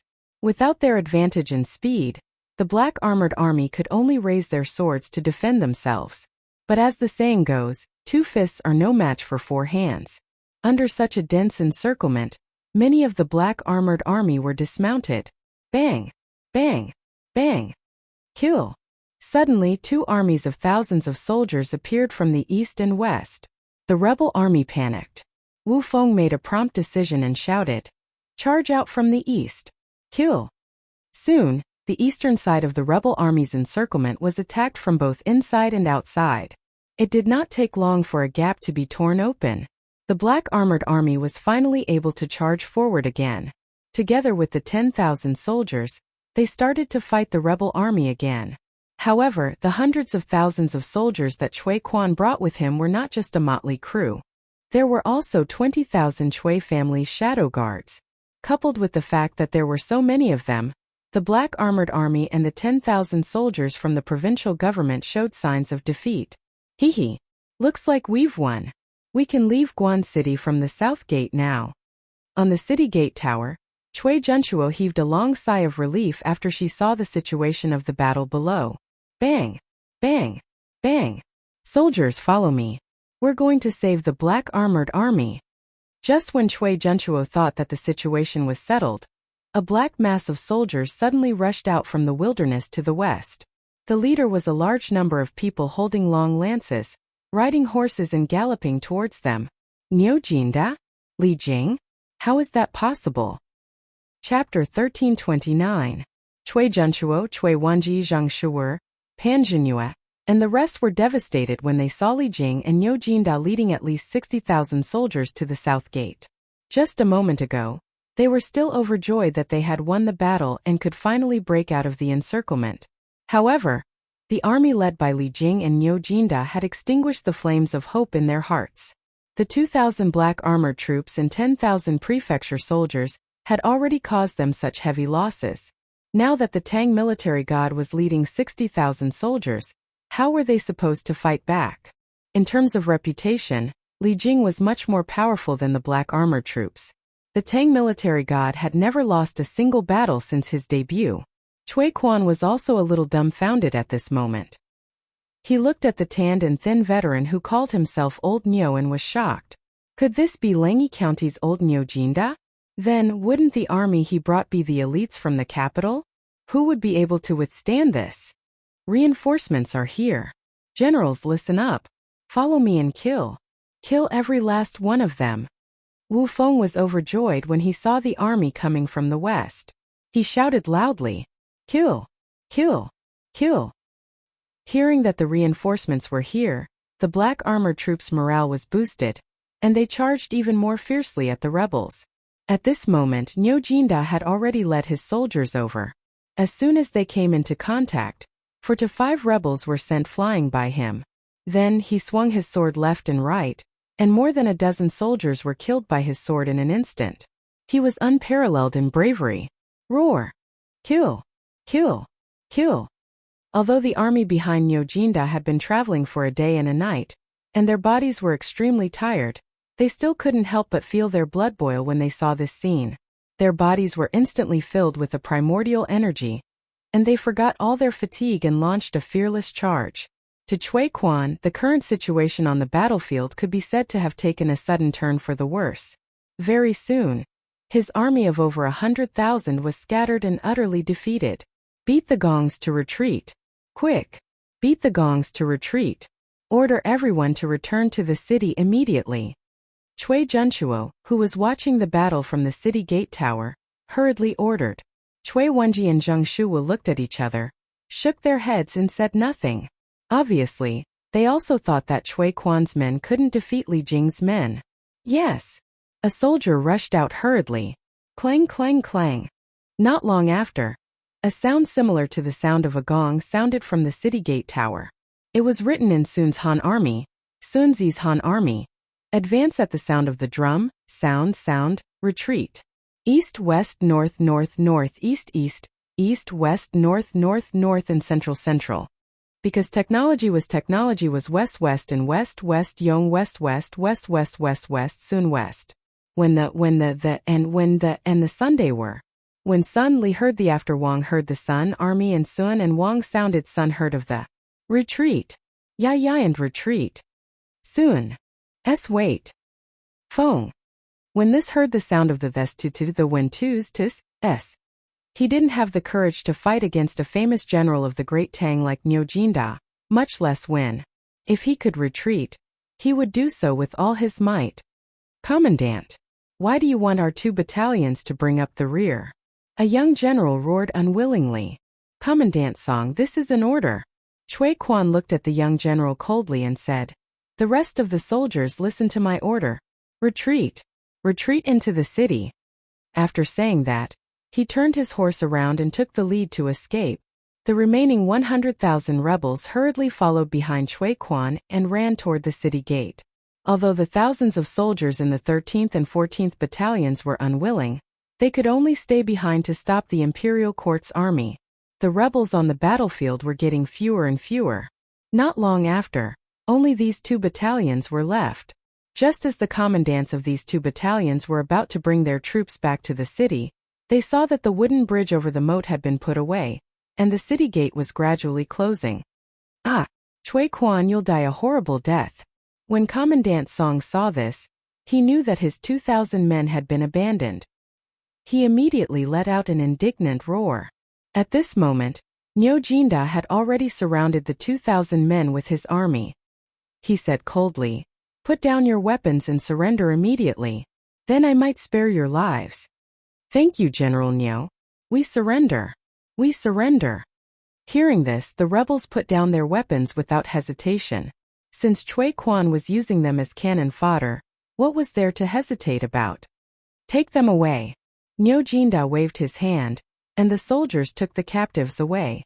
At this moment, Niu Jinda looked at Chui Junchuo and the others on the city gate tower and shouted, Chui Junchuo, you've committed treason and disregarded the imperial court's favor.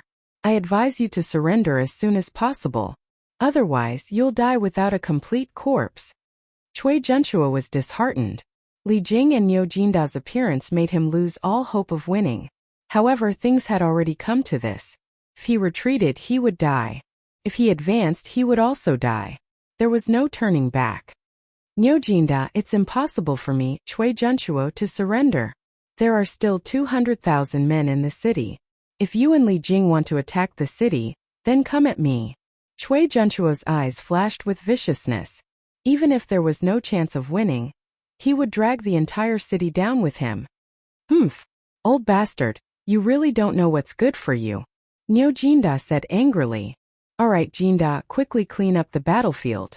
Then, bring the rest of the black armor troops to support Xu Bao and Ji Jia. Leave this to me. At this moment, Li Jing walked up and patted Niu Jinda on the shoulder before speaking softly. Oh, okay. I'll do it now. Niu Jinda was shocked.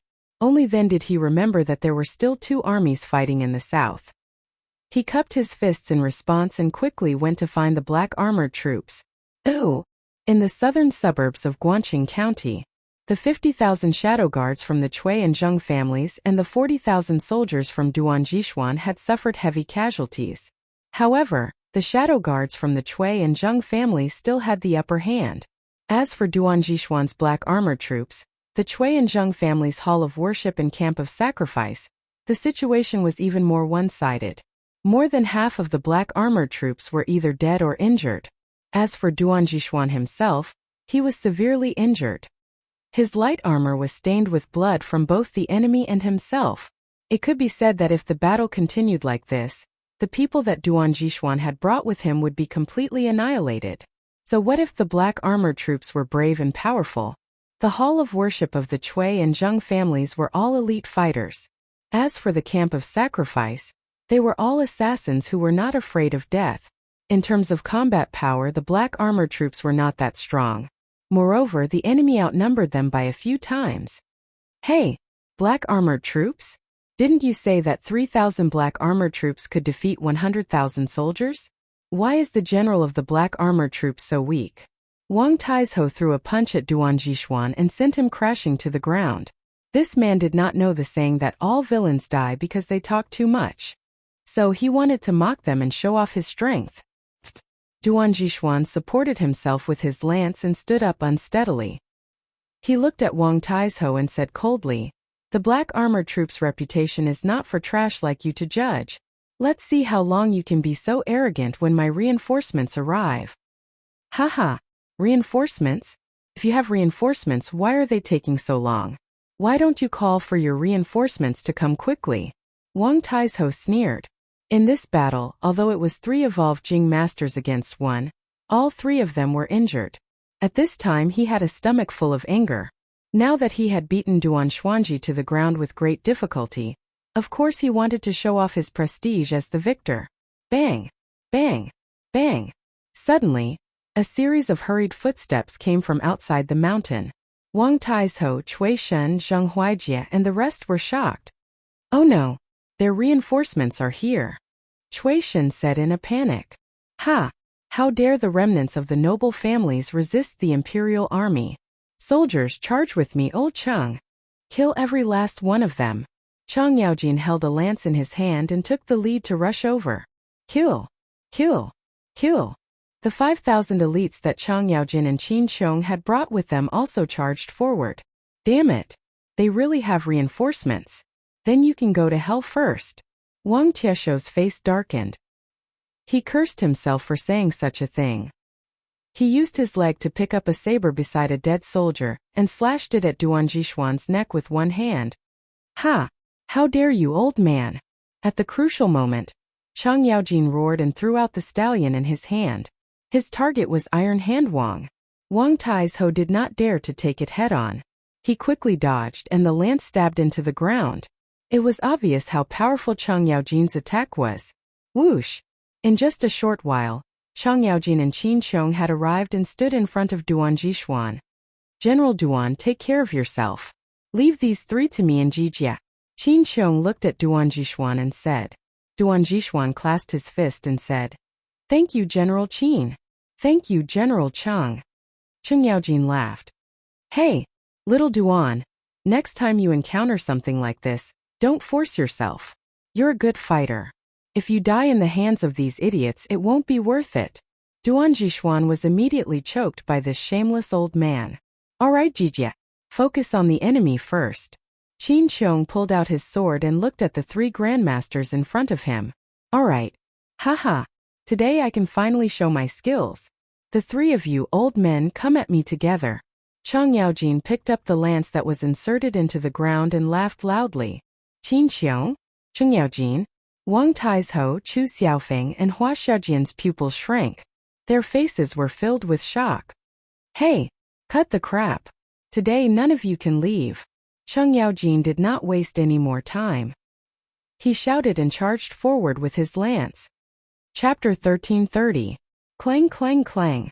On the mountain path, Chang Yaojin and Qin Qiong fought the 3 grandmasters from the Cui and Zheng families together. The sound of weapons clashing echoed throughout the valley. Although in terms of overall strength, Chang Yaojin and Qin Qiong were weaker than Wang Taizhou, Chu Xiaofeng and Hua Xiaojian in the previous battle with Duan Jishuan, each of them had expended a lot of their qi and suffered some injuries. Although those injuries were not fatal, they were unable to maintain their peak condition. It was because of these reasons that Chang Yaojin and Qin Qiong could fight the 3 grandmasters without losing. On the other side, with the addition of the 5,000 elites brought by Chang Yaojin, the shadow guards of the Cui and Zheng families were gradually losing. The scales of victory were slowly tilting towards the imperial court. The sun was setting in the west, and the sky was gradually turning dark. Of the 3 grandmasters from the Cui and Zheng families, 1 was dead and 2 were injured. Chu Xiaofeng was dead, and only Wang Taizhou and Hua Xiaojian were left struggling to hold on. The 2 of them could not hold on for much longer. On the other hand, less than 10,000 of the Cui family's 50,000 shadow guards were left. All of them were injured, and the battle was coming to an end. Cui Shen and Zheng Huijie were watching from the side. They were anxious, but there was nothing they could do. Huijie, our shadow guards can't hold on for much longer. Why don't we run? Cui Shen said with a pale face. He was afraid of death. He had not lived long enough. Gulp. Zheng Huijie swallowed and hesitated. Okay. Let's run now and hide in the forest on both sides of the mountain path. Even if they find out that we have escaped, it won't be easy for them to find us. After that, the 2 young masters of the aristocratic families led a few guards and began to sneak toward the side of the mountain. Dong dong dong. Just then, the sound of horses galloping came from outside the mountain path. A moment later, the clan people saw a group of black-armored knights galloping toward them. Shubao Jijie, Jinda is here to help. Niu Jinda urged the warhorse beneath him to gallop over at a high speed. Black armored troops. Black armored troops again. The Cui and Zheng families are done for. When Wang Taizhou saw Li Jun clearly, he suddenly felt a wave of despair and said with a painful expression. At this time he was truly in despair. He even wanted to give up resisting. Quick! Run! Another group of black armored troops is here. Cui Shen heard the commotion at the entrance of the mountain path. When he took a closer look, he was scared out of his wits. He hurriedly urged Zheng Huijie and the guards around him to speed up. Jinda, don't worry about us for now. Those two should be the young masters of the Cui family and the Zheng family. Capture them. Don't let them escape. Qin Xiong had already noticed Cui Shen and Zheng Huijie, who were surrounded by a group of people trying to escape.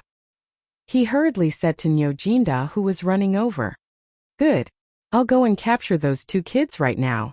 Niu Jinda looked in the direction Qin Xiong was pointing at, and then he shouted and urged his warhorse to gallop towards Cui Shen and Zheng Huijie.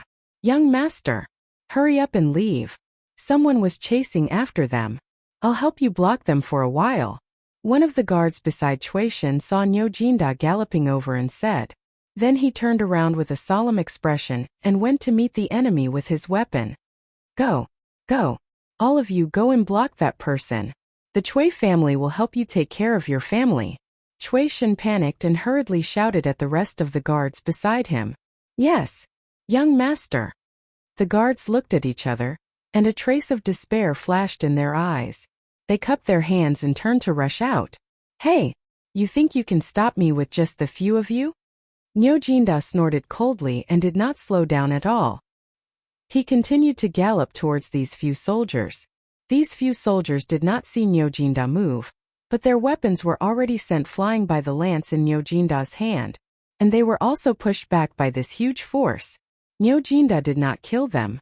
Instead, he went straight for Cui Shen and Zheng Huijie, who were running up the hill. In the blink of an eye, he had already caught up with them. He jumped down from his horse and knocked the two unconscious without any effort. Cui Shen's guards wanted to go forward to rescue them, but they were surrounded by the prefecture soldiers who had rushed over.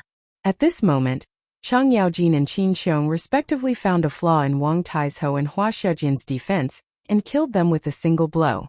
Two grandmaster-level consecrators of the aristocratic families fell unwillingly just like that. The reinforcements of the Cui family and Zheng family who had not fallen saw that their young masters had been captured, and that their top fighters had died.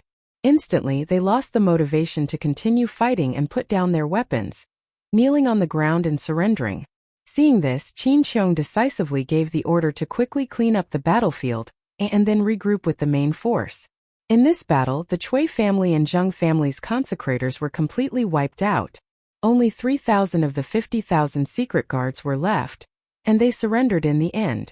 As for the imperial court, the black armored army suffered heavy losses.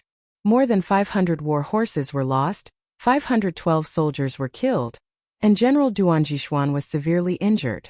Of the 40,000 prefecture soldiers, 3,568 were killed, and 5,032 were severely injured. All in all, it was a heavy loss. If Qin Xiong and Chang Yaojin had not arrived in time, the losses would have been even worse, or even completely wiped out. Jishuan, you are recovering from your injuries. The military situation is urgent. You made the right choice. The black armored army suffered heavy losses mainly because we underestimated the hidden power of these aristocratic families.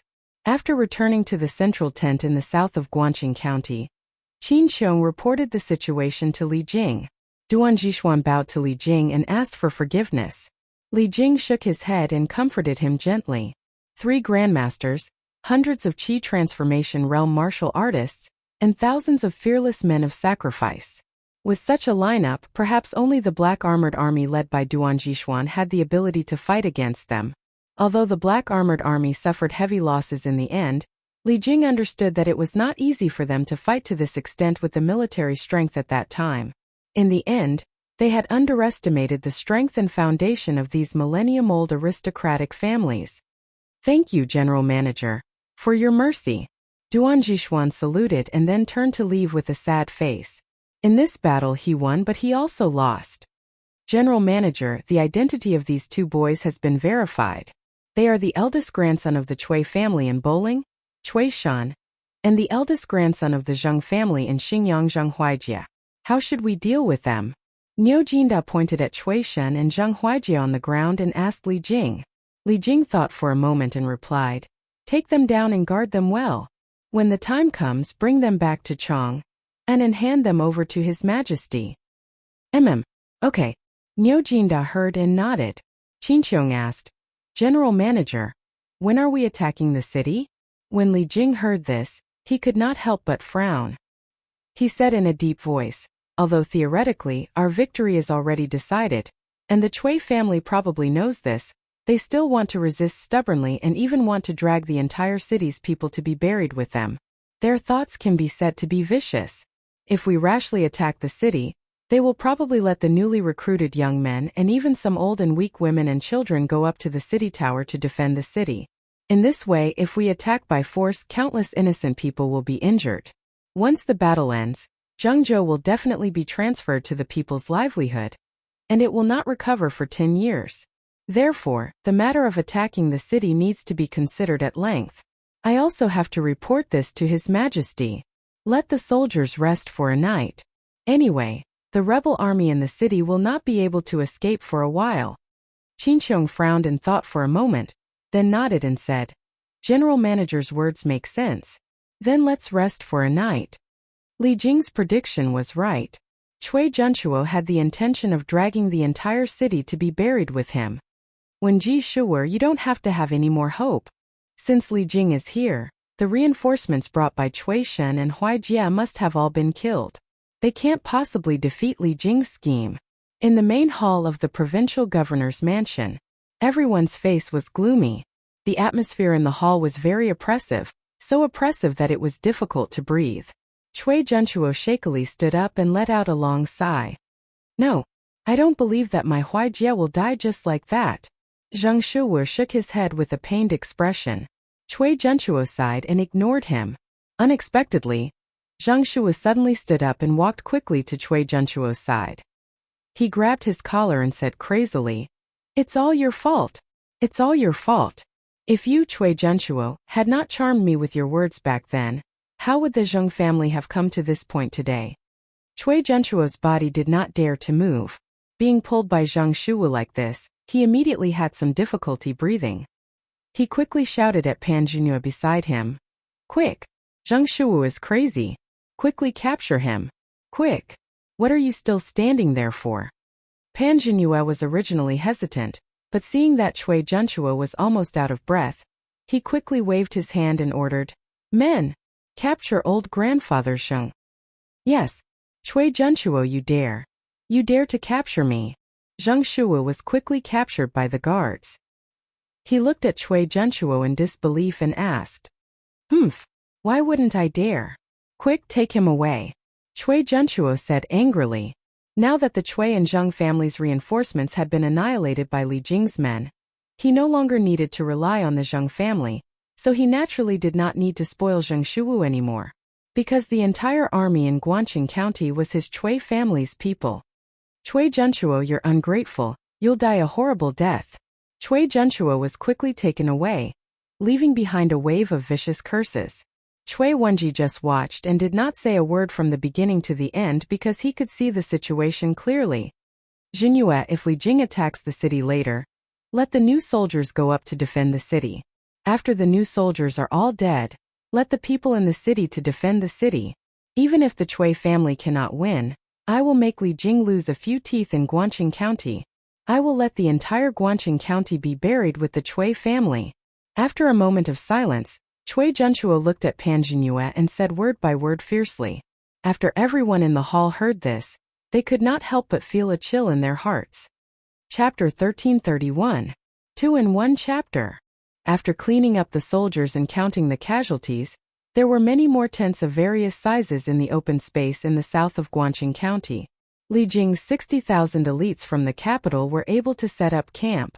The generals of the army in the east and west naturally came to visit Li Jing, the general manager of the Hunan Province Army, and report the situation of the war in the past 2 days. After receiving the generals, Tai Dan walked in and bowed. Chief Steward, I was on the celestial lamp just now. I used the binoculars to observe the situation in the city, and found that the 3 city gates were heavily guarded. There were also some elderly and children among the guards in the south of the city. They were all captured by the Chui family to guard the city. Li Jing frowned and said angrily, Chui Junchuo, that old bastard. Does he want all the people in the city to die with his Chui family? That's outrageous. At this time he couldn't help but recall what Chui Junchuo said to Niu Jinda in the afternoon on the city gate tower. Niu Jinda, it's impossible for me, Chui Junchuo, to surrender. There are more than 200,000 soldiers in the city now. If you and General Manager Li want to attack the city, then come. Now it seemed that Chui Junchuo not only wanted to bury these 100,000 new soldiers with him, but also wanted all the people in the city to be his cannon fodder. That was simply insane. Yes, I know all of this. Iron Egg, you've been traveling day and night. Have an early rest. Iron Egg's grandfather and Li Jing were cousins, so strictly speaking, Iron Egg also had to call Li Jing granduncle. With this relationship, Li Jing was quite close to Iron Egg. Yes. Bruiser clasped his fists and left. In the tent, Li Jing closed his eyes and concentrated.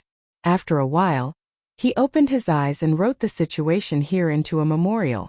Then he asked someone to call Meng Wenhao and said, Meng Wenhao, send this letter to Chang'an City by telegram. Right now, Meng Wenhao and Iron Egg had become the core members of the entire army.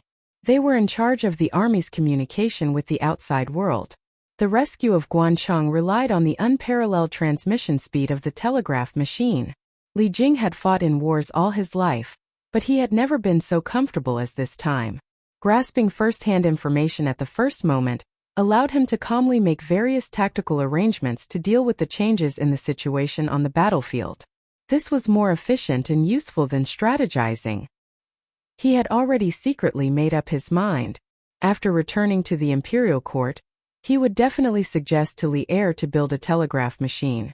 With this thing, it would be extremely convenient to fight in the future. Think about it. If an army had a telegraph machine in every camp, it could send their location and the deployment of the enemy's forces to the central tent in a timely manner. Then he would be able to receive the news as soon as possible, formulate a strategy, and send the battle orders to the front line. Li Jing felt that it was impossible to lose such a war. Information was crucial to the direction of the war. Yes, Chief Steward. Meng Wenhao clasped his fists and was about to turn and leave when Li Jing called out to him again. Wenhao, contact little Yu and ask her how the situation in the city is. Yes. Beep, beep, beep. A series of long codes were sent to Chang'an City. Little fatty Li Tai was busy recording the codes. He was extremely busy. Similar to him, there was another person busy collecting the codes outside Chang'an City. It was Li Zishuan from Yunshan residence.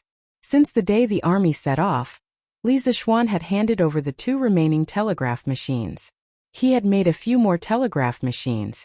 Because he knew all the codes and passwords used by the imperial court, Li Zishuan had also received a copy of all the telegrams that Meng Wenhao sent to the imperial court.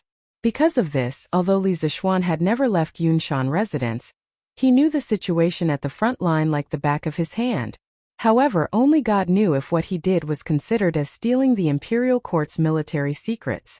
Wife, go and tell grandmother and grandfather that the imperial court has won a great victory in Guan City. The Chui family is at the end of their rope. The monk is not in any danger for the time being. Tell them not to worry. After copying the codes, Li Zishuan quickly translated them. After reading the information, he found Han Yushi and said softly, Yes, yes. Han Yushi nodded.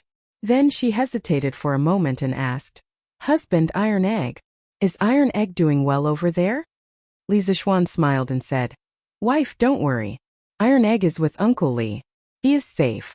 This time he and Meng Wenhao have made a lot of contributions. When they return, His Majesty will reward them. Han Yushi heaved a sigh of relief and said, That's good. Husband, I will go and find grandfather and grandmother. Yes, go. After watching Han Yushi leave, the smile on Li Zishuan's face disappeared. A trace of coldness flashed in his eyes. He muttered to himself, Cui Junchuo, I didn't expect you to be so vicious. You know that you will lose, but you still use the lives of hundreds of thousands of young people in Zhengzhou to buy time for yourself. It's a pity that this time, it may not be as you wish. Imperial Palace. Li Tai sent the information he received to Li Er. After reading it, Li Er frowned and said coldly, "What a vicious old man from the Cui family." The thing that worried him the most had happened. When he first learned that the Cui family had 300,000 soldiers, he was worried that after this battle, Zhengzhou would lose a large number of young people and their livelihood would wither. Now, he didn't expect that the Cui family would be even more vicious. They even wanted the old, weak women and children in the city to help defend the city. After taking 2 deep breaths, Li Er suppressed the anger in his heart. He looked at Li Tai and said, "Qingke, send a telegram to inform Li Jing. Ask him to send 2 groups of troops directly to Xingyang and Bowling. Capture all the clansmen of the Zheng family in Xingyang and the Cui family in Bowling. The collateral descendants will be directly exiled to Chongzhou, and the direct descendants will be escorted back to Chong. In addition, let him handle all the military affairs in the county as he sees fit. Under the premise of eliminating the rebels, try to reduce the casualties of the people in the city as much as possible." As Li Tai spoke, he asked the servants for a pen and paper to record at the side. In the end, Li Tai cupped his hands and said, "Yes, sir.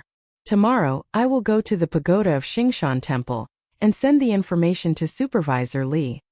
Xingshan Temple was built during the Sui dynasty and was the largest Buddhist temple in Chang. Although it wasn't as tall as Songyue Temple, it was still one of the taller buildings in Chang. In any case, it was already late at night and there was no need to rush to send out the information. Li Er nodded and said, Good. Then Qingke, go back and rest early. Your son will take his leave." Li Tai cupped his hands and left, while Li Er sat on the dragon bed and fell into deep thought. Although the outcome of the Battle of Zhengzhou was already decided, Cui Junchuo's final counterattack made old Li very uncomfortable. "Your Majesty, Li Junxian requests an audience." After an unknown period of time, an attendant walked in and carefully reported, "Oh, let him in." Li Er came back to his senses and hurriedly said. A moment later, Li Junxian walked in and was about to bow when Li Er waved his hand and said, "There's no need to be so courteous.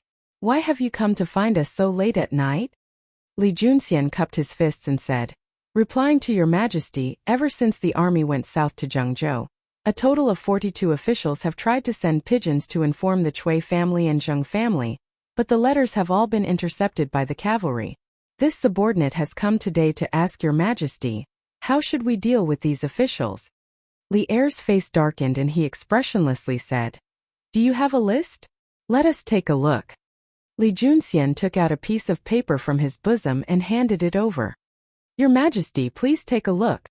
Cui Liang, Cui Cheng, Zhishangguang bastards. A bunch of bastards.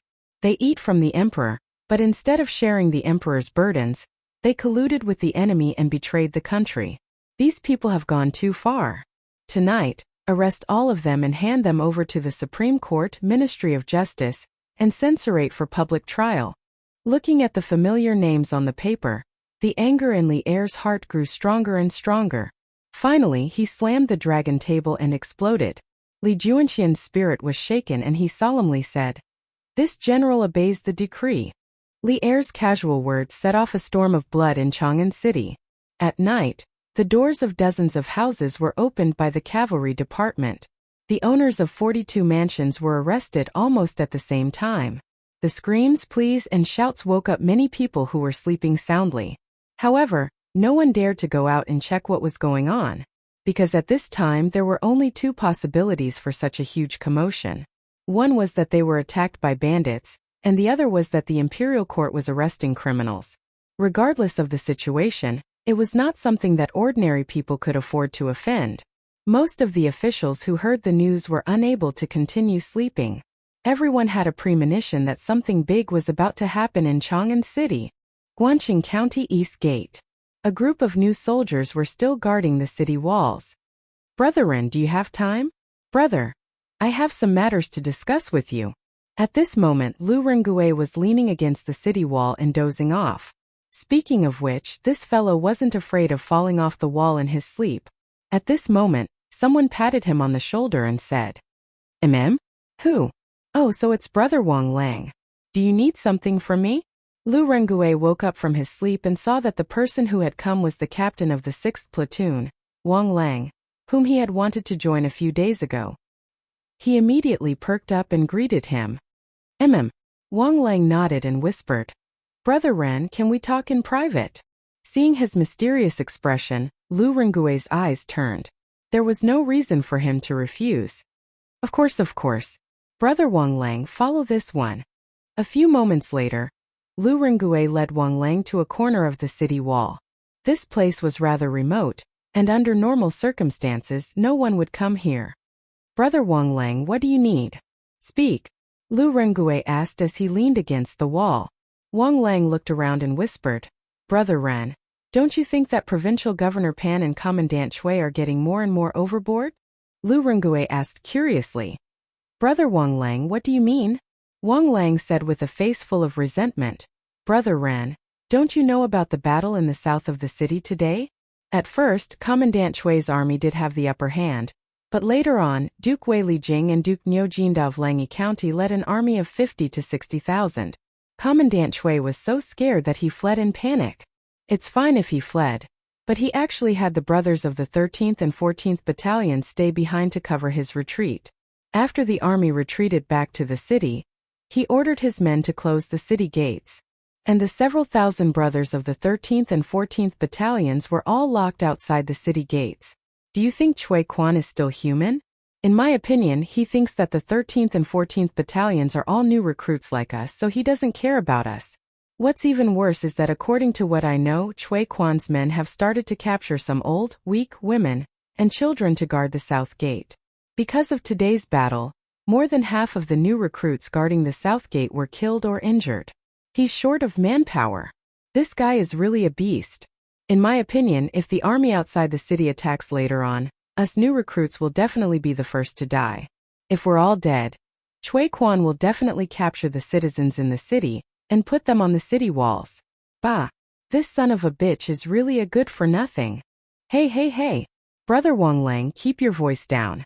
If someone hears you, then we'll be in big trouble. Lu Rengue was overjoyed when he heard this, but he tried to persuade him out of good intentions. After talking for a long time, Wang Lang's heart was already burning with anger. He wanted to smash the pot to smithereens. So what if they hear me? At worst I'll die. If this continues, I'll die sooner or later. Although my family doesn't live in the city, I have many relatives in the city. If Chui Quan captures my relatives and puts them on the city walls to guard the city one day, how do you think I should face them? How much do they hate me? Lu Rengue looked at him sympathetically and said, Brother Wang Lang, calm down first. Being angry won't solve the problem. Actually, Chui Quan is just a lackey of the Chui family. The reason why he did so is because the Chui family ordered him to do so. The Chui family is now able to cover the sky with one hand in Guangqing County. Although they can't defeat the army outside the city, but dealing with the citizens below is still easy. Wang Lang said angrily, When I was young, my father told me to study hard.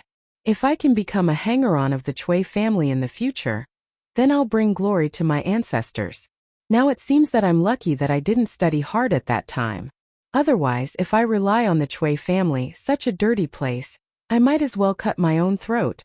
When Lu Rengue heard this, he didn't know whether to laugh or cry. He thought to himself, the Chui family is dirty, is that the reason why you didn't study hard? Brother Wang Lang, now we're all chess pieces under the Chui family. If they want us dead, what can we do? Lu Rengue pretended to sigh helplessly and said, Bullshit. Brother Denyo, I Wang Lang respect you as a man. Today, I'll tell you something from the bottom of my heart. If you want to report me after hearing it, then I'll accept it. We're going to die anyway. Instead of dying in the hands of the Imperial Army without knowing why, and ending up with the title of traitor, making our descendants unable to raise their heads, why don't we rebel against the Chui family together? Even if we die, we'll die like a real man. How about it? Brother Denyo, do you dare to rebel with me? Chapter 1332. Shoo! Brother Wang Lang, lower your voice. Even if you want to rebel against the Chui family, You don't have to be so loud. On the East Gate Tower of Guangqing County, Lu Rengui had a thought and secretly thought that the time was ripe. He first calmed Wang Lang's emotions and then whispered, "Brother Wang Lang, I won't hide it from you. I, Lu Rengui, am also hot-blooded and have long disliked the Cui family. But so what? The Cui family is powerful and they have countless soldiers under their command. With just the two of us, I'm afraid we can't even get close to Cui Quan, Pan Jinyue, Cui Junchuo and the others. We will be killed immediately." Wang Lang's face lit up. He quickly said, "Brother Dainyu, who said it's just the two of us? Actually, the brothers in the 6th squad all want to rebel against the Cui family just like me. There are many people like us in other camps. As long as there is a hero who can take the lead, I, Wang Lang, can guarantee that there will be thousands of brothers who will be willing to follow him to destroy the Cui family." Lu Rengui was shocked and said, "Oh? Brother Wang Lang, are you serious?" "Of course. Brother Dainyu, you can ask around in other brigades and you will know. Brother Wang Lang, how many people on your side are willing to rebel against the Cui family?" Lu Rengui suddenly asked tentatively. Wang Lang said confidently, "Brother Dainyu, I don't dare to say about other brigades, but as long as someone takes the lead to rebel against the Cui family, the 200 brothers in the 6th squad will definitely follow." According to the military system of the Tang dynasty, there were 5 brigades under each battalion. Each brigade led 3 groups. Each group led 5 10-man leaders and each group led 10 men. In other words, a brigade was only allowed to have 150 soldiers, and a battalion had 750 soldiers. But the Cui family had recruited too many new soldiers this time, and there were not many officers who could lead soldiers. So, every battalion and every brigade was overstaffed. For example, the 9th Battalion had 9 brigades, and each brigade had 200 soldiers. Lu Rengui laughed and said, "Good. Brother Wang Lang, since you trust me so much, then I'll tell you the truth today. Actually, I've always been planning to rebel against the Cui family because I can't just watch my subordinates die with that old fart Cui Junchuo. I have a plan that can topple the Cui family. Before this, I have contacted the other recruits. Including you, there are a total of 8 teams on our side. I want to wait until there are more people before activating this plan. At that time, we will have the opportunity to completely push the Cui family into the abyss." Wang Lang was excited when he heard this. He said, "That's great. That's great. I, Wang Lang, did not misjudge you. Brother Dainyu, what's your plan? Can you tell me about it?" Lu Rengui shook his head and said, "Brother Wang Lang, it's not that I don't trust you. It's just that we don't have enough manpower. When there are more people, Dainyu will tell you everything. Then we will send the Cui family to hell." Wang Lang nodded and said, "Good. Brother Dainyu, don't worry. I have 2 good friends who are brigades in other battalions. They are also farmers outside the city like me. They have long disliked the Cui family. I will help you contact them. They will definitely be willing to rebel against the Cui family with us." Lu Rengui said happily, "That's great. Brother Wang Lang, after you convince them, let me know. With these 2 brigades, we should have enough people. When we get together, I will tell you the plan. We can definitely overthrow the Cui family in one fell swoop." "Brother Dainyu, then it's settled. As for my 2 friends, I promise to convince them before noon tomorrow. I will bring them to meet you." "Good." Oh. The next day, Chang'an City Imperial Palace. Under Taiji Palace, hundreds of officials were in the morning court. What was different from the past was that there were many officials who came to the morning court with an uneasy heart. This was because they had received news early in the morning that 42 officials had been sent to prison last night. They were from all departments, ranging from the 3rd-ranked officials to the 9th-ranked officials. Since the establishment of the Tang Empire, there had never been a situation where more than 40 officials were arrested at the same time. This meant that there would be a huge earthquake in the Tang Empire's officialdom. However, only those who had a guilty conscience would feel guilty. In the early Tang dynasty, there were many people in the imperial court who did not have a guilty conscience. Thus, Xiao Yu was speaking frankly in the main hall, reporting to Li Er the expenditure of the imperial court's treasury in the first 3 months of this year. In general, compared to last year, the expenditure of the treasury has increased slightly in the first 3 months of this year. The reason is that His Majesty has rebuilt Shanyu and built the Yellow River Forest Belt. However, These expenses are completely within the range of the imperial court's ability to bear. Li Er listened to Xiao Yu's Tang Empire Treasury report expressionlessly. It was as if the arrest of a large number of officials yesterday had nothing to do with him. After waiting for a long time, Xiao Yu finally finished. Li Er saw that no one came forward to report, so he said, "Last night, I received news that Li Jing and Duan Jishuan defeated the rebel army in Zhengzhou. The Cui clan of Bowling and the Zheng clan of Xingyang had hidden 50,000 secret guards, hundreds of Zhenghu experts, and 3,000 men of sacrifice. They fought with Duan Jishuan's Black Armor army in the wilderness. In the end, except for a few who surrendered, the rest were all annihilated. Li Jing led the three armies and fought with the 150,000 soldiers of the Cui clan outside Guangqing County at dusk yesterday. He killed 45,000 soldiers and forced the Cui clan's army into the city. Now Cui Zhenshuo is like a turtle in a jar. He can't make any waves anymore." The officials were slightly shocked in their hearts. Firstly, they were surprised that the Cui clan of Qinghe that was said to possess an army of 300,000 was actually so weak. Secondly, most of the officials were unable to figure out why Li Er was able to receive news of victory last night when it was clearly yesterday afternoon. How did he send the news? Even a messenger pigeon would not be so fast. However, core officials like Zhang Sun Wuji and Fang Xianling knew that when Li Jing led the army to Zhengzhou, he brought along a telegraph. Therefore, they definitely wouldn't have such doubts. "Congratulations, Your Majesty." Although they were confused, they still had to congratulate Li Er for winning the battle. Does our Emperor Li Er not care about his face? The civil and military officials cupped their hands and said in unison. However, Li Er's face did not have a trace of joy from winning the battle. He just kept a cold face and did not say a word. This made the officials feel very strange. Congratulate? You should indeed congratulate us, because over the past few days, we have discovered 42 officials who have colluded with the enemy and betrayed their country. They are eating the salary given by the imperial court, but they are doing the shady business of colluding with the enemy and betraying their country. If not for Baichi intercepting their carrier pigeons flying to Zhengzhou, you would have heard the grievous news of Luoyang being surrounded and about to be captured. Li Er suddenly slammed the table and shouted angrily. The entire hall was echoing with his angry roar. The civil and military officials immediately kept quiet out of fear. None of them dared to breathe loudly. "Lu Dui." After a moment of silence in Taiji Palace, Li Er's cold voice came from above. "This old official is here." Lu Dui, the Chancellor of the Supreme Court, hurried forward and cupped his hands. Li Er coldly swept his gaze over all the officials in the court. Then he looked at Lu Dui and said, "In a moment I will hand over all these officials and the intercepted letters to you. I give you 7 days to investigate these officials together with the Ministry of Justice and the Censorate. Find out if they have any accomplices. After 7 days, report to me the results of your investigation. At that time, those who should be killed will be killed and those who should be exiled will be exiled." Lu Dui's heart trembled. He cupped his hands and said solemnly, "This official obeys the decree." The officials in the court felt a chill in their hearts. They knew that Li Er was going to start a massacre. "I would like to remind some people that you are officials of the Tang Empire first, and then people of the aristocratic families. Without the Tang Empire you are nothing."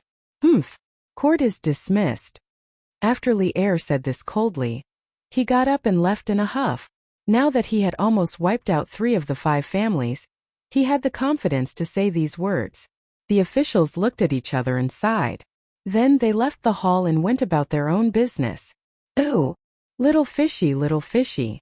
At noon, in a private house in Wanning Square in the south of Guangqing County, a fierce-looking man took advantage of the fact that no one was around to jump over the wall and come to the backyard.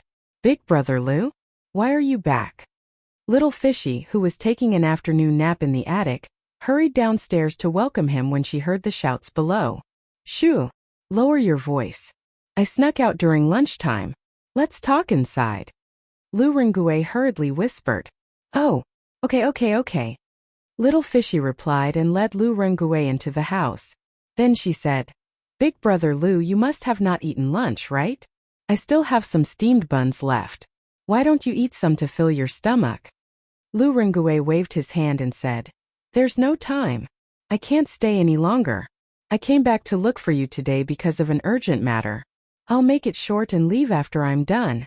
Little Fishy hurriedly sat up straight and said, Okay. Big brother Lu, go ahead. I'm listening. Lu Rengui said, Little Fishy, I've already convinced the captains of 10 teams. They are all willing to join me in the rebellion against Chui. I can mobilize 2,000 troops. I plan to bring these people to kill the soldiers guarding the gate at midnight tonight. Then, I'll open the city gates and release the drawbridge to let the army outside the city in. So you have to inform Duke Wei outside the city in advance and let them prepare. Once midnight arrives, we'll work together and take down Guanqing City in one fell swoop. Understand? Little Fishy said in surprise. Wow! Big brother Chui, you're amazing. You can actually gather 2,000 troops from the rebel army. Lu Rengui waved his hand and said, Okay, let's not talk about this first. Send out what I just said and see if Duke Wei agrees. I'll wait here. Hurry. Oh, okay. But even if they receive the news, it will probably take a while before they reply. Big brother Lu, take advantage of this time to eat something. I'll go up and send the telegram now. Little Fishy said and then went upstairs excitedly. If this plan succeeded, she would be able to escape Guanqing City and return to Cheng. Lu Rengui sat alone downstairs, thinking about what to do at night. It would take a lot of effort, so he picked up the steamed bun on the table and started eating. Ooh! Chapter 1333. 2-in-1 chapter. South of Guanqing County Middle Army Tent. After lunch, Li Jing gathered all the generals together to discuss the plan to break the city. Everyone, His Majesty sent us a letter this morning. First, he asked us to capture all the disciples of Chui family in Bowling and Zheng family in Xinjiang. Second, he asked us to solve the problem of Chui family in Qinghe. Although Chui Zhenchuo's power is gone, he obviously wants to hide in the city and drag everyone in Guanqing County to die with him. Now many of the guards on the south gate are the old, weak women and children they captured. If we want to attack the city, on one hand we have to consider the casualties on our side. On the other hand, it's inevitable that we have to kill those innocent people. His Majesty asked us to reduce the casualties of the people as much as possible under the premise of eliminating the rebels. Li Jing, as the general manager of the army, naturally sat on the highest seat. Qin Shubao, Chang Yaojin, Niujinda Duanjishuan, Sui Provincial Governor Wang Yu, Bian Provincial Governor Zhao Kai, and Hunan Provincial Governor Ran Qin were kneeling on the left and right. Cheng Yaojin was furious. Humph! This Chui Zhenchuo is really a bastard. When I, old Cheng, break through the city gates in the future, I'll definitely beat this old thing up and feed him to the dogs. Cheng Yaojin had killed countless people in his life, but he only killed enemies. Old hooligans like Chui Zhenchuo who killed civilians were despised by old Cheng. Qin Qiong's face sank. He thought for a while and said, If Chui Zhenchuo really wants to let the people defend the city, then we can't attack the city. His Majesty has always loved the people like his children. We can't fight against those people, right? Li Jing nodded. Shubao is right. That's why I gathered everyone here today to discuss how to attack the city. First of all, you need to mobilize 20,000 soldiers from other provinces as soon as possible and divide them into 2 groups. One group will go to Bowling and the other group will go to Xinjiang. You must capture all the people of Chui family in Bowling and Zheng family in Xinjiang before the news of the victory in Guanqing County spread out. Although Ren Kan was a pacification ambassador, Li Jing was the general manager of the marching army and had Li Er's emperor's sword. All the officials in Hunan province should be under his control. Therefore, when he heard Li Jing's words, Ran Kan quickly stood up and saluted. Yes, head chief. I, Ran Baqian, will immediately send someone to Qi province to gather the troops. Yes. Li Jing nodded and said. Next, everyone think about how to take down Guan City. We didn't bring much food with us on this expedition. Even if we can mobilize food from the nearby provinces and counties, the imperial court can't afford to drag it on for too long. Therefore, we must think of a foolproof plan as soon as possible. Hearing this, everyone in the tent frowned. Reporting. Chief Steward, young Master Meng said that he has something important to discuss with you. At this moment, a soldier came in from outside the tent and said carefully, Usually, outsiders were not allowed to disturb this kind of high-level meeting. However, Li Jing had already said that Meng Wenhao and Iron Egg were special figures in the army. Therefore, even though the guard knew that an important meeting was being held in the tent, he still forced himself to come in and report. Li Jing's heart skipped a beat. He quickly said, "Let him in." "Yes, sir." The guard received the order and left. After a while, Meng Wenhao walked in from outside the tent. Seeing so many people in the tent, he couldn't help but be stunned. Then, his expression became a little hesitant. "Greetings, head chief and generals." Meng Wenhao saluted. Li Jing nodded and said, "Yes. Wenhao, I heard that you have something to ask me. Say it." Meng Wenhao looked at the people around him. He knew Qin Xiong, Chang Yaojin, Niu Jinda and Duan Jishuan, but he had never seen Wang Yu and the others. He didn't know if he should tell them the information he had just received. After all, this matter concerned the life and death of many people. Li Jing's eyes were very sharp. How could he not see the hesitation in Meng Wenhao's heart? He smiled and said, "Haha, Wenhao, you don't have to have any misgivings. Everyone in this tent can be trusted. In the battle yesterday, if any of them were missing, the rebel army in the city would definitely have killed their way out of the encirclement." Hearing this, Meng Wenhao looked embarrassed and saluted to the people around him. He said apologetically, "I was rude and offended the generals. I hope you can forgive me for being disrespectful." Renkin laughed and said, "Young master, you are so cautious. I guess you have very important information to tell the chief steward, right? It's never wrong to be cautious about such things. We are not unreasonable people. We will definitely not take it to heart." Wang Yu and Zhao Kai nodded in agreement. Seeing this, Meng Wenhao turned around and saluted to Li Jing.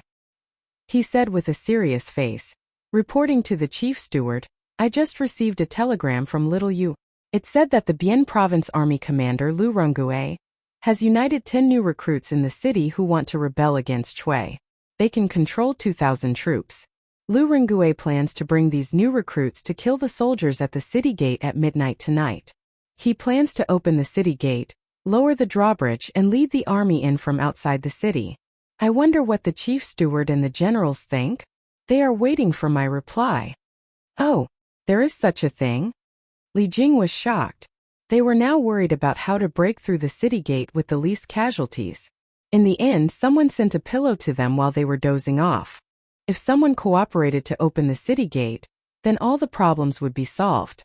They would not lose too many soldiers, nor would they hurt too many innocent people. Do the generals think that Lu Rengue's plan is feasible? Li Jing looked at everyone and asked in a deep voice. Everyone looked at each other.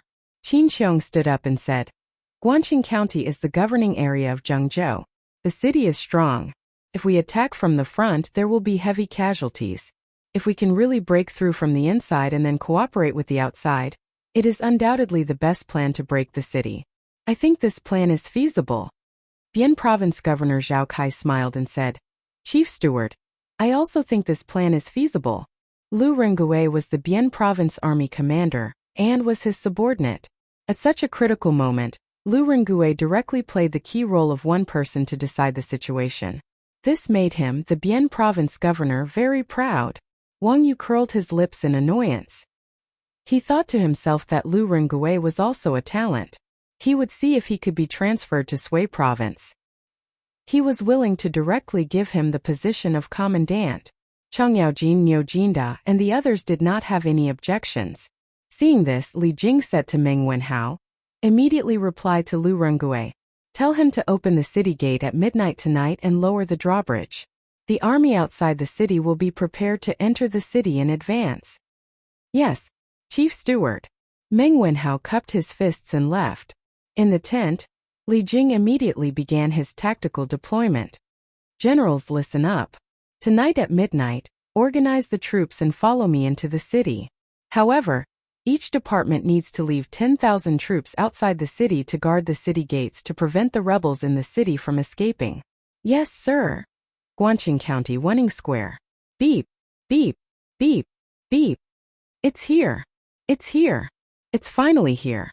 Little Fishy waited for a long time before the telegraph finally rang again. She quickly took a pen and recorded the code. Speaking of which, the distance between the two telegraph machines was now only a city wall. There was no need to go to a very high place to send a telegram to each other. This undoubtedly created a great convenience for the communication inside and outside the city. After a while, Liu received and translated the code. Then she went downstairs. Lu Rengue, who was downstairs, had already eaten his fill of steamed buns. "How is it? Did Duke Wei agree?" Lu Rengue asked anxiously. Little Fishy smiled sweetly and nodded. Yes, Wen Hao just sent a telegram saying that Chief Steward Li and the rest felt that this plan is feasible. Tonight at midnight, the army outside the city will gather at the east gate. Once you open the gate, the army outside the city will flood in and destroy the Chui family. Good, good, good. Lu Rengue waved his fist excitedly and said, "Okay, I will go back to the east of the city first. If I return late, I will probably take care of things. Yuan Wei's watching must not go out tonight. After all, swords have no eyes in war. Do you understand?" Yes, yes. I understand. Brother Lu, go quickly. Little Fishy smiled and replied. Lu Rengue clasped his fist and left hurriedly. Iron Egg, are you also going to enter the city with the army tonight? South of Guangqing County, outside the central military tent, Meng Wenhao and Iron Egg, the two special people in the army, were sitting on the celestial lamp to observe the enemy. Meng Wenhao looked at the situation in the city with his binoculars and asked Iron Egg, "Yes, it is not easy to get a chance to go to the battlefield. How boring it is to stay in the camp every day. Tonight, we will enter the city with the army. Maybe we can kill a few of the Chui family's dogs." Iron Egg stroked a heavy emo sword and replied softly. Meng Wenhao put down the binoculars and looked at Iron Egg and said, "But swords have no eyes in war. General Duan is so good at martial arts and he was seriously injured yesterday. Tonight, the city will be very chaotic. If you are also injured, Yamacho and his wife will be very worried." Iron Egg shook his head and said, "Master said that it is difficult to make progress by practicing martial arts on a daily basis. Only in real combat and in the face of a big crisis can there be a big breakthrough. My master was assassinated by Snake King. In a desperate situation, he comprehended Tao and broke through.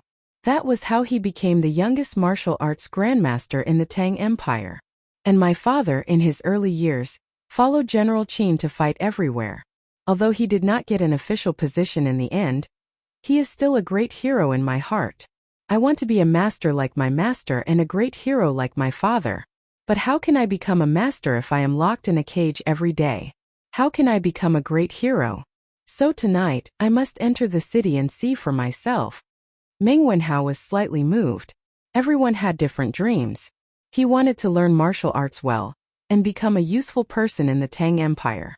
He wanted to bring glory to his ancestors and let his father, mother, and sister live a good life.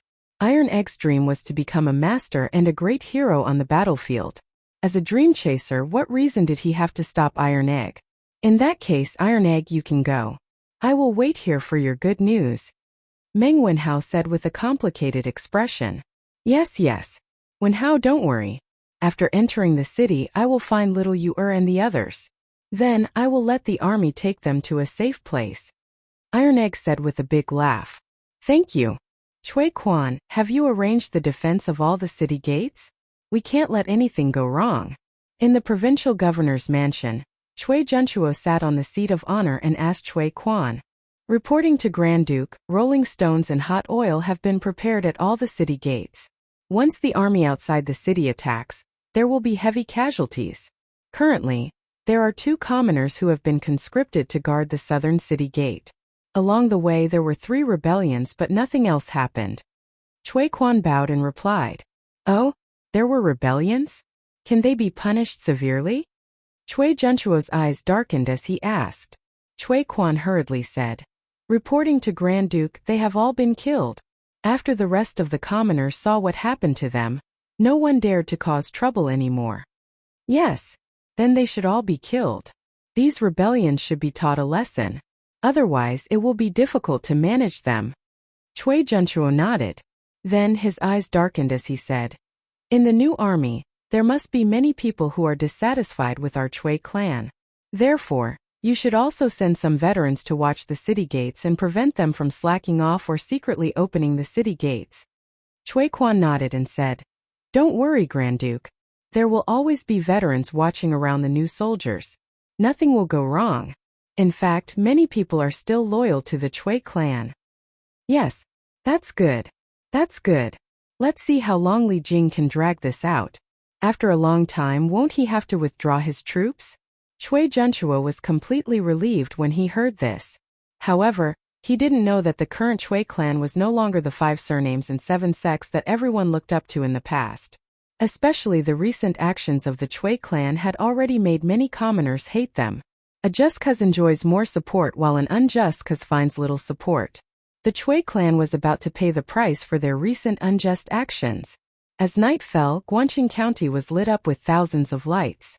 However, in these thousands of lights, there was no warm atmosphere like in the past. Because now, Guangqing County was no different from a huge cage. Everyone was a prisoner inside. No one knew how long they could live. Although they were fine today, who knows if they would be captured to guard the city walls tomorrow. "Brother Wang Lang, is everything ready?"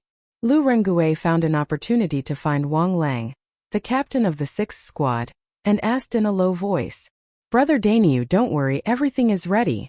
And tonight, the one who will be on duty in front of the city gates is our adjunct Huang. He will bring his personal guards." Wang Lang replied in a low voice. Lu Rengue frowned and said, "Personal guards? It is said that in this personal guards everyone is good. At night we have to be careful. We can't let anything go wrong." "Understood. Understood." The city gate was quiet again. However, as the saying goes, the tree wants to be quiet, but the wind won't stop. Sometimes behind the quiet, there was a bigger storm brewing. At 6 o'clock in the evening, a black shadow quietly sneaked into the tower where Adjunct Huang was temporarily staying. Chapter 1334. Huff! Huff! East of Guangqing County, in one of the corner towers of the city gate tower, Zhengzhou Zhichong House's military officer, Huang Cheng, was sleeping soundly on a bed. Although it was his turn to supervise the new army tonight, it was already the middle of the night. How could he not sleep? Besides, in Huang Cheng's opinion, these new recruits were all very timid and could not cause any trouble at all. Therefore, he slept very soundly and peacefully. Tis! Tis! A black shadow floated by and a cold light flashed. The 2 soldiers who were dozing off in front of the turret didn't even have time to cry out before they collapsed on the ground. Blood flowed out of their necks like a stream. The black shadow landed in front of the door, then took out a blade and extended it to the gap in the middle of the door. Ta-ta-ta! After a while, the lock behind the door was opened. The black shadow carefully pushed the door open and entered. Looking at the person who was sleeping like a dead pig on the bed, he quickly unsheathed the blade, and a cold light flashed. The head was separated from the body. The black shadow did not stop and immediately flew out. "How is it? How is it, Brother Dainiu?" The black shadow came to a corner of the city gate tower, and Wang Lang quickly went forward to ask. It turned out that the black shadow was Lu Rengue. "Huang Cheng is dead. Now that his personal guards are leaderless, we can start the operation now." Lu Rengue smiled and replied, "That's great. Then I'll let the brothers start the operation now." Wang Lang said excitedly, Inform the brothers in the other teams to gather immediately and get rid of the personal guards. Let's end this quickly." After a while, all the soldiers on the city gate tower gathered. First, they killed a dozen of Huang Cheng's personal guards on the city gate tower. Then, under Lu Rengue's lead, 2,000 people went down the city gate tower and went straight to the personal guards at the city gate.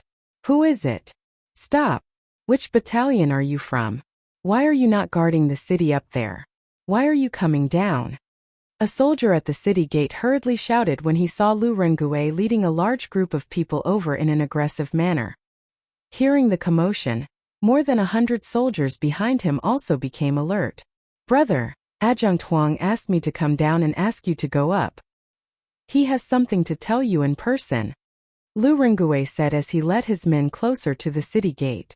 The soldier asked doubtfully, "Sir Adjunct? Why is he looking for us? Besides, why would I let you guys come down?"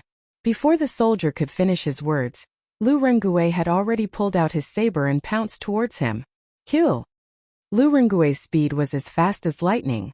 Under his sudden attack, the soldier had no time to dodge and his throat was instantly slit.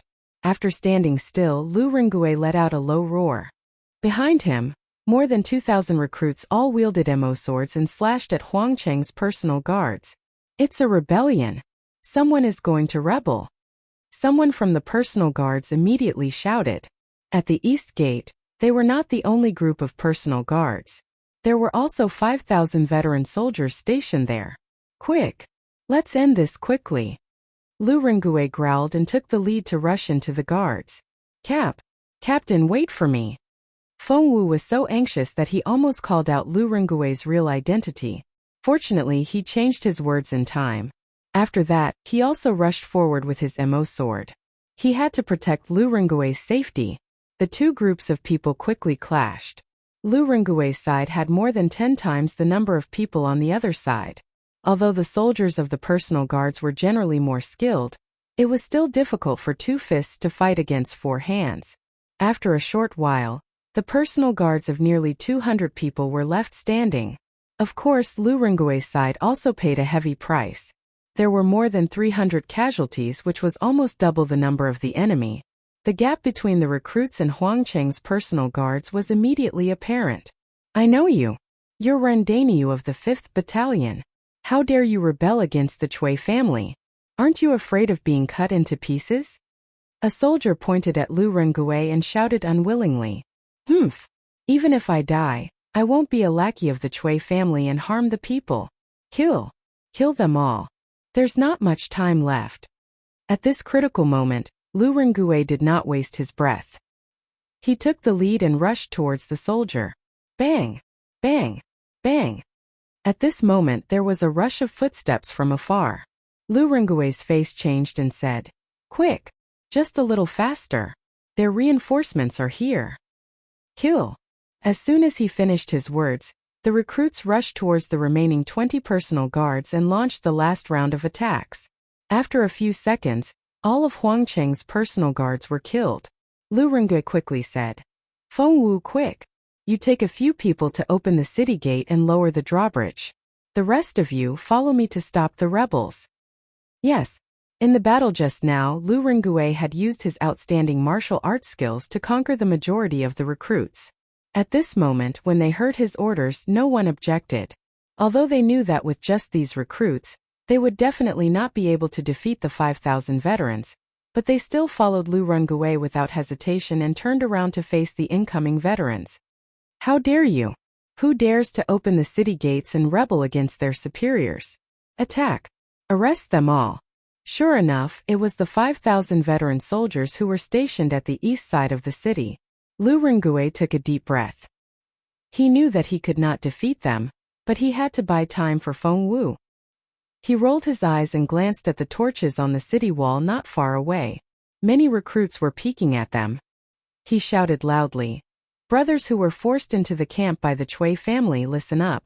The Chui family not only wants us to help them to defend the city, but they also want the old, weak women and children to defend the city. Don't you have any relatives or friends in the city? After we die on the city wall, the Chui family will bring your relatives and friends to defend the city for them. If you are still a man, stand out and fight against the Chui family with me. You will die anyway. Do you want to die standing and be remembered forever? Or do you want to die kneeling and be remembered as a disgrace to your descendants? Come. Fight against the Chui family. Fight against the Chui family. Fight against the Chui family. Lu Rengue's words struck a chord in the hearts of all the recruits. As soon as he said this, the 1,000 or so recruits beside him immediately roared in unison. Fight against the Chui family. Fight against the Chui family. Very quickly, the recruits who were watching from the city gate tower also started to shout. They had long been dissatisfied with the recent actions of the Chui family. However, they didn't dare to resist as they didn't have anyone to lead them. Now that someone had raised their arms and shouted, what was there to hesitate about? Even if they had to die, they would rather die standing and be remembered forever. Dong dong dong. There was a series of footsteps on the city wall. It was obvious that the recruits were coming down the city wall. Shut up. Go. Chop this bastard into minced meat. When the leader saw Lu Rengui's glib tongue trying to incite the other recruits to rebel, he quickly pulled out his sword and shouted, "Kill!" More than 5,000 old soldiers rushed forward and engaged in battle with Lu Rengui's 1,000 over recruits. Lu Rengui and his men were inferior in terms of numbers and strength. Naturally, they were forced to retreat. In just a few seconds, more than 10 of them were injured. Kill! At this moment, more than 500 recruits came down from the city wall. When they saw the battle at the city gate, they rushed up without hesitation. On top of the city wall, more recruits were rushing over. After a few minutes, the city gate was finally pushed open by Feng Wu and his men. At this moment, there were more than 5,000 to 6,000 new recruits. More recruits were coming after hearing the news. On the other hand, the 5,000 old soldiers were surrounded, and nearly 1,000 of them were injured or killed. Do you people not want to live anymore? Rebel! Rebel! The provincial governor will not let you go. The Chui family will not let you go either. The old soldier shouted angrily when he saw the city gate being opened. Humph! This is called the righteous get more help while the unjust get little help. The Chui family is selfish and has done some heartless things. They have already lost the support of the people. Their retribution will come soon. Lu Rengui snorted and looked at the old soldier.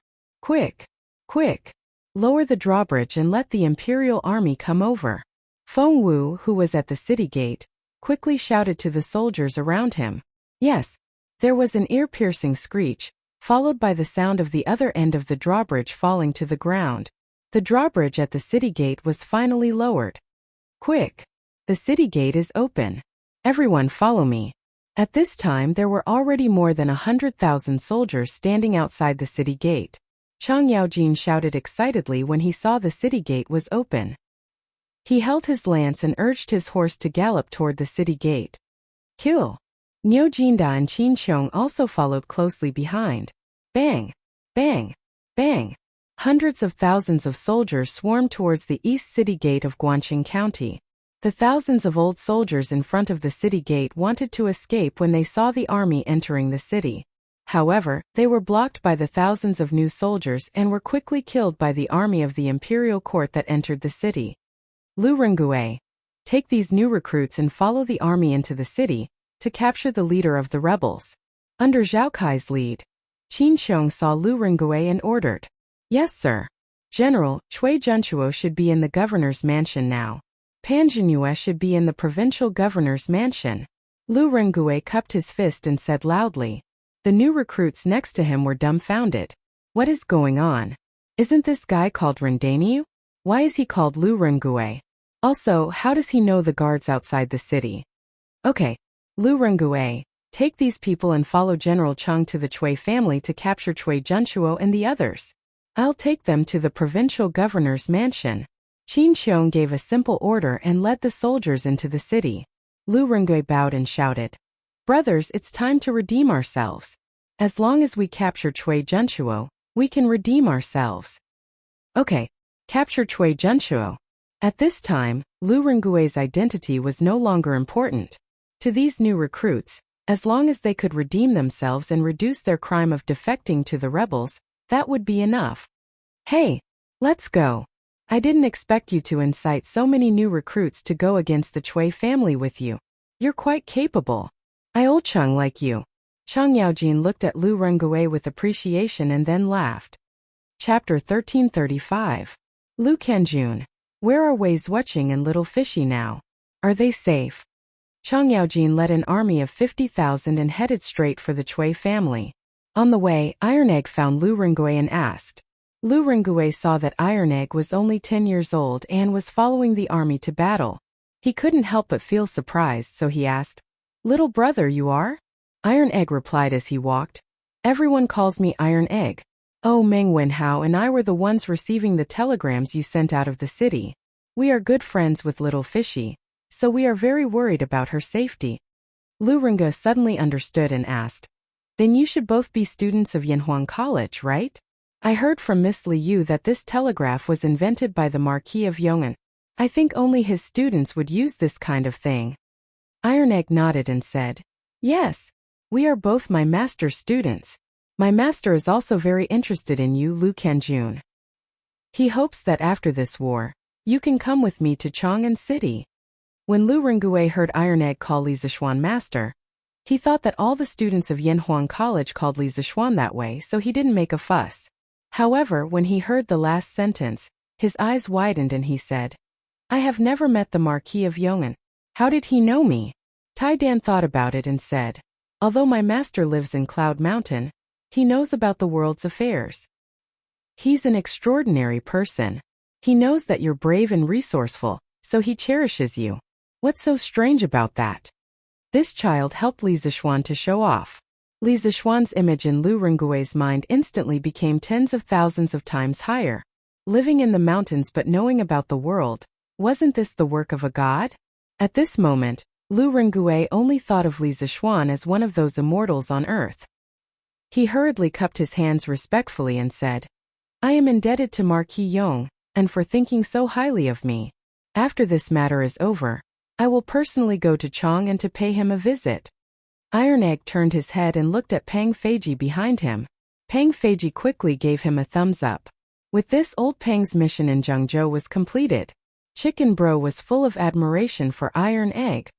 Ahem. Big brother Lu, where are little you and the rest? Iron Egg coughed lightly and returned to the topic at hand. Oh, they are all in the tunnel of Wenning Workshop. They are very safe. Brother Iron Egg, you don't have to worry. I will take you there after we destroy the Chui family. Great-grandfather. Taigong. Something bad has happened. In the Chui residence, the old housekeeper hurriedly ran to Chui Junchuo's bedroom and shouted anxiously. Chui Junchuo, who was sleeping on the couch, was suddenly awakened. He quickly opened his eyes and said, What's the matter? Why are you panicking? Come in and tell me. Yes, great-grandfather. The old housekeeper pushed the door open and entered. At this time, Chui Junchuo had already sat up. The old housekeeper bowed and said, Great-grandfather, something bad has happened. At the east gate, the new soldiers guarding the city mutinied. They killed Adjunct Huang and then opened the gate to let the army in. Great-grandfather, quickly take the young master and escape. What? The army outside the city has entered the city? When Chui Junchuo heard this, he felt as if he had been struck by lightning. His vision turned black and he almost fainted. It's over. It's all over. Once the army enters the city, the Chui family will definitely be wiped out. Great-grandfather. Great-grandfather. You must escape. We still have 30,000 shadow guards and 5,000 men of sacrifice.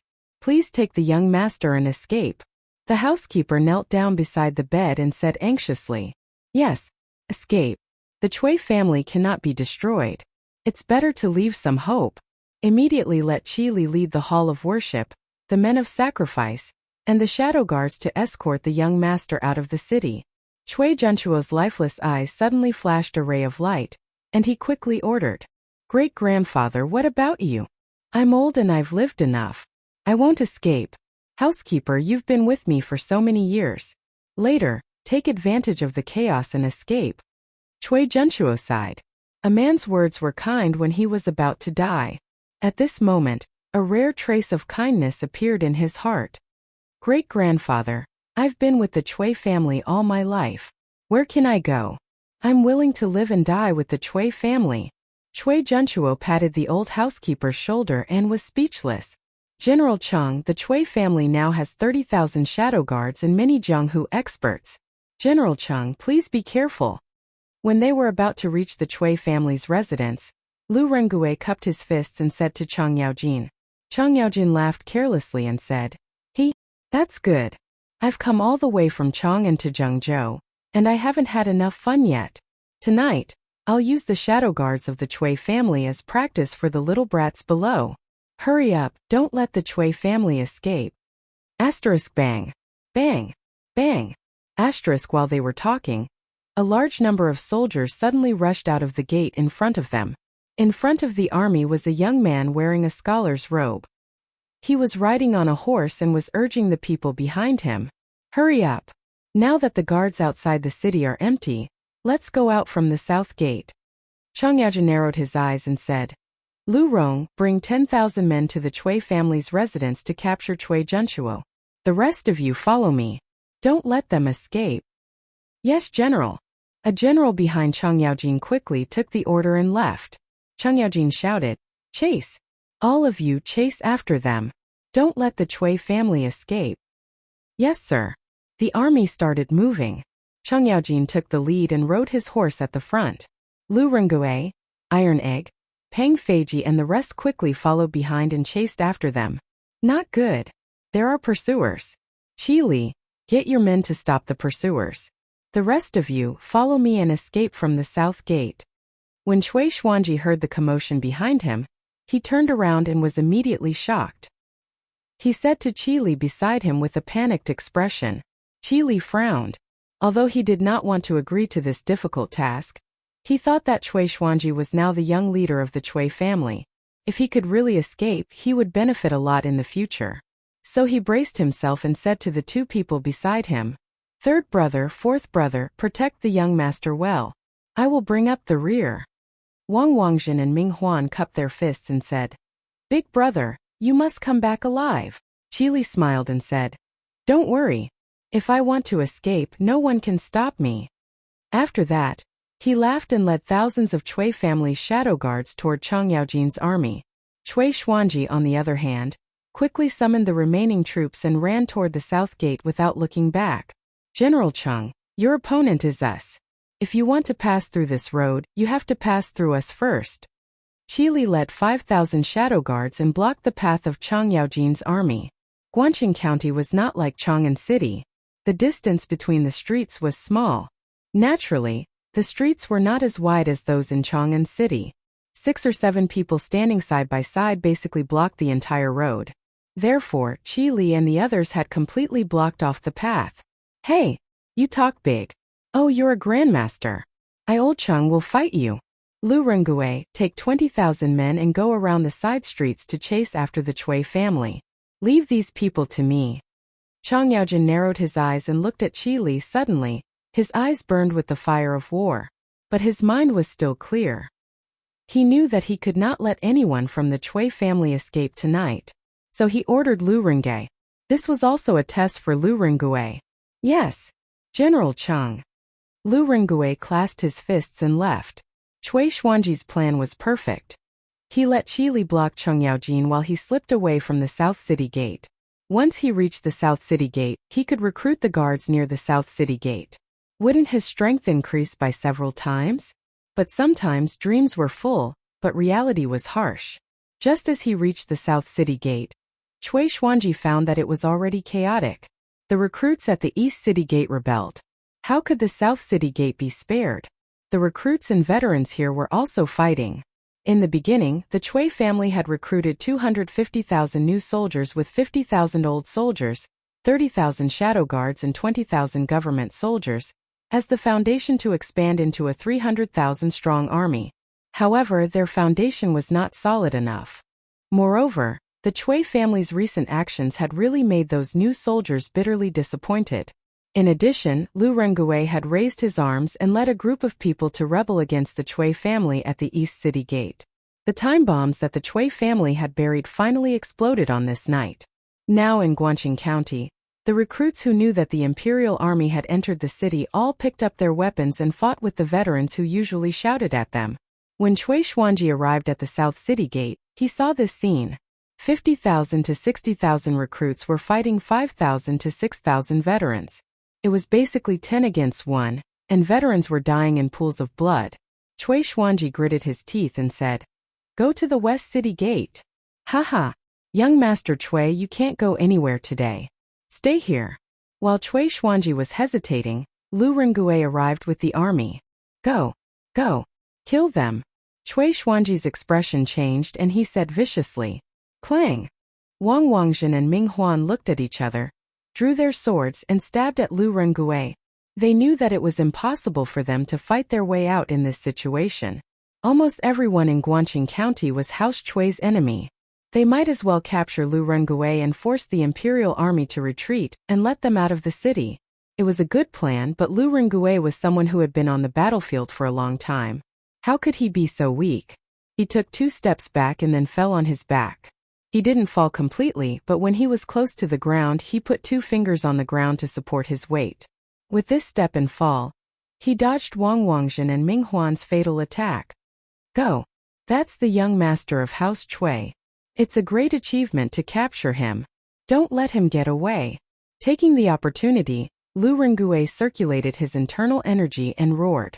His shout, which was infused with internal energy, not only stirred up the emotions of the soldiers behind him, they all drew their swords and charged at Cui Xuanji. Even the new soldiers who were fighting with the old soldiers at the city gate all looked at Cui Xuanji. Obviously, they wanted to make a contribution and take revenge at the same time. Their current situation was all thanks to House Chui. Kill! Lu Rengue's army of 20,000 charged at Cui Xuanji and his secret guards. Many new soldiers at the city gate also changed their direction of attack and charged at Cui Xuanji. Despicable! Wang Wangjin and Ming Huan's expressions changed. They wanted to go back to help, but Lu Rengue wouldn't let them go. His right hand twirled his saber, and he took the initiative to attack Wang Liangzhan and Ming Huan. Colonel Lu, let me help you. Iron Egg was anxious. He raised his Mo sword and joined the battle. Since he started drawing qi into his body last year, he had trained hard for almost a year before entering the body refining realm. Although Wang Wangjin and Ming Huan were both experts in the qi transformation realm, Iron Egg wasn't afraid. He had seen experts in the Grandmaster realm. How could he back down because of 2 small fries in the qi transformation realm? Brother Iron Egg, be careful. These 2 are very strong. Lu Rengue warned as he launched his attack. Colonel Lu, don't worry. I only need to help you hold one person back. With a leap, Bruiser arrived in front of Ming Huan.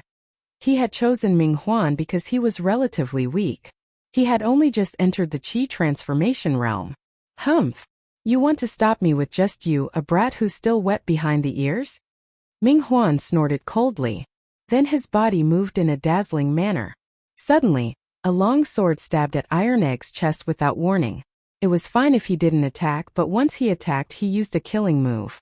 Clearly, Ming Huan didn't want to waste time on Bruiser. Iron Egg had been by Li Zishuan's side for many years.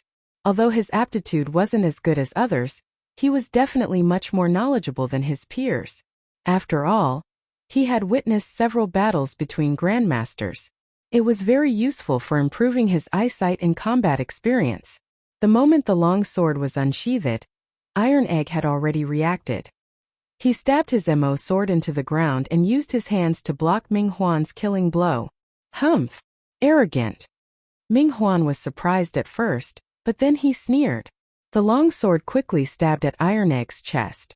Iron Egg first took 2 steps back and dodged the attack. Then he grabbed Ming Huan's wrist and used Tai Chi to push Ming Huan away. Ming Huan staggered and almost fell to the ground. His heart was filled with disbelief. What kind of martial arts was this? Why did he feel like he couldn't use any strength? Big brother, let me borrow your sword. Iron Egg borrowed a sword from a soldier next to him. Then he looked at Ming Huan, his eyes full of eagerness. Sure enough, actual combat was the best way to make one's blood boil and focus their attention. He knew that he couldn't beat Ming Huan, but he wanted to use the Tai Chi sword that Li Zishuan had taught him to hold Ming Huan back. After Lu Rengue finished off Wang Zhan, he would be free to deal with Ming Huan. Hey, I didn't expect you to have some skills. But you won't be so lucky next time. Ming Huan's expression was very unsightly. He took a deep breath, and then he vanished on the spot. A moment later, he appeared above Iron Egg. And then he swooped down and stabbed his sword towards the top of Iron Egg's head. Iron Egg's eyes flashed. He lifted the long sword he borrowed and used Tai Chi. His sword was like a magnet, firmly sucking Ming Huan's long sword. His whole body leaned back, forming a very small angle with the ground. Tai Chi sword technique 38 Phoenix wings spread. Iron Egg's wrist moved slightly and twirled the sword twice. The tyrannical force on Ming Huan's long sword was instantly deflected by Iron Egg. Sacrificing oneself to follow others, failing to lead in, pulling 1,000 pounds with 4 tails.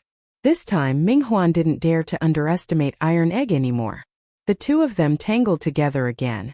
Iron Egg relied on his exquisite Tai Chi sword technique to defend with all his might. Ming Huan wanted to finish off Iron Egg as soon as possible. One of them was in a hurry and the other was slow. It was a bit like the situation when Snake King ambushed Li Zixuan in Chang'an City last year. On the other side, Lu Rengui and Wang Liang's fight had basically come to an end. Because Wang Liang was overcautious and had distracting thoughts, Lu Rengui found a few openings and left 3 sword wounds on Wang Liang's body. At this time Wang Liang's arm was injured and his sword technique revealed a big opening. Lu Rengui seized the opportunity and stabbed Wang Liang's throat. Poochie! Wang Liang didn't have time to change his technique. Lu Rengui's sword slit Wang Liang's throat. Wang Liang clutched his neck and fell to the ground. Third brother! Ming Huan roared and tried his best to rush over, but he was held back by Iron Egg. Lu Rengui sneered and rushed forward. He and Iron Egg fought Ming Huan together. Ming Huan couldn't even kill Iron Egg, let alone Lu Rengui, who was even more powerful than him. How could he be a match for Lu Rengui? In less than 10 rounds he was defeated. Iron Egg sneakily attacked him and pierced his heart. At the city gate, the Cui family's shadow guards were basically wiped out. Cui Xuanji had been captured by Feng Wu and the rest. Lu Rengui laughed and said, "Let's go. Let's go to the Cui mansion and meet up with General Chang." As soon as he finished speaking, a loud voice came from behind. "Haha! No need. Everyone in the Cui family has been captured. Since you are done here, follow me to the provincial governor's mansion." It was Chang Yaojin leading a large group of people to support them. How could Qi Li and his men be a match for Chang Yaojin? The battle over there ended even faster. As for the Cui mansion, Cui Junchuo had sent all her shadow guards to protect Cui Xuanji. Chang Yaojin's aide led the troops to the Cui mansion and captured all the Cui family members without any effort. At this point, the Cui family of Qinghe had become history. A 1,000-year-old family was wiped out in one night. Life was unpredictable. How sad. Chapter 1336. All the guards of the Cui family were annihilated. The old soldiers of the Zhechong house in Zhengzhou didn't even need the imperial court's army to act. They were either annihilated by the new soldiers who had a deep grudge against the Cui family, or kneeled down and surrendered. All the reactionary forces in Guangqing County were finally wiped out. The clansmen of the Cui family in Qinghe, all the officials and generals in the provincial governor's manor, as well as the county magistrate and registrar of Guangqing County, were all captured and locked up in the prison of the provincial governor's manor. Li Jing directly took over the provincial governor's manor. Hundreds of thousands of soldiers from outside the city entered the city at night. Guangqing County changed hands overnight. Yi Minglei, the position of county magistrate of Guangqing County will be temporarily taken over by you. Before dawn tomorrow, draft a notice to pacify the people and hand it to Wei Zuochang for inspection. If there is no mistake, hurry up the printing and post it in the city tomorrow morning. We must let the people see the true face of the Cui family, and let them understand that the emperor truly loves the people like his own children. The Cui family is just a hypocritical wolf that wants to kill its master. Although it was already late at night, the provincial governor's manor was still brightly lit. Li Jing sat on the seat of honor and made arrangements for the people after the war. In the early years he followed Li Er to conquer the north and south. Every time he conquered a city, the first thing he did was to pacify the people. After the chaos there would be great governance. This sentence not only applied to the change of the dynasty but also to the post-war reconstruction of the city. Those who had just been freed from the chaos of war, their hearts were restless and restless. If they were not pacified in time, once they were instigated by someone, there would be another turmoil. Li Jing had been on the battlefield for a long time. It was because he was very clear about this that he solemnly told Yi Minglei, "Thank you for your trust, head chief. Rest assured, head chief, I know the true colors of the Cui family and what they have done in the past few months. Tomorrow's announcement to pacify the people will definitely allow the people to distinguish between good and evil and return their hearts to the imperial court." Yi Minglei didn't expect that this time he would gain a blessing in disguise and become the acting county magistrate of Guangqing County. Although it was only a temporary position, but if he did it well, there was a high possibility that the word temporary would be removed and he would directly become the official county magistrate. He cupped his hands and left after receiving the order. Now there were only less than 2 hours before dawn. Yiminglei estimated that he wouldn't be able to sleep tonight, but what did that matter? Right now his entire body was filled with enthusiasm. Left Minister Wei, the announcement to pacify the people is of great importance. When the time comes, I'll have to trouble you to check on Yiminglei. After Yiminglei left, Li Jing looked at Wei Zheng and cupped his hands. It couldn't be helped. After all, Wei Zheng was the best writer here. Otherwise, Li Jing would definitely not be willing to trouble Wei Zheng, because this old troll often liked to cause trouble. Wei Zheng did not shirk away and readily agreed. This is my duty. How can it be troublesome? Head chief, you can rest assured. Yiminglei had stayed with him in the underground tunnel for many days. Strictly speaking, the two of them could be considered friends in adversity. For such a small matter, of course, he wouldn't decline. Li Jing's heart was slightly relieved. He looked at Chang Yao, Qin Xiong and the rest who were sitting below and said, "This time, everyone has done their best to besiege Guangqing County. When we return to the imperial court, this old man will definitely report to the emperor and reward you according to your merits." Everyone stood up and cupped their hands. "Thank you, head chief." Li Jing nodded and said, "It's not early now. Everyone has been working very hard these days. Quickly go and rest.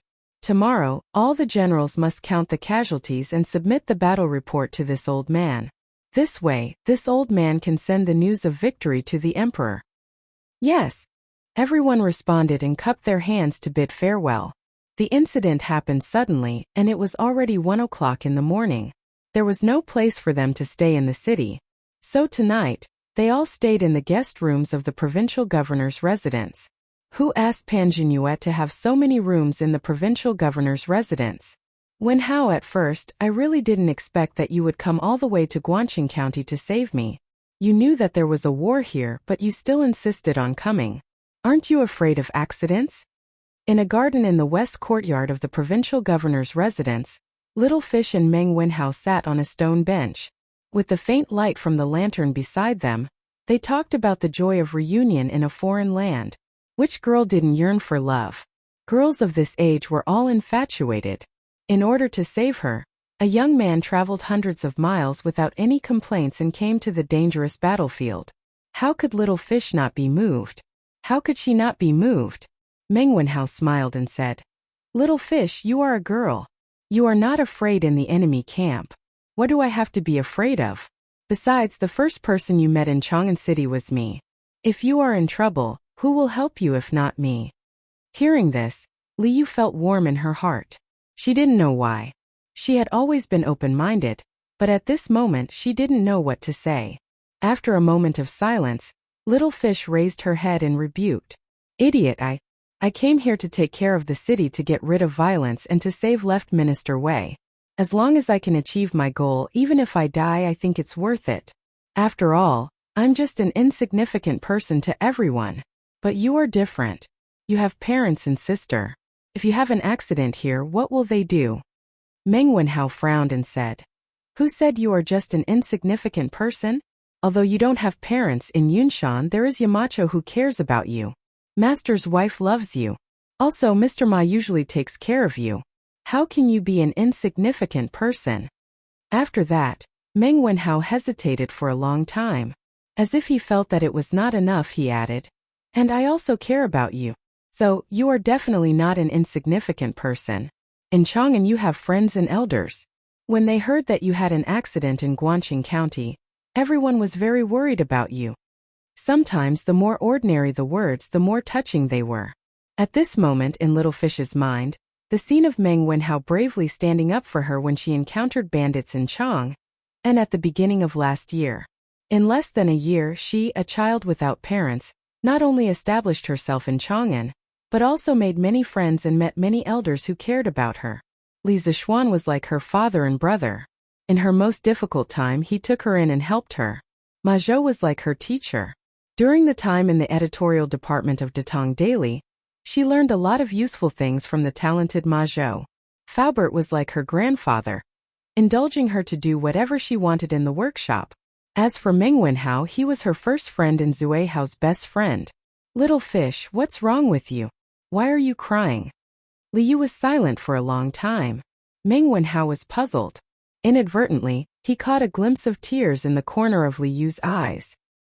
He quickly went up to her and asked with concern, I'm fine. It's just that a gust of wind blew sand into my eyes.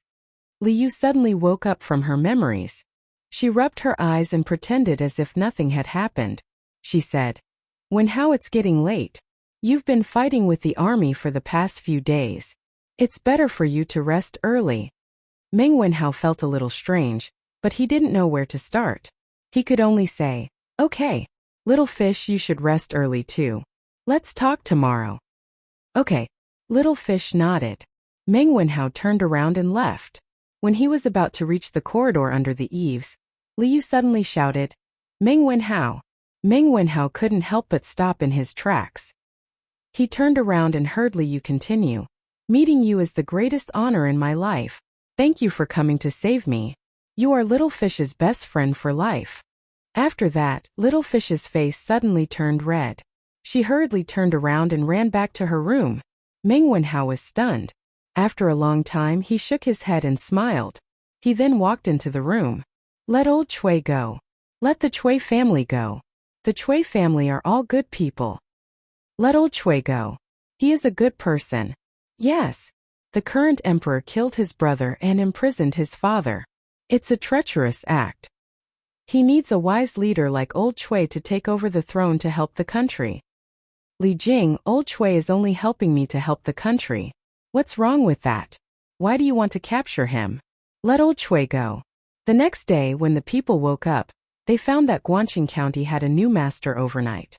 Most of the people were very happy. After all, when Guangqing County was surrounded 2 days ago, the Chui family had already shown their ugly side. The people all knew that as long as the Chui family was in power, they would very likely be captured and sent to their deaths to defend the city. Thus, the next morning, when the people learned that the imperial army had entered the city and that the Chui family had been destroyed, they all rushed to spread the news. The city could be said to be extraordinarily lively. However, there was a group of people who were filled with righteous indignation when they learned that the Chui family had been destroyed and Chui Junchuo had been captured. They went to the provincial governor's residence together and completely blocked the entrance. They stood in front of the door and loudly protested. These were all Confucian scholars of Guangqing County. They had previously relied on the Chui family, hoping that they could one day enter the court and become officials through the Chui family's connections in the court. Perhaps some of them had recently been fantasizing about helping the Chui family succeed in their rebellion and become heroes of the founding of the country. But now Li Jing had destroyed the high and mighty Chui family in their hearts. At the same time, he had also extinguished their dreams in their hearts. Thus, these greedy Confucian scholars came to the provincial governor's residence to cause trouble. On the other hand, this also showed that the Zhangzhou Daily had been very successful in brainwashing these people. Li Jing, who had heard the commotion, couldn't help but be furious when he heard the Confucian scholars shouting at the door. He turned his head and said to a guard, Beat them all away with sticks. Yes. After a while, a group of armored soldiers rushed out of the provincial governor's residence. They held wooden sticks in their hands and rushed toward the crowd. Ouch! My leg! Ouch! My head! Li Jing, how dare you? We are the disciples of the saints. How dare you use weapons? You are going against all the scholars in the world. Indeed, there are incapable rulers and treacherous officials. After you die, you will go down in history and infamy. The leading scholar shouted loudly at the top of his voice. Li Jing, who was about to enter the house, had a change in expression at this moment. He said in a low voice, Arrest all of them and send them to prison. The Confucian scholars had harmed the country. Li Zixuan's engineering was more useful. Li Jing couldn't help but sigh in his heart when he thought of the crucial role Meng Wenhao and the Iron Egg had played in this war, and then looked at these Confucian scholars who couldn't distinguish between good and evil. Chapter 1337. Chief Steward, there are so many Confucian scholars. Should we arrest them all? In front of the Guangqing provincial governor's office, a guard hesitated when he heard Li Jing say that he wanted to arrest all the Confucian scholars. The Great Tang was founded on martial arts. Although it was not like the Song and Ming dynasties, ordinary people still respected scholars. Today, more than 200 Confucian scholars came to the provincial governor's office to cause trouble. Compared to the number of scholars the Chui clan had raised, these were just a drop in the ocean. However, if Li Jing arrested all of these Confucian scholars, it would definitely shake the court and cause all the scholars in the world to attack him. Guangxing County has just been established. We need to calm the people down. Arrest them and interrogate them first. If they are innocent, then let them go. If they are in cahoots with the Chui clan, then no one can save them. So what if they are scholars? Can a scholar violate the law and slander the emperor? Li Jing also felt that this matter was tricky, but for him, the most important thing was to calm the people of Guangxing County. Yes, Chief Steward. The guard cupped his fists and walked to the door. He ordered loudly, "Arrest all these audacious students who slander the emperor and throw them all into prison." "You dare? We are the disciples of the saints. We read the books of the saints." A hint of panic flashed in the eyes of the leading scholar. Then he put on a fierce front. "Humph, disciples of the saints? You think you are worthy? The benevolence, righteousness, propriety, wisdom and faith of the saints? What have you learned? The saints told you to be loyal to the emperor and love the country. Is this what you did? You are just a bunch of selfish and greedy scoundrels in troubled times. Are you worthy of being called disciples of the saints? You are simply ruining the reputation of Confucius. Take them away." At this moment, an old man walked out of the provincial governor's office and scolded the group of Confucian scholars. "This is Minister Wei?" A Confucian scholar recognized the old man. Who else could this old man be but Wei Zheng? Since the beginning of this year, Wei Zheng had been sent to Hunan province to clean up the government. He had appeared in public many times, so it was not surprising that someone recognized him. When the leading scholar saw that it was Wei Zheng, his face immediately paled. When it came to generals like Li Jing, he could use his glib tongue to accuse Li Jing, but when it came to Wei Zheng, who made a career out of scolding, he was truly terrified. After all, the person in front of him was a super ruthless person who dared to scold Second Emperor Li in front of him. Who could be compared to him? "Humph, you can't differentiate between good and evil, loyalty and treachery. You've read the books of the sages in vain. Today you even came to the provincial governor's office to mislead the people with your lies, with the intention of inciting the common people to rebel with you. This old man will definitely report this to His Majesty and strip you of your academic status, so that you will never be able to participate in the imperial examinations." The more Wei Zheng spoke, the angrier he became. His last sentence scared the group of Confucian scholars quite a bit. "Wei Zuocheng, please calm down. Please don't take away the student status. We were all bewitched by Xue Guangwen and came here to cause trouble." "Yeah, Left Minister Wei, please calm down. We were all bewitched by Xue Guangwen. I beg Wei Zuocheng not to deprive us of our academic status. Wicked people needed to be tamed by wicked people, and scholars naturally needed to be tamed by scholars."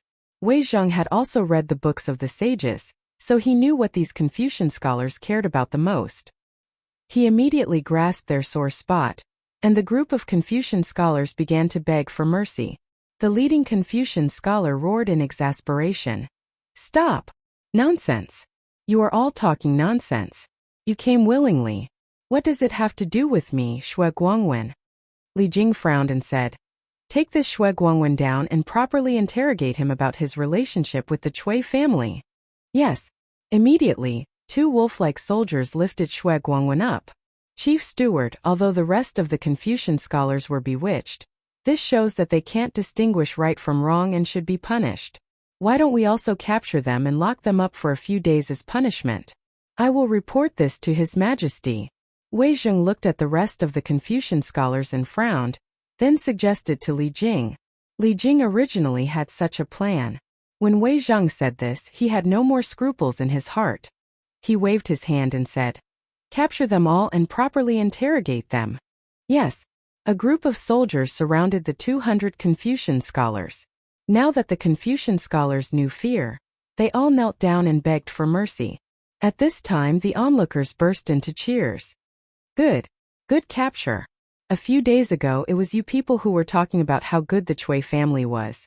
In the end you almost killed all of us in Guangcheng County. You lackeys of the Chui family, relying on a few books to help the Chui family confuse us, the people. You are really vicious, you deserve to die. That's right. I beg left Prime Minister Wei and General Li to make the decision for the people and severely punish these scholars. Back then, the Chui family established the Zhengzhou Daily and ordered the scholars under them to give lectures in the streets, promoting Li Er's brutality and praising the Chui family's benevolence and righteousness. This encouraged the people to actively join the army and support the Chui family. However, in the end, the Chui family used them as stepping stones and scapegoats in their plans for hegemony. So now, not only did the people hate the Chui family, but they also hated these Confucian scholars who helped the tyrant. This was the aspiration of the people. Wei Zheng pursed his lips. He was a little sad but also a little relieved. He turned around and shouted at the backs of the Confucian scholars who were being escorted away. This is the aspiration of the people, do you see it? You bring disaster to the country and the people, but you call yourselves the children of saints. You have let down Confucius and the people of this world.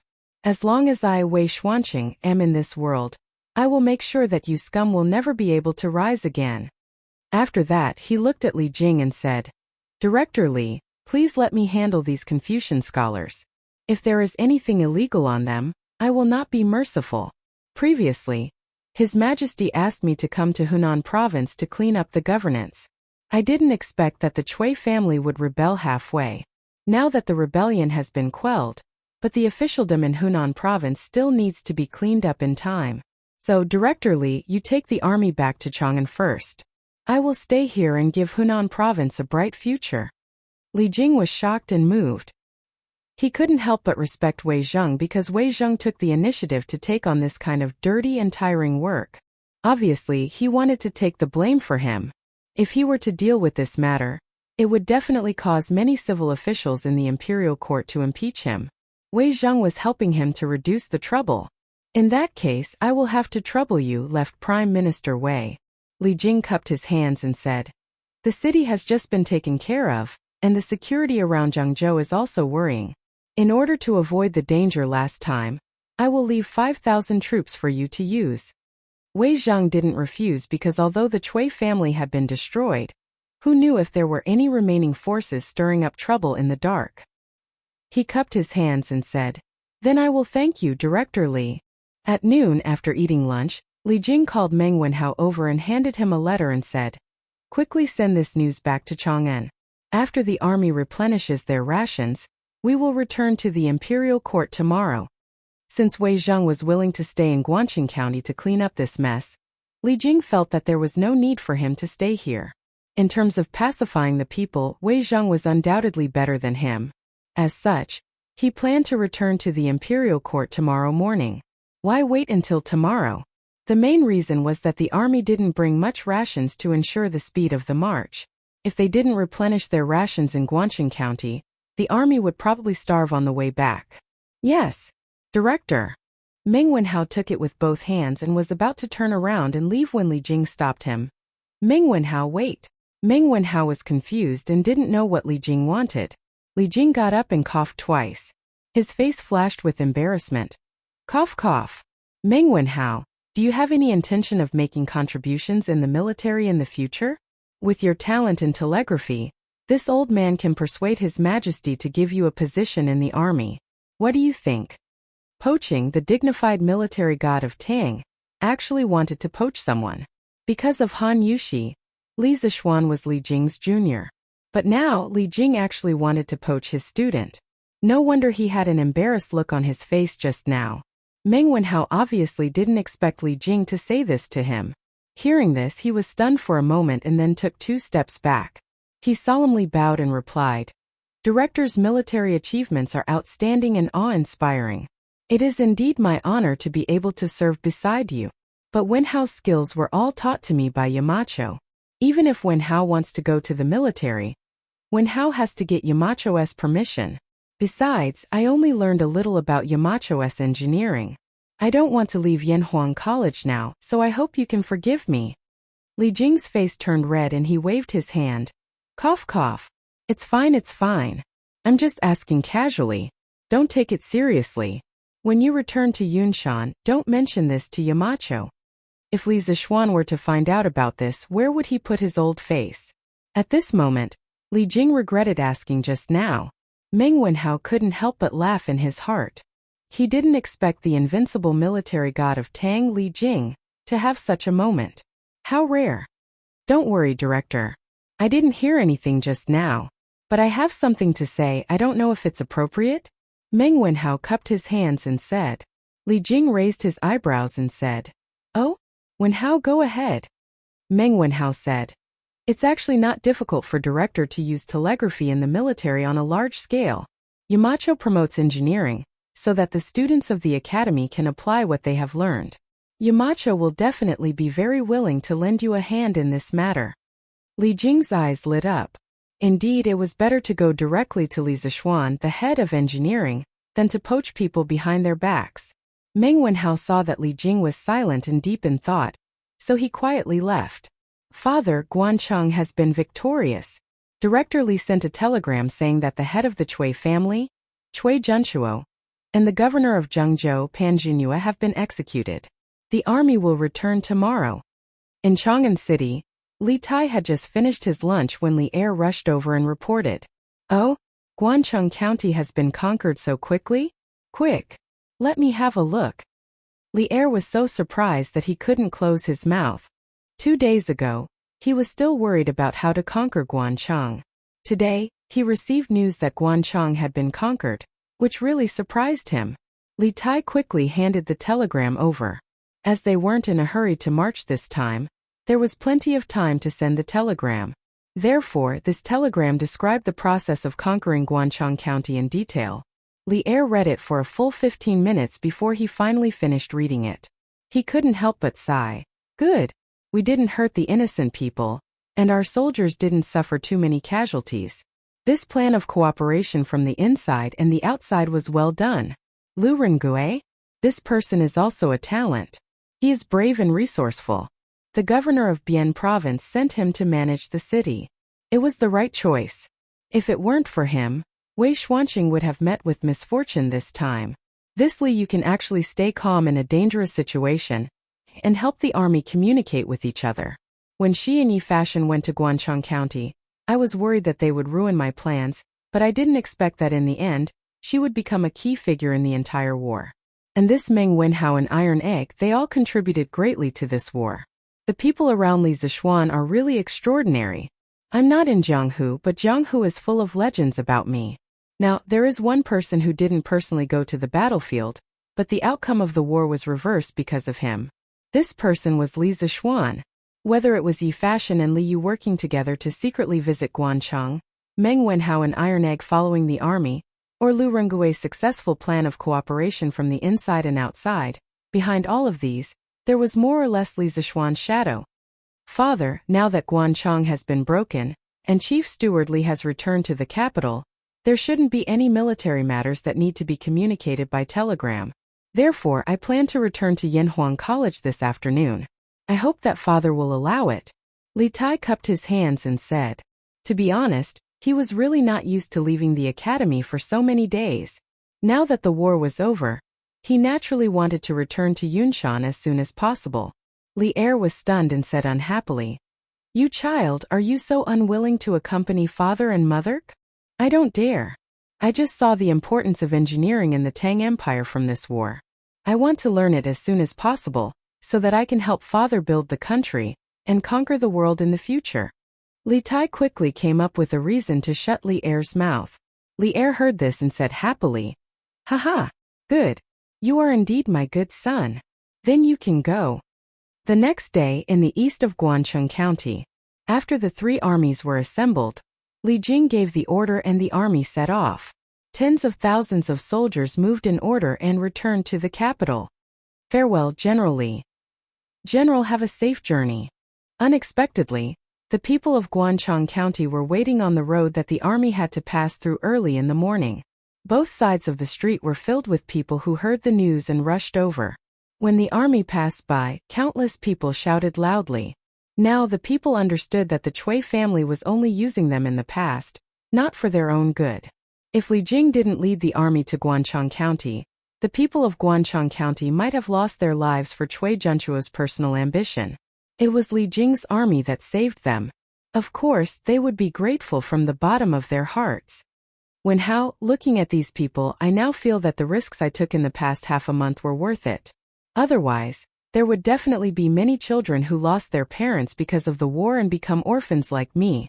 Little Yue rode on the horse and walked side by side with Meng Wenhao. Hearing the shouts of the people on both sides of the road, she couldn't help but sigh. Meng Wenhao thought for a while and said, I also feel that everything I did was worth it. Not only did I save you, but I also saved these people. The Yamacho taught us to have a heart for the world and a life for the people. I did it. Chapter 1338. Husband, I'm back. Lantian County, Yunshan Residence. Han Yushi pushed open the door and entered. She saw Li Zishuan, who had just finished practicing his swordsmanship in the front yard, and said with a smile, How did my wife come back so quickly today? Li Zishuan took the handkerchief from Xiao He and wiped the sweat on his forehead.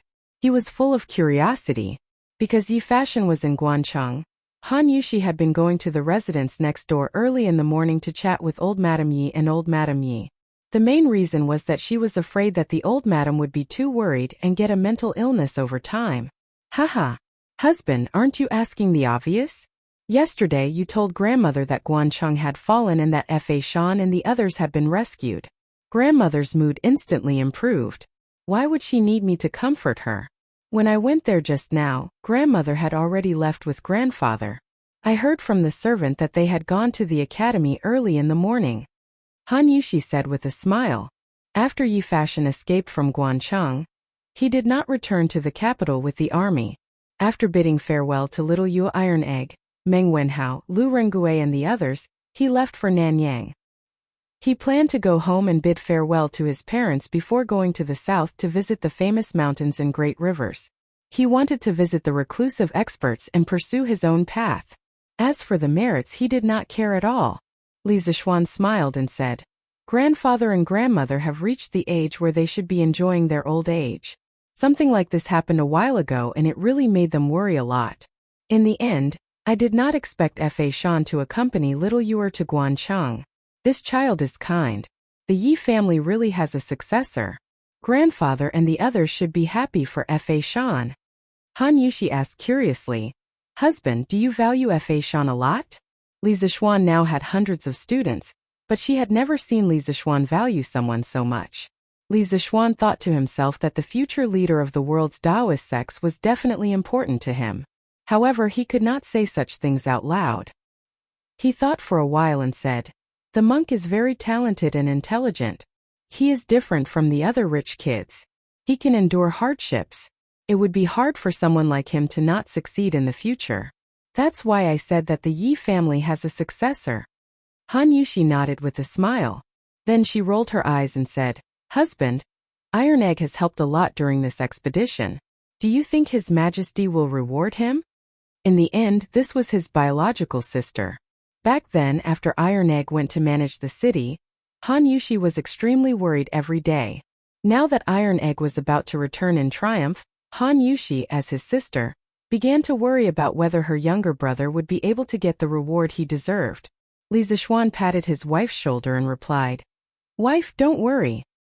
His Majesty has always been fair in his rewards and punishments. Iron Egg's contribution is obvious to all. His Majesty will definitely not ignore it. Actually, I don't want to see His Majesty reward Iron Egg too much. He is still young. If the reward is too much, I'm afraid he will lose the motivation to improve himself. Han Yushi said thoughtfully, Husband, you have a point. However, Iron Egg's contribution this time is not that great. I think he should only get some reward money. Young master, young master. Just then, Song Xiaoxi's voice came from outside the courtyard. Li Zishuan turned around and said, What is it? Come in and talk. Han Yushi saw that Li Zishuan had something important to do, so she went into the house first. Song Xiaoxi entered the courtyard and walked to Li Zishuan's side. He bowed and said, Young master, the drainage canal beside the Ba River has already drained all the water in the Mei village section of the river. Today, the foundation of the dam will be built. Do you want to go and take a look? Li Zishuan heard this and his spirit was lifted. He said with a face full of joy, "Okay, you go first. I will change my clothes and be there soon." The reason why Li Zishuan did not personally participate in this battle was mainly because he was focused on the Ba River Dam. In the past half a month, under the joint efforts of him, Mo Huai, and Yan Xiaoning, they had solved many engineering problems in the construction of the dam. The most important thing was that Li Zishuan had solved the most critical problem in the reinforced concrete dam project: steelmaking. Next to the ironworks of the workshop, a small steel mill appeared. The ancient people did know how to make steel. In the late spring and autumn period before 476 BC, man-made steel had already appeared in China. By the time of the Eastern Han Dynasty, the technology of steelmaking had already been mastered. The most commonly used techniques were stir-frying and tempered steel. The so-called stir-frying was to heat pig iron until it was melted or basically melted, then stir it in the furnace. The carbon contained in the pig iron would be removed by the oxygen in the air, thus obtaining steel. The quality of steel produced by this method was not high. As for tempered steel, it was to repeatedly heat, fold, and forge a piece of iron. The purpose was to make the structure of the steel dense, the composition of the steel body more uniform, reduce impurities, and thus improve the quality of the steel. Therefore, the quality of the swords made from tempered steel was very high. Although the quality of tempered steel was high, this method had low output and high cost, and it was difficult to meet the needs of industrial development. The method Li Zishuan used was the converter steelmaking method. This method was invented by the British H. Bessemer in 1856. The oxidizing agent used in the process was oxygen. Air was blown into the molten pig iron to oxidize the impurities such as silicon and manganese. A large amount of heat was released during the oxidation process.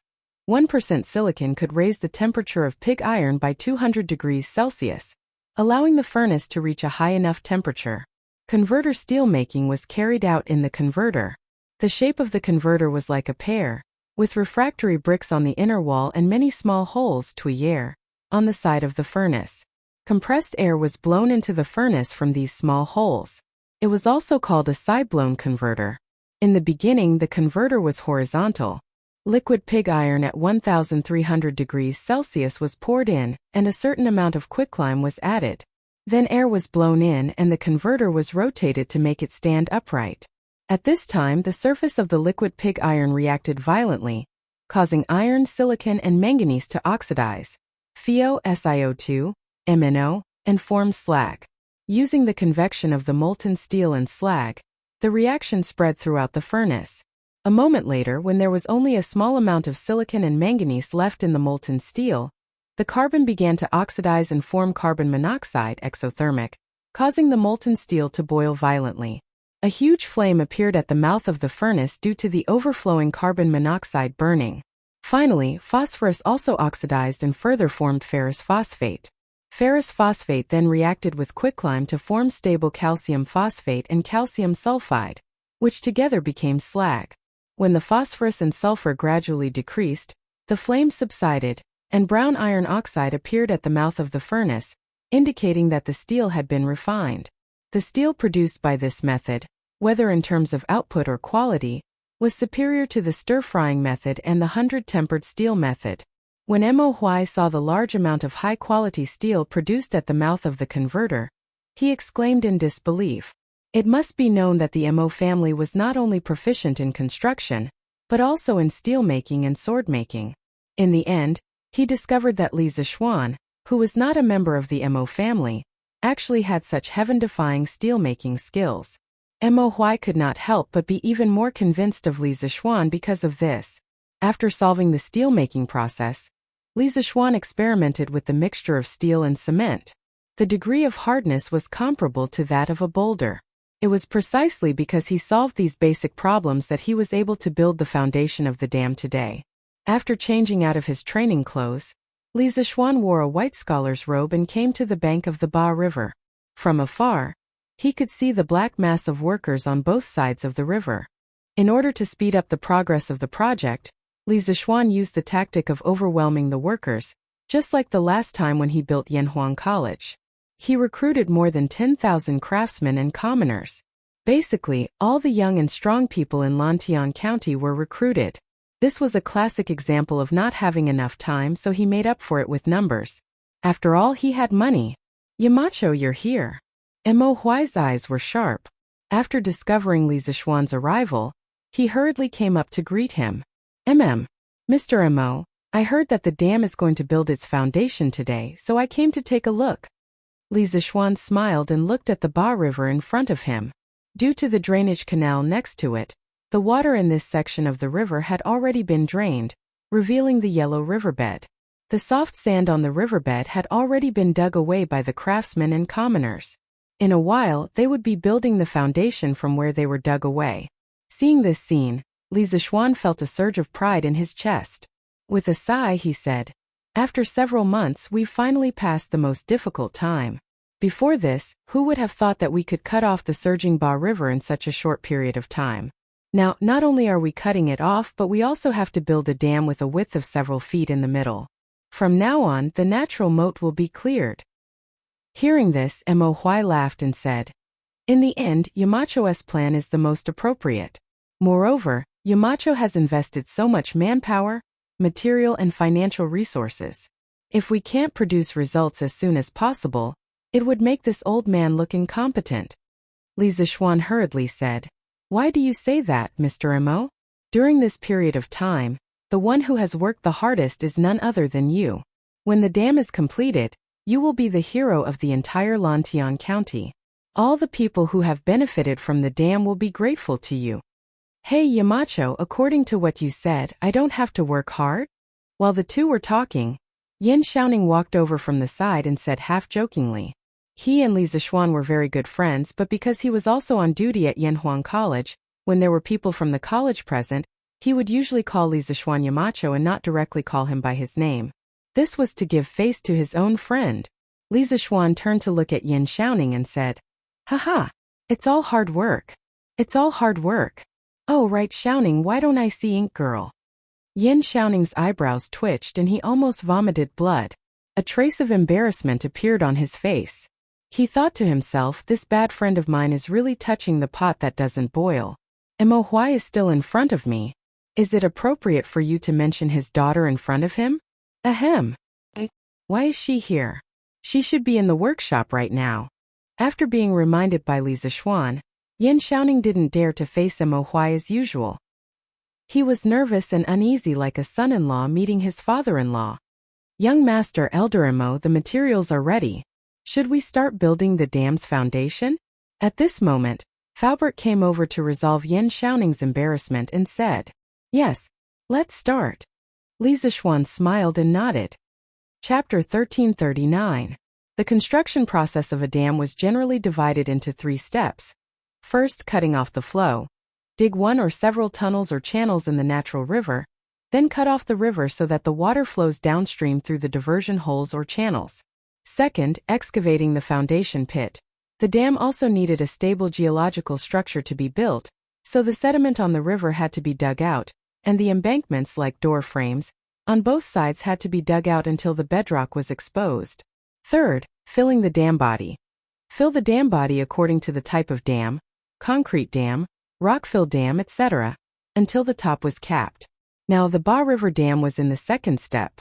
Under Li Zishuan's command, concrete pillars wrapped in steel bars were inserted into the foundation pit that had been dug in advance. The riverbed of the Ba River was suddenly filled with dang-dang-dang hammering sounds. After the reinforced concrete pillars were inserted into the riverbed, the next step was to use cement to fill the dam body below. Relatively speaking, this was not difficult, so Li Zishuan watched for half an hour, then said goodbye to Mo Huai and the others and left. When he passed by the workshop, Li Zishuan's heart skipped a beat. He did not go home directly, but walked toward the workshop. When he arrived at the workshop, he asked for Mo Lingwei's location. Li Zishuan went to a laboratory in the headquarters building of the workshop. The door was not closed, just left open. Li Zishuan walked in directly. Mo Lingwei was fiddling with a strange-looking machine on the table. The top of the machine was a cylinder with many rotating mechanisms in the middle. Below the rotating mechanism was another cylinder, and below the cylinder was a square table. There was a square hole in the middle of the table, and a spring clamp was fixed on both sides of the hole. From the appearance, it was basically a beggar's version of a modern microscope. He just did not know how good the image quality was. Li Zixuan didn't expect this girl to be so capable and efficient in getting things done. The fine-tuning parts of the microscope were all fine-tuned with screws. The workshop didn't have a machine tool yet, so they couldn't process the screws in batches. The screws used in the microscope were all processed by hand. Therefore, this microscope was definitely one of a kind in the world. Even Mo Lingwei herself could not make a microscope that was exactly the same as this one. This also meant that although one microscope had been manufactured, it could not be mass-produced. Li Zixuan looked at the microscope on the table and couldn't help but ask, "Ink Girl made a microscope?" Ah! Mo Lingwei was focused on adjusting the microscope when she suddenly heard the sound behind her. She screamed and was almost scared to death. "Ah, Imacho. Why don't you make any sound when you walk?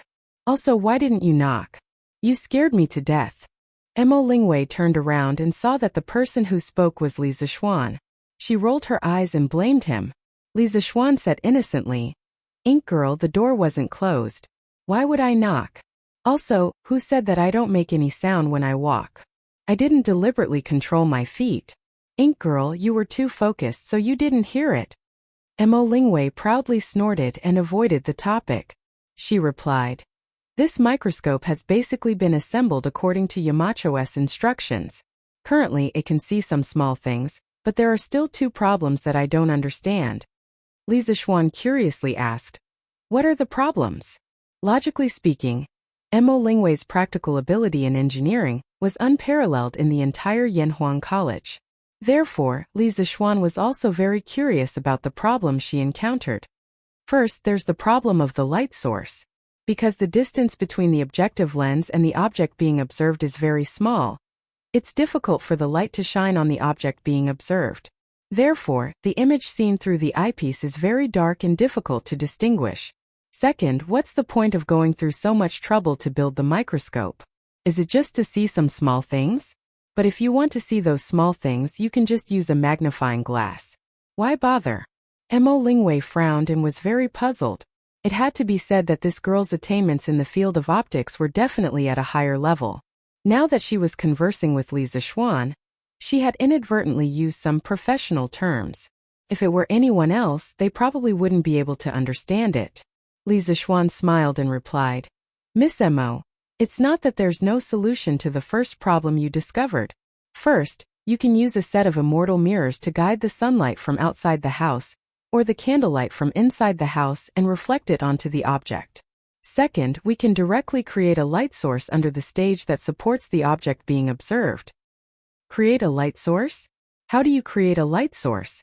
Yamacho, are you going to put a candle under it? That won't do. The candle will smoke the lens. Mo Lingwei quickly said. Li Zixuan was a little amused and said, "Who said I'm going to use a candle as a light source? Don't worry, the light source I'm talking about will definitely not produce any smoke when it shines. Moreover, the light it emits will be several times brighter than the light from a candle."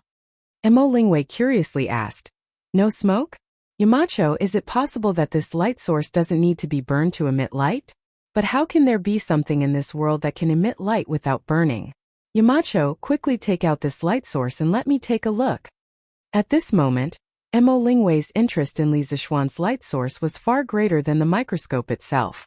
Li Zixuan touched his nose and coughed dryly. "Ahem. Ink Girl, this light source hasn't been made yet, so you should use the first method I mentioned." The light source he was talking about was actually a light bulb. Although he couldn't get the key material for light bulbs, tungsten wire, he could use other materials to replace it, such as carbonized bamboo wire. In 1854, Henry Goebbels used a piece of carbonized bamboo wire and placed it under a vacuum glass bottle to emit light. Today, his invention seemed to be the first practical incandescent light bulb. The light bulb he tested at that time could last for 400 hours. Later, Edison used tungsten wire to make incandescent light bulbs, which could only last for about 1,000 hours. Therefore, before finding tungsten metal, using carbonized bamboo wire to replace tungsten wire was a very good choice. Mo Lingwei listened to Li Zixuan bragging about this light source for so long, but in the end he said, "It hasn't been made yet." Even though she usually respected Li Zixuan very much, she couldn't help but roll her eyes at Li Zixuan. If it was someone else, she would probably have directly scolded. If you haven't made it yet, why are you talking to me? Yamacho, what about the second question? Mo Lingwei took a deep breath. She resisted the urge to scold him and said. Li Zixuan smiled a little awkwardly and said, as for the second question, actually, I asked Ink Girl to make a microscope to observe smaller objects. It's hard to see clearly with just a magnifying glass. Mo Lingwei was puzzled. Smaller objects? What are they? Could it be a molecule or an atom? In Yanhuang College's physics and chemistry textbooks, there were only introductions about molecules and atoms. Therefore, it wasn't strange that Mo Lingwei knew about molecules and atoms. But this girl really dared to say that she wanted to use a microscope to observe atoms. This requirement was too high. First, it had to be clear that the size of atoms was around 0.1 nanometers, nm.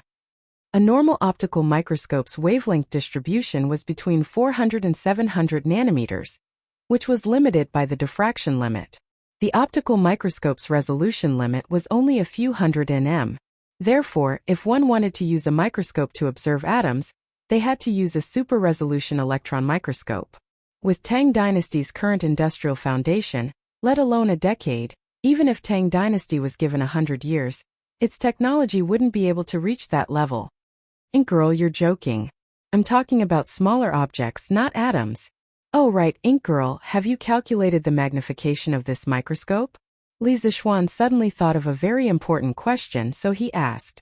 Mo Lingwei thought for a moment and replied, I've roughly calculated that this microscope's magnification is about 400 times. Li Zixuan heard this and nodded in satisfaction. In his previous life, Leeuwenhoeker made the world's first super-magnification microscope, which had a magnification of 270 times. Mo Lingwei's microscope had completely surpassed Leeuwenhoeker's by 270 times. Haha, very good. For 100 times it should be barely usable. Li Zixuan laughed and then pretended to be mysterious. Ink Girl, follow my previous method and improve the microscope. When the time comes, I'll show you something good. Mo Lingwei was very curious and asked, Yamacho, what is it? This is a secret for now. Li Zixuan chuckled and did not answer. Mo Lingwei curled her lips in dissatisfaction and then put on a pitiful expression and said, Yamacho, look at me, a girl. I don't study etiquette, but I work for you in the workshop every day, and don't even receive a salary from you. Do you think it's easy for me? You still treat me like this. You don't know how to treat a girl well. Humph. Li Zixuan quivered and thought that this girl was really a spoiled actress. He guessed that only Yan Xiaoning could tame her.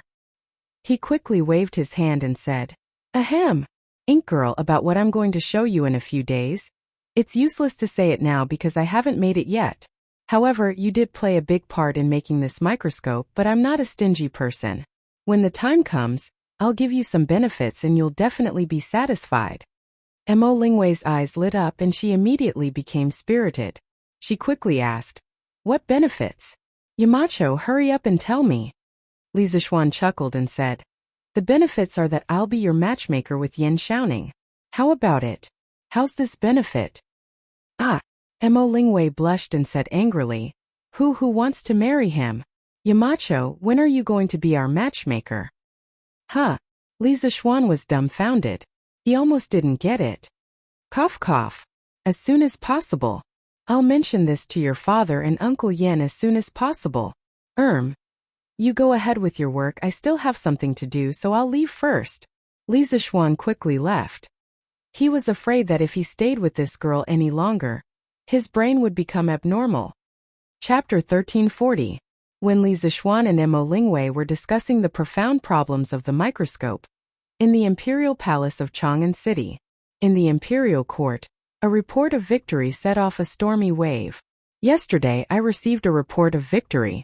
Guangqing County was breached the night before yesterday. Li Jing and Lu Renggue, the Bianzhou commandant who was hiding in Guangqing County, worked together from inside and outside. Without wasting a single soldier, they attacked the city. The Cui family's guards and the provincial governor's mansion's rebel army were all executed. The direct descendants of the Cui family of Qinghe, the Zheng family of Xingyang, and the Cui family of Boling, as well as the provincial governor of Zhengzhou, Cui Quan, and the related criminals of the Guangxing County will all be escorted back to the capital. The soldiers of the three armies returned to the imperial court this morning. At this point, the danger of Luoyang has been resolved, the rebellion in Zhengzhou has been quelled, and the storm in Hunan province has been settled. In the morning, after dealing with the daily reports of the officials, Li Er announced such a big piece of news with a smile. The officials were in an uproar. In the past, when the imperial court sent troops to battle, once there was a report of victory from the front line, the soldiers who sent the report would usually shout "XXX victory" when they entered the city. Therefore, generally well-informed officials could know the victory of the imperial court's army in the front line before the imperial court. But now, all the news of victory came so quietly that the civil and military officials in Chang and city did not notice it in advance. Not only that, the speed of the news was even more unbelievable. Feng Xianling stood up and cupped his hands, saying, Cui Junchuo and the others disregarded the emperor's grace and rebelled against the emperor. They were guilty of the most heinous crimes. Today they became prisoners. They deserved it. Now that the rebellion has been quelled, I congratulate your majesty. We congratulate your majesty. The civil and military officials bowed their heads and congratulated loudly. Li Er nodded his head and said, aristocratic families rose up at the end of the Eastern Han dynasty. In the previous dynasty, they formed the 7 big families led by the Cui family of Bowling. However, Qinghe Cui, Xingyang Zheng, and Bowling Cui are going against the heavens and causing chaos.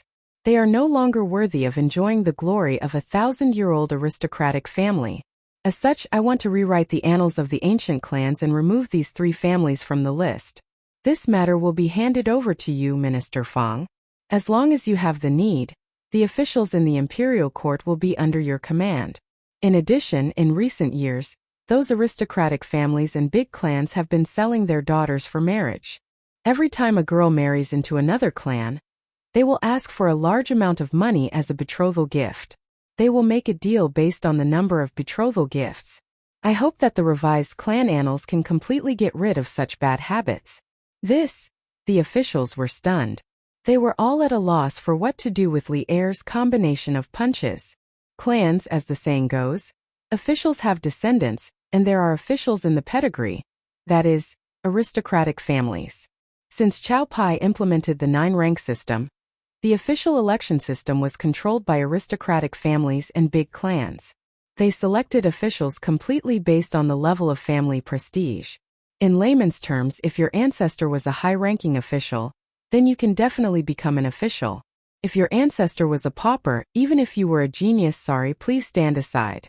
This way of selecting officials in the Wei, Jin, and Northern and Southern dynasties caused a situation where there were no poor families in the upper class and no clan in the lower class. At the same time, in terms of marriage, aristocratic families also thought highly of themselves and never intermarried with poor families. It could be said that family status had completely become the standard to judge a person's moral level in marriage. Under such a situation, the study of genealogy came into being. The aristocratic families all compiled genealogies and genealogies for themselves, and evaluated their family prestige in various places. Moreover, this practice was protected by the government at that time. After more than 200 years of the Wei, Jin, and Northern and Southern dynasties, the aristocratic family's power had been severely weakened by the Sui dynasty. They were no longer as glorious as before. Emperor I of the Sui dynasty, Yang Jian, abolished the 9-rank system and created the imperial examination system. Moreover, after experiencing the turmoil at the end of the Sui dynasty, the aristocratic families suffered a serious blow. However, in the Tang dynasty, the Shandong aristocratic families led by Cui, Lu, Zhengli, and Wang were deeply rooted and still had a certain amount of power, even though they had been attacked by the Peasant War. Many ministers in the imperial court fought to marry the Shandong aristocratic families, and the Shandong aristocratic families still maintained their aloof social status. In the common people, the Cui family's reputation and status far exceeded that of the royal family. This was something that Li Er could not tolerate. Now that he had the prestige of pacifying the 3 aristocratic families, Li Er decided to revise the clan annals and reconfirm the Longxi Li family's aloof status in the world. Who would dare to disagree? Sometimes, although the butterfly effect could change the direction of the wheel of history, some historical events would still happen. It was just that the events were brought forward. According to the official records, in the 6th year of Zhengguan, Li Er and Fang Xianling had a long conversation. During this conversation, the topic of marriage customs at that time was mentioned. They believed that the drawbacks of the clan selling marriage were prominent and harmful to the customs of the people. The imperial court should start to reform. This long conversation between the emperor and his minister opened the prelude to revising the clan annals. Immediately after, Li Shimin gave specific instructions. He ordered the officials of the imperial court to search for the clan records in the world. Based on the relevant records of the existing historical materials, he would examine the authenticity of them, praise the loyal and virtuous, and demote the traitors. This was a huge project. With the emperor's order, the group of talents around Li Shimin began to move actively. Those who participated in the revising of the clan annals included Wei Zheng, Fang Xianling, Gao Shilian, Wei Ting, Sun Wenwen, Ling Hu Defen, Yu Shinan, and the others. In the 12th year of Zhengguan, the clan annals had been completed. 293 surnames, 1,651 families, had basically followed Li Er's instructions. The royal family was the leader, followed by the relatives, and Bo Lingsue was demoted to the 3rd class.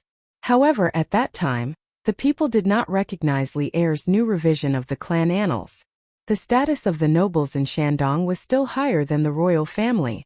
Now Li Er had started the work of revising the clan annals in advance. The final result was very likely to be different from the original result in history. This old subject will follow the imperial edict and do my best to rewrite the clan annals. After hearing Li Er's order, Fang Xianling was stunned for a long time. When he reacted, he hurriedly stepped forward and bowed. The removal of 2 surnames in 3 sects meant that from today onwards, there were only 3 surnames and 4 views in the world. Moreover, it was the 3 surnames and 4 views led by the Li royal family. Such a major event would definitely shake the world. The hearts of the officials trembled. Li Er had only ascended the throne for 2 years, yet he was already able to have such political and martial arts skills. Those officials who still wanted to climb up the ranks of the aristocratic families had no choice but to think carefully in their hearts. After the morning court, Li Er ordered people to post the notice of the great victory in Guanqing County and Chang'an City. When the people saw it, they all rushed to spread the news. The news that the Cui family of Qinghe, the Zheng family of Xingyang, and the Cui family of Boling rebelled and were all destroyed by Li Jing spread throughout Chang'an City in a very short time like a gust of wind, and it was still quickly spreading to the surrounding counties. The Cui family of Qinghe, the Zheng family of Xingyang, and the Cui family of Boling were all destroyed? These are all 1,000-year-old aristocratic families. How could they be gone just like that? Yes, in the past, from the officials to the people, it was the highest honor to marry the daughter of the 5 surnames, especially the daughter of the Cui family. Even the prime minister wanted to marry her, but he couldn't get her. But now that the Cui family has fallen, the daughter of the Cui family will probably be sent to the musical house, right? Haha. Humph. I think the Cui family and the Zheng family deserve it. Especially the Cui family. Last year you all know the mistress of the Cui family, Wang, right? That evil woman made the servants in the mansion into human swine. How vicious is that? If it wasn't for some kind-hearted person who exposed this matter, I think Wang would still be at large in her heart. That's right. The Cui family is not only rich but also cruel. It's better to destroy such an aristocratic family as soon as possible. Now, who would be proud of marrying a daughter of the 5 surnames? In my opinion, the best way to earn a lifetime of glory and wealth is to enter Yanhuang College, or marry the daughter of the Marquis of Yong. The Marquis of Yong and is a new noble in the imperial court. He has money, power, influence, and ability. He will definitely have a bright future. Although the Marquis of Yong and got married last year, he doesn't have any children now, let alone a daughter. Who do you want to marry? Hey, what are you afraid of? Doesn't the Marquis of Yong and have a sister who hasn't been married yet? Even if he can't be a son-in-law, he can be a brother-in-law. Bah, you despicable bastard. The sister of the Marquis of Yong and hasn't even reached marriageable age, and you want to marry her? Shameless. That's right. Even if she has reached marriageable age, it won't be your turn. The Marquis of Yong, and is talented in both civil and military affairs. He will only choose a handsome and elegant man like me as his brother-in-law. Bah! Qin Chengfeng, you are even more shameless. Ooh! Far away in Cloud Mountain, Li Zixuan, who didn't care about worldly affairs, would never have thought that trouble would fall from the sky while he was sitting at home. Moreover, if he knew what the common people were talking about, he would definitely vomit 3 liters of blood because of these ancient people's ability to change the topic. They were clearly talking about the imperial court's rebellion and the annihilation of the 3 aristocratic families, but why did they end up talking about him, Li Zixuan, looking for a brother-in-law? This ability to change the topic was too scary, right? Brother, when is Iron Egg coming back?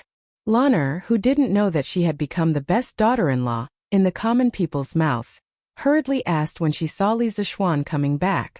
Li Zixuan smiled and patted the little girl's head, saying, "What is it? Lan'er, why are you looking for Iron Egg?" Lan'er pushed away Li Zixuan's big hand on her head. She felt that Li Zixuan's action was treating her like a child, which was disrespectful to her. The little girl frowned and said, "Nothing much, it's just that I went to the academy to play recently, but there was no Iron Egg, so it was very boring.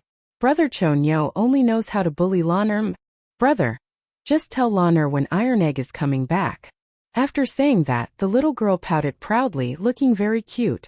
Li Zixuan heard this and felt helpless. With Cheng Chumo's bad temper, if he didn't tease Lan'er, he would probably feel uncomfortable all over.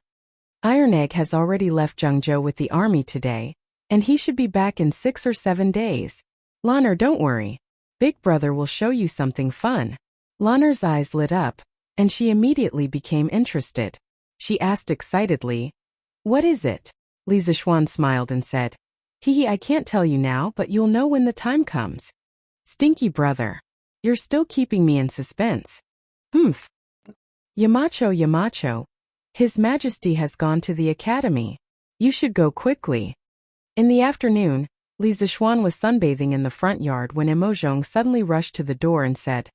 Li Zixuan quickly got up and said, "Okay, I'll go over now." No matter what, Yamacho Li Zixuan was the most powerful person in this land.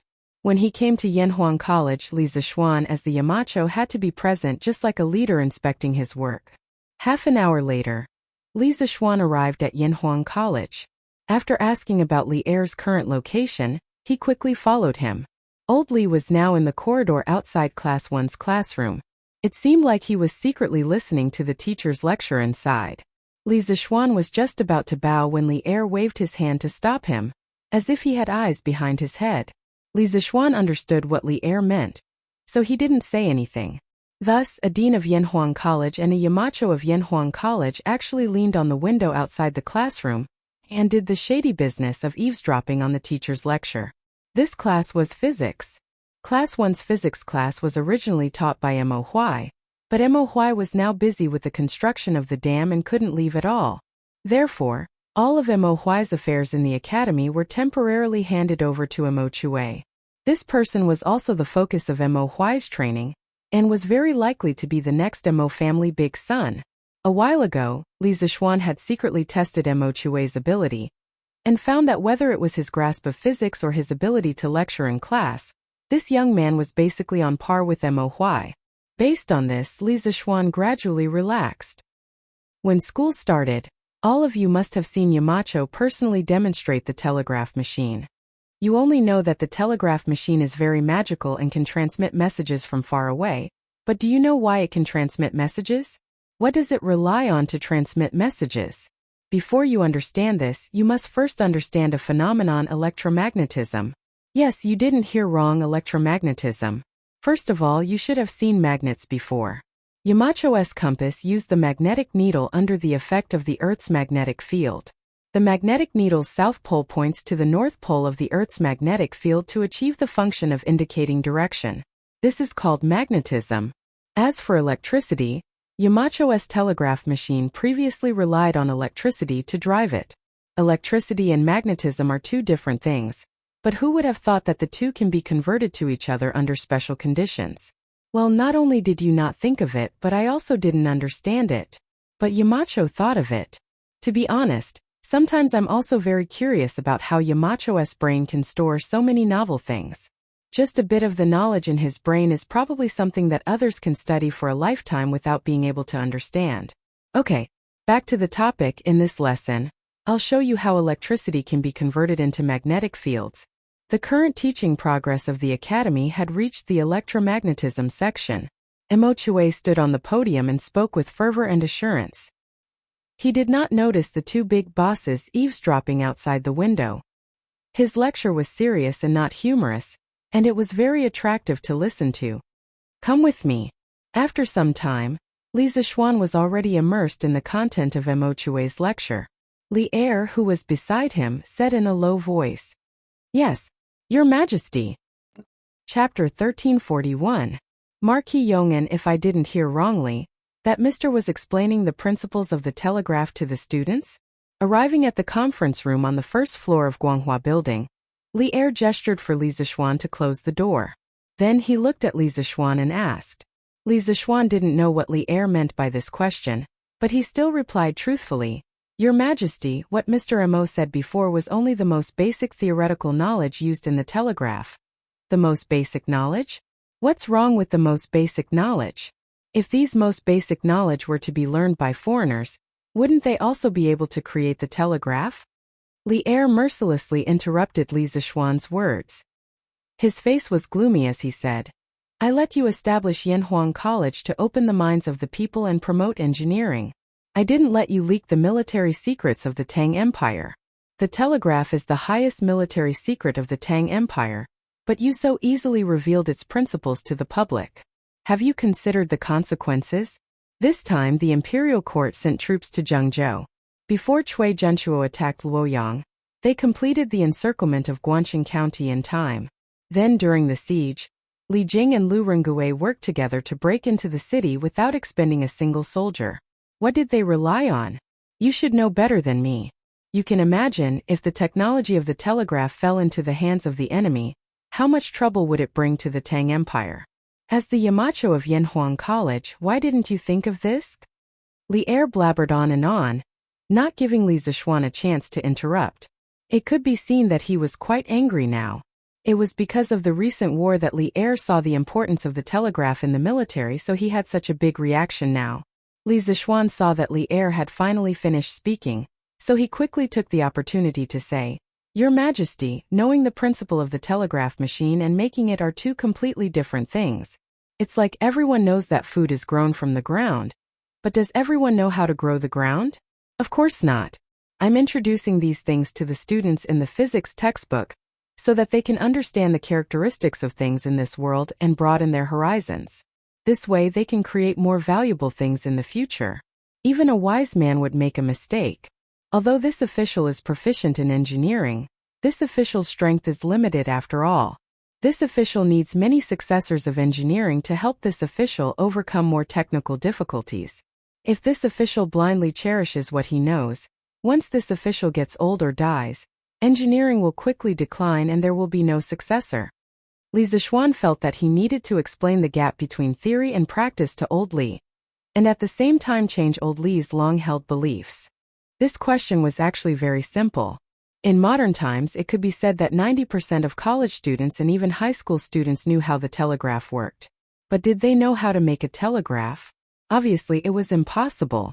Among the 90% of the students, it would already be good if 5% of them could make a telegraph. Another example would be the atomic bomb and hydrogen bomb. Many people knew the explosion principle of the atomic bomb and hydrogen bomb. One was nuclear fission and the other was nuclear fusion. However, with so many people knowing the principle, why were there so few countries in the world that possessed nuclear weapons? There was a huge gap between theory and practice. It was impossible for a person who knew the principle to understand everything in practice. These were two completely different things. Li Er's expression became slightly better. He said doubtfully, "According to what you said, even if all this knowledge was leaked to foreign countries, our enemies would still find it difficult to imitate the telegraph?" Li Zixuan cupped his hands and replied, "Your Majesty, that is indeed the case.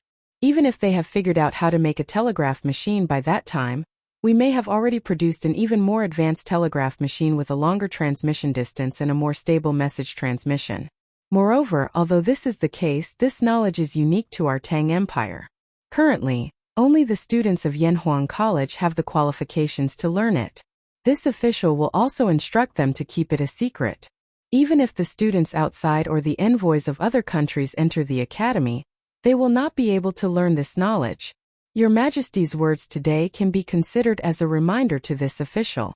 In the future, this official will strengthen the education and punishment of the students of the academy.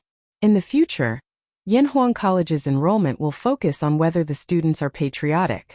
This will prevent evil people from sneaking into the academy and stealing knowledge. This official will quickly come up with a regulation for these things and then hand it over to Mr. Kong Gui and Mr. Wenji to strictly implement it. This will further prevent the teachers and students of the academy from leaking the academy's knowledge. Li Er's expression finally improved. He nodded and said, That's more like it. Yanhuang College will definitely be an important tool of the country in the future. This emperor will pay attention to it. Don't play dumb with this emperor. You must also pay attention to the management of the academy.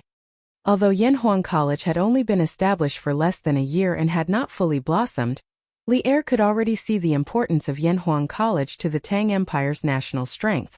This official obeys. Li Zixuan cupped his hands and said. Li Er waved his hand and said seriously, All right, let's get down to business. We came here today because we have something to discuss with you. Li Zixuan was puzzled and said, Your Majesty, please speak.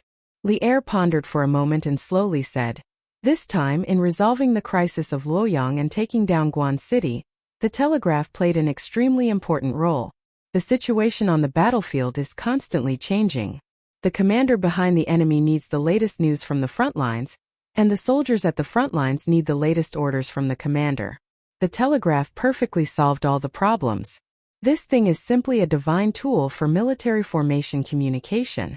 The apothecary mentioned to this emperor in his report that he wants to fully implement the telegraph in the army. This emperor feels that the apothecary's words are very reasonable. Therefore, firstly, the telegraph that the army needs Marquillon, and see if you can think of a way to create another batch. Secondly, no one in the army knows how to use the telegraph. Either you let your students teach the soldiers how to use the telegraph, or you can directly send a batch of students into the army to take charge of the telegraph. What do you think? When Li Zixuan heard this, he frowned slightly. He did not expect Li Er to be in such a hurry to promote the telegraph. The problem was that the telegraph was still in the experimental stage. If they wanted to use it on a large scale, there were still many problems that needed to be solved. Your Majesty, the current telegraph technology is still not mature. This official suggests that Your Majesty wait a few more days for the academy to improve the telegraph before promoting it to the army. You must not be too hasty. Li Zixuan cupped his hands and said. Li Er said somewhat unwillingly, The immature you are talking about should be referring to the telegraph's transmission distance not being far enough, right? However, there is already a solution. In this Guan City rebellion, Li Yu was at the top of Songyue Temple's pagoda, and Meng Wenhao was on the fairy lamp. They were able to transmit information to Chang, and more than 400 miles away. This is already enough. At most, when the army goes to war in the future, we can bring a few more fairy lamps with us. Li Zixuan shook his head and said, Your Majesty, using a telegraph to send a telegram from a high place can increase the transmission distance. But there is also a limit. With our current telegraph, this official estimates that 400 miles is very likely to be the limit. Any further and it might not work. Moreover, if we need to climb to a very high fairy lamp every time we send a telegram, it will be very disadvantageous for the army's concealment. If our army needs to sneak behind the enemy, what should we do? Do we have to raise a fairy lamp?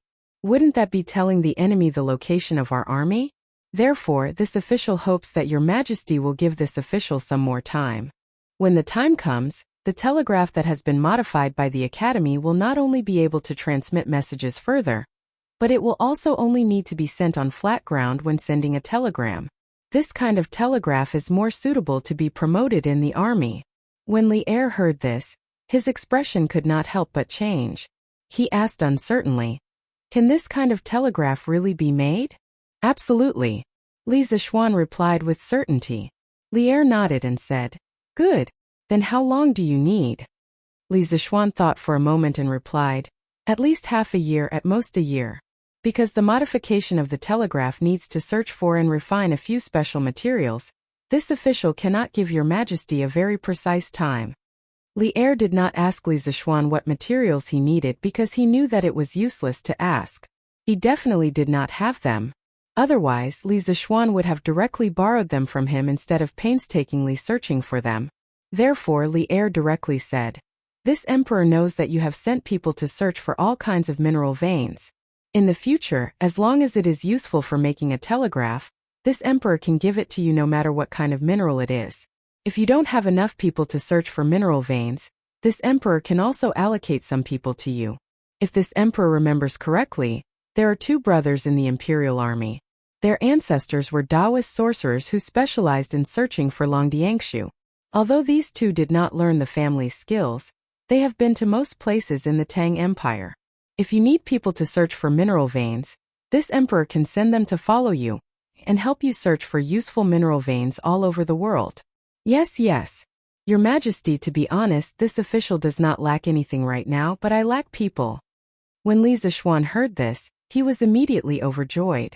When he sent Afu to Sichuan to search for vanadium ore, he was thinking that he should form a team that specialized in searching for mineral veins. However, he had not been able to find the appropriate talents. He did not expect Old Li to directly send him warmth today. This warmth was sent at the right time. Li Er could not help but smile and said, All right. This emperor will let them come to you when the time comes. These two people are called Lu Feng and Lu Yun. Other than being experienced and knowledgeable, their martial arts are also not bad. In the future, after they help you search for mineral veins, they will stay behind to be your guards. You and Yanhuang College are important to the Tang Empire. You cannot have any mishaps.